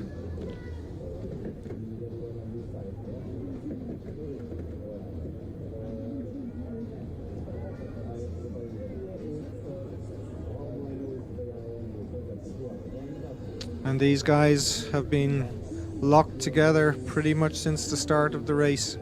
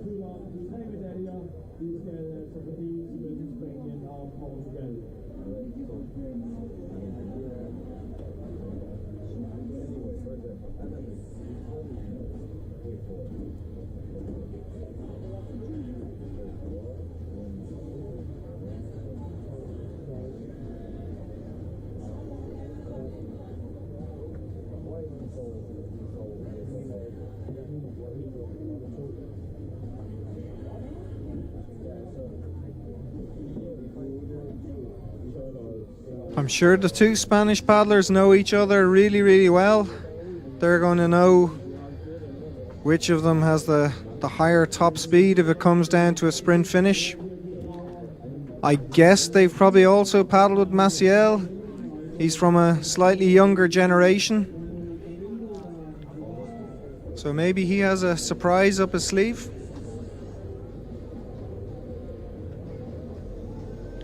As they go around the top turn. With about 2,000 meters now to go to their final portage.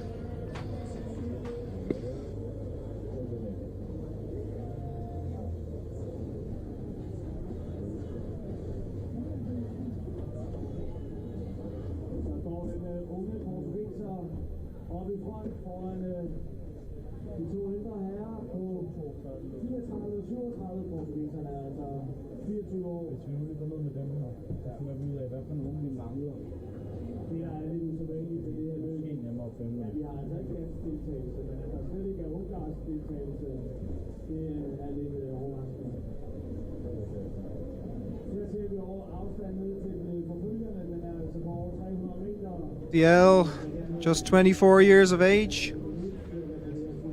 So it's his first year up in the senior class.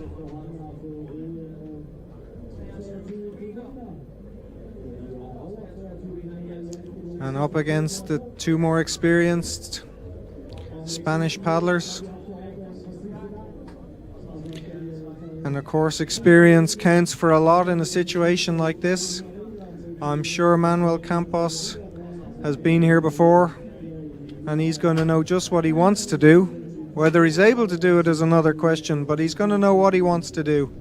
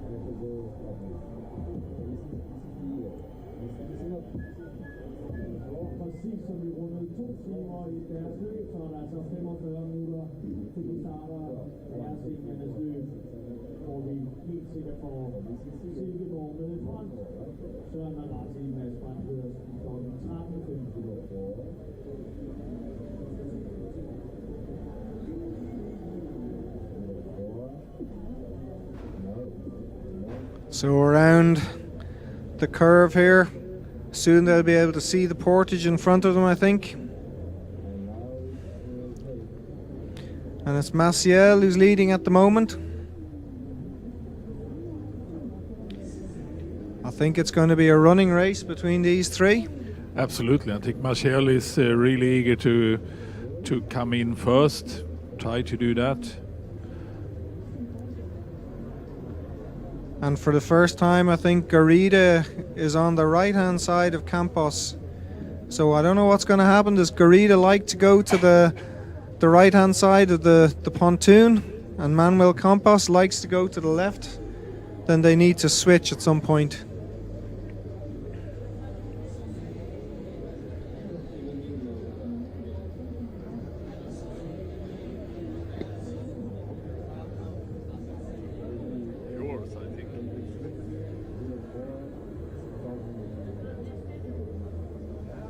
Maciel doesn't want to lead in.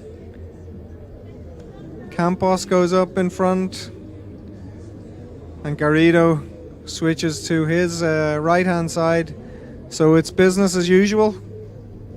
They all seem to be quite happy with how the portages have been going. Nobody really wants to mix it up. They're all backing themselves.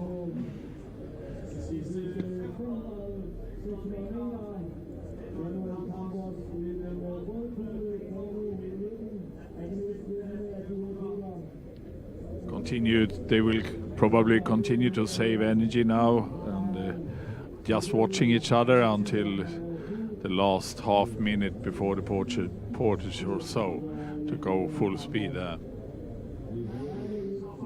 Definitely before the portage. yourself 2 or 3 meters. Yeah. Any sort of a head start, it counts.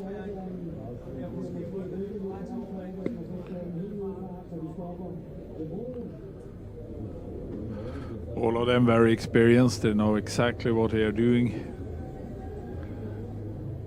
Building up now some tension for the final decisive portage.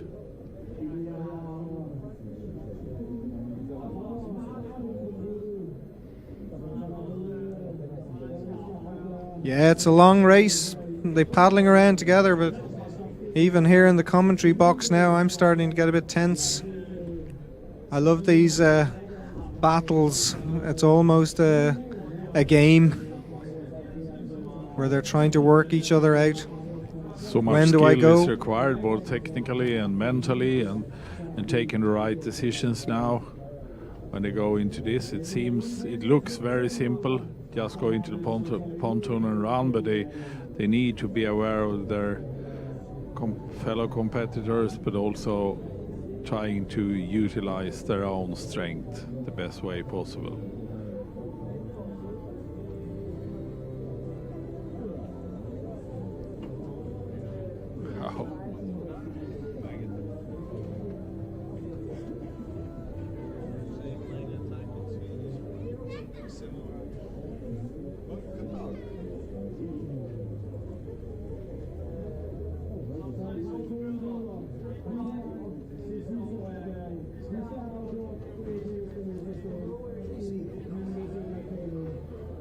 Into the last portage.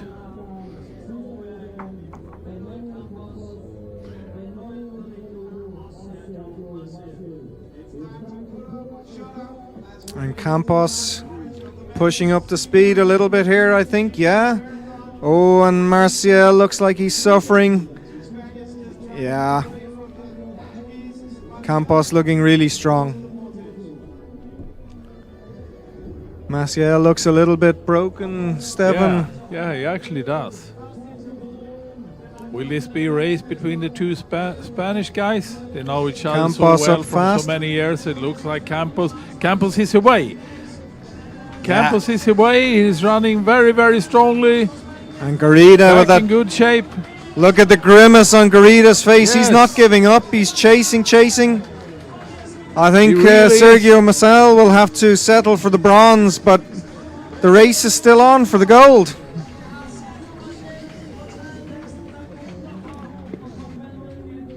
Let's see the other side of the portage now. How is it going?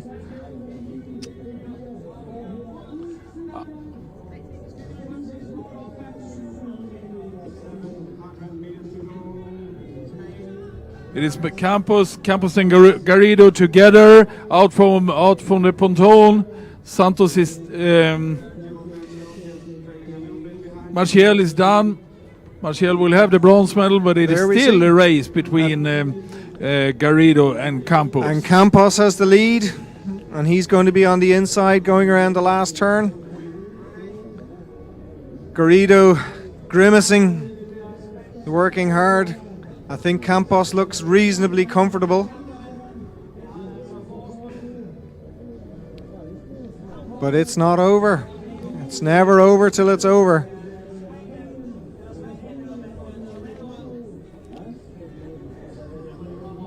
Manuel Campos, with experience from so many tough finishes all through the years, since he first started international racing back in 2006, 7, 8, something there. Indeed. Participating in every championships ever since then. Very used to these tough in-sprints. Now he's just pushing the pace up that little tiny bit. Garrido, I think, is pleased to be with his friend Campos there. Now, has Garrido anything left to have a go? He looks tired, he's puffing, but I think he has to try something, doesn't he? Absolutely, he will. Spain versus Spain in the last 200 meters, 300 meters of this very long C1 marathon race. Campos still in control. Has Garrido got anything at all? No move yet. 150 meters left. I think it's a struggle. He's really having to. Yeah, he needs to it's try a struggle now. even to steer. Campos is paddling very effective.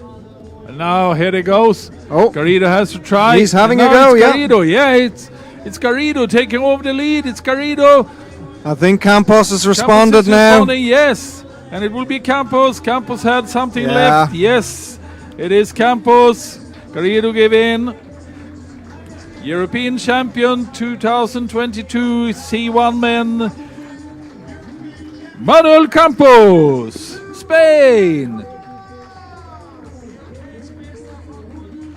And silver also to Spain by Manuel Garrido.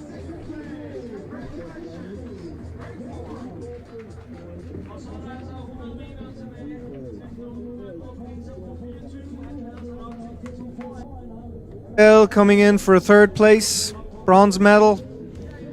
He fought well throughout the race and it just suffered a little bit when Manuel Campos pushed the pace up coming into the last portage.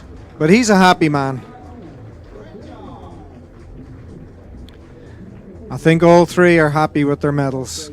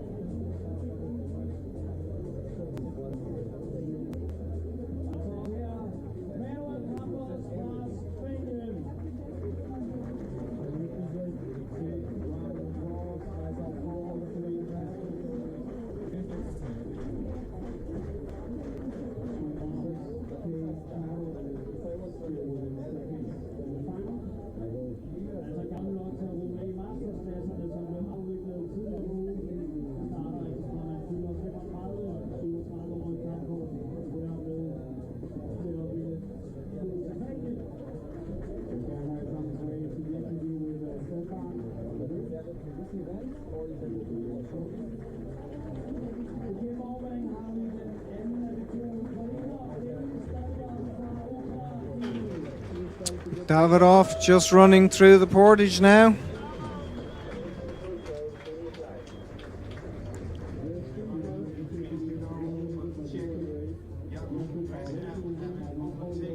And it looks like Jakub Brezina is going to come up for fourth place. He's about 150 meters left to the finish.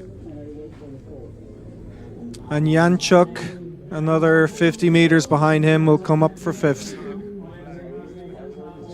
Stefan is now down with the winner, Manuel Campos. Manuel Campos, the 33rd medal. Congratulations. Thank you.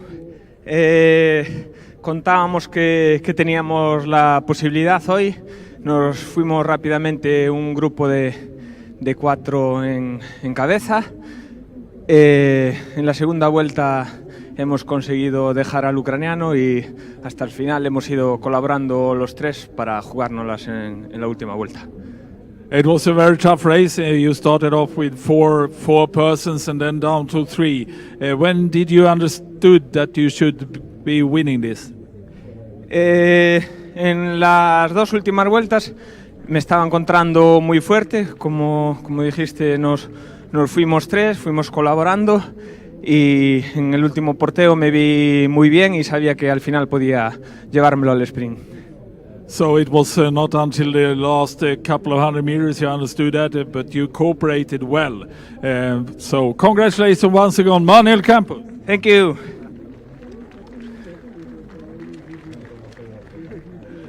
And the silver medal also to Spain, Manuel Garrido. Congratulations. Thank you. Regata muy táctica, donde hemos buscado irnos solos un grupo hasta llegar a las últimas vueltas y poder jugárnosla entre los 3. But you didn't decide. You have a common tactic, as I said, but you didn't decide who should win before. bueno, la táctica era salir tirando, hacer un grupo de lo mínimo de deportistas posible y jugárselo al final. Of course. It's impossible to decide, and it's a competition going on all the way to the race. It was a great C1 race. Congratulations once again, Gary. Muchas gracias. And you fought the two Spanish guys. How was this? Foi tentar me poupar ao máximo, colaborando para deixar o quarto classificado mais longe e depois reservar-me ao máximo para poder discutir a medalha de ouro. Yeah, he said his main goal was to make sure the fourth guy stays behind him and try to catch up with the Spanish until the end. So the main goal was to get a medal home from this event home to Portugal. Sim, era o principal. Era chegar às medalhas e foi conseguido. And you were successful. Congratulations, Sergio Maciej. Obrigado. Thanks a lot, guys.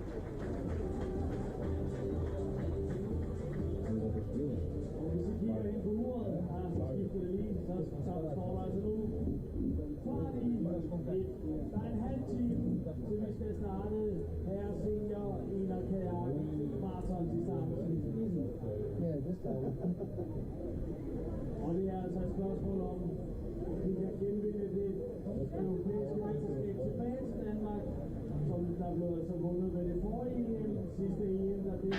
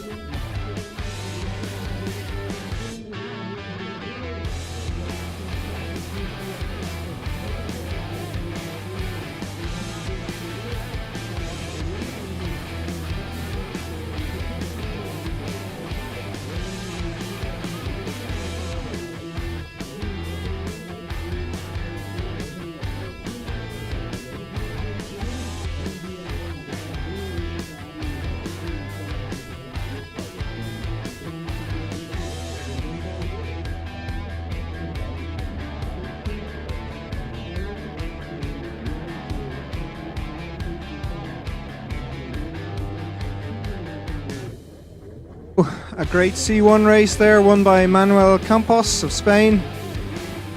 And we have a short break now until the next race. 1:15, one of the biggies, where we'll see home favourite Mads Brand Pedersen for Denmark, hoping to take another gold. And of course his clubmate Søren Moretti also taking part. So we'll see you back in half an hour.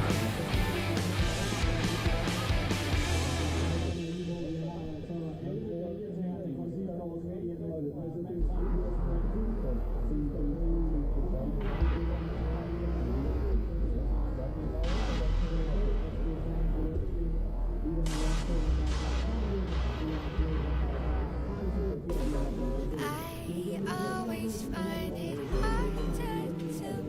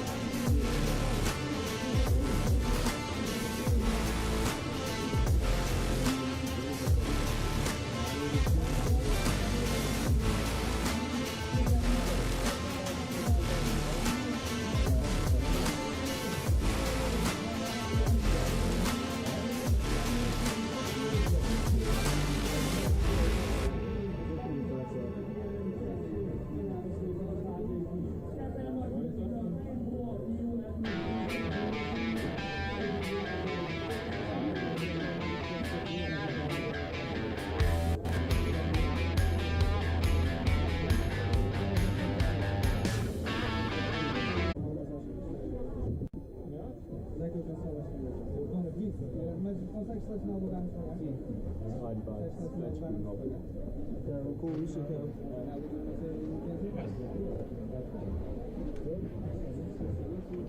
Welcome back to the European Championships, Canoe Marathon Championships in Silkeborg, Denmark. We will, in front of us now, is the K1 men, one of the great races of this event, of course. Many great races, but this is one of the largest. And for the Danish interest, it's also one of the most important, with Mats Brandt Petersen on line 361. The conditions here in Silkeborg this afternoon are excellent for paddling. Just very good temperature, a little bit above 20, and hardly no wind.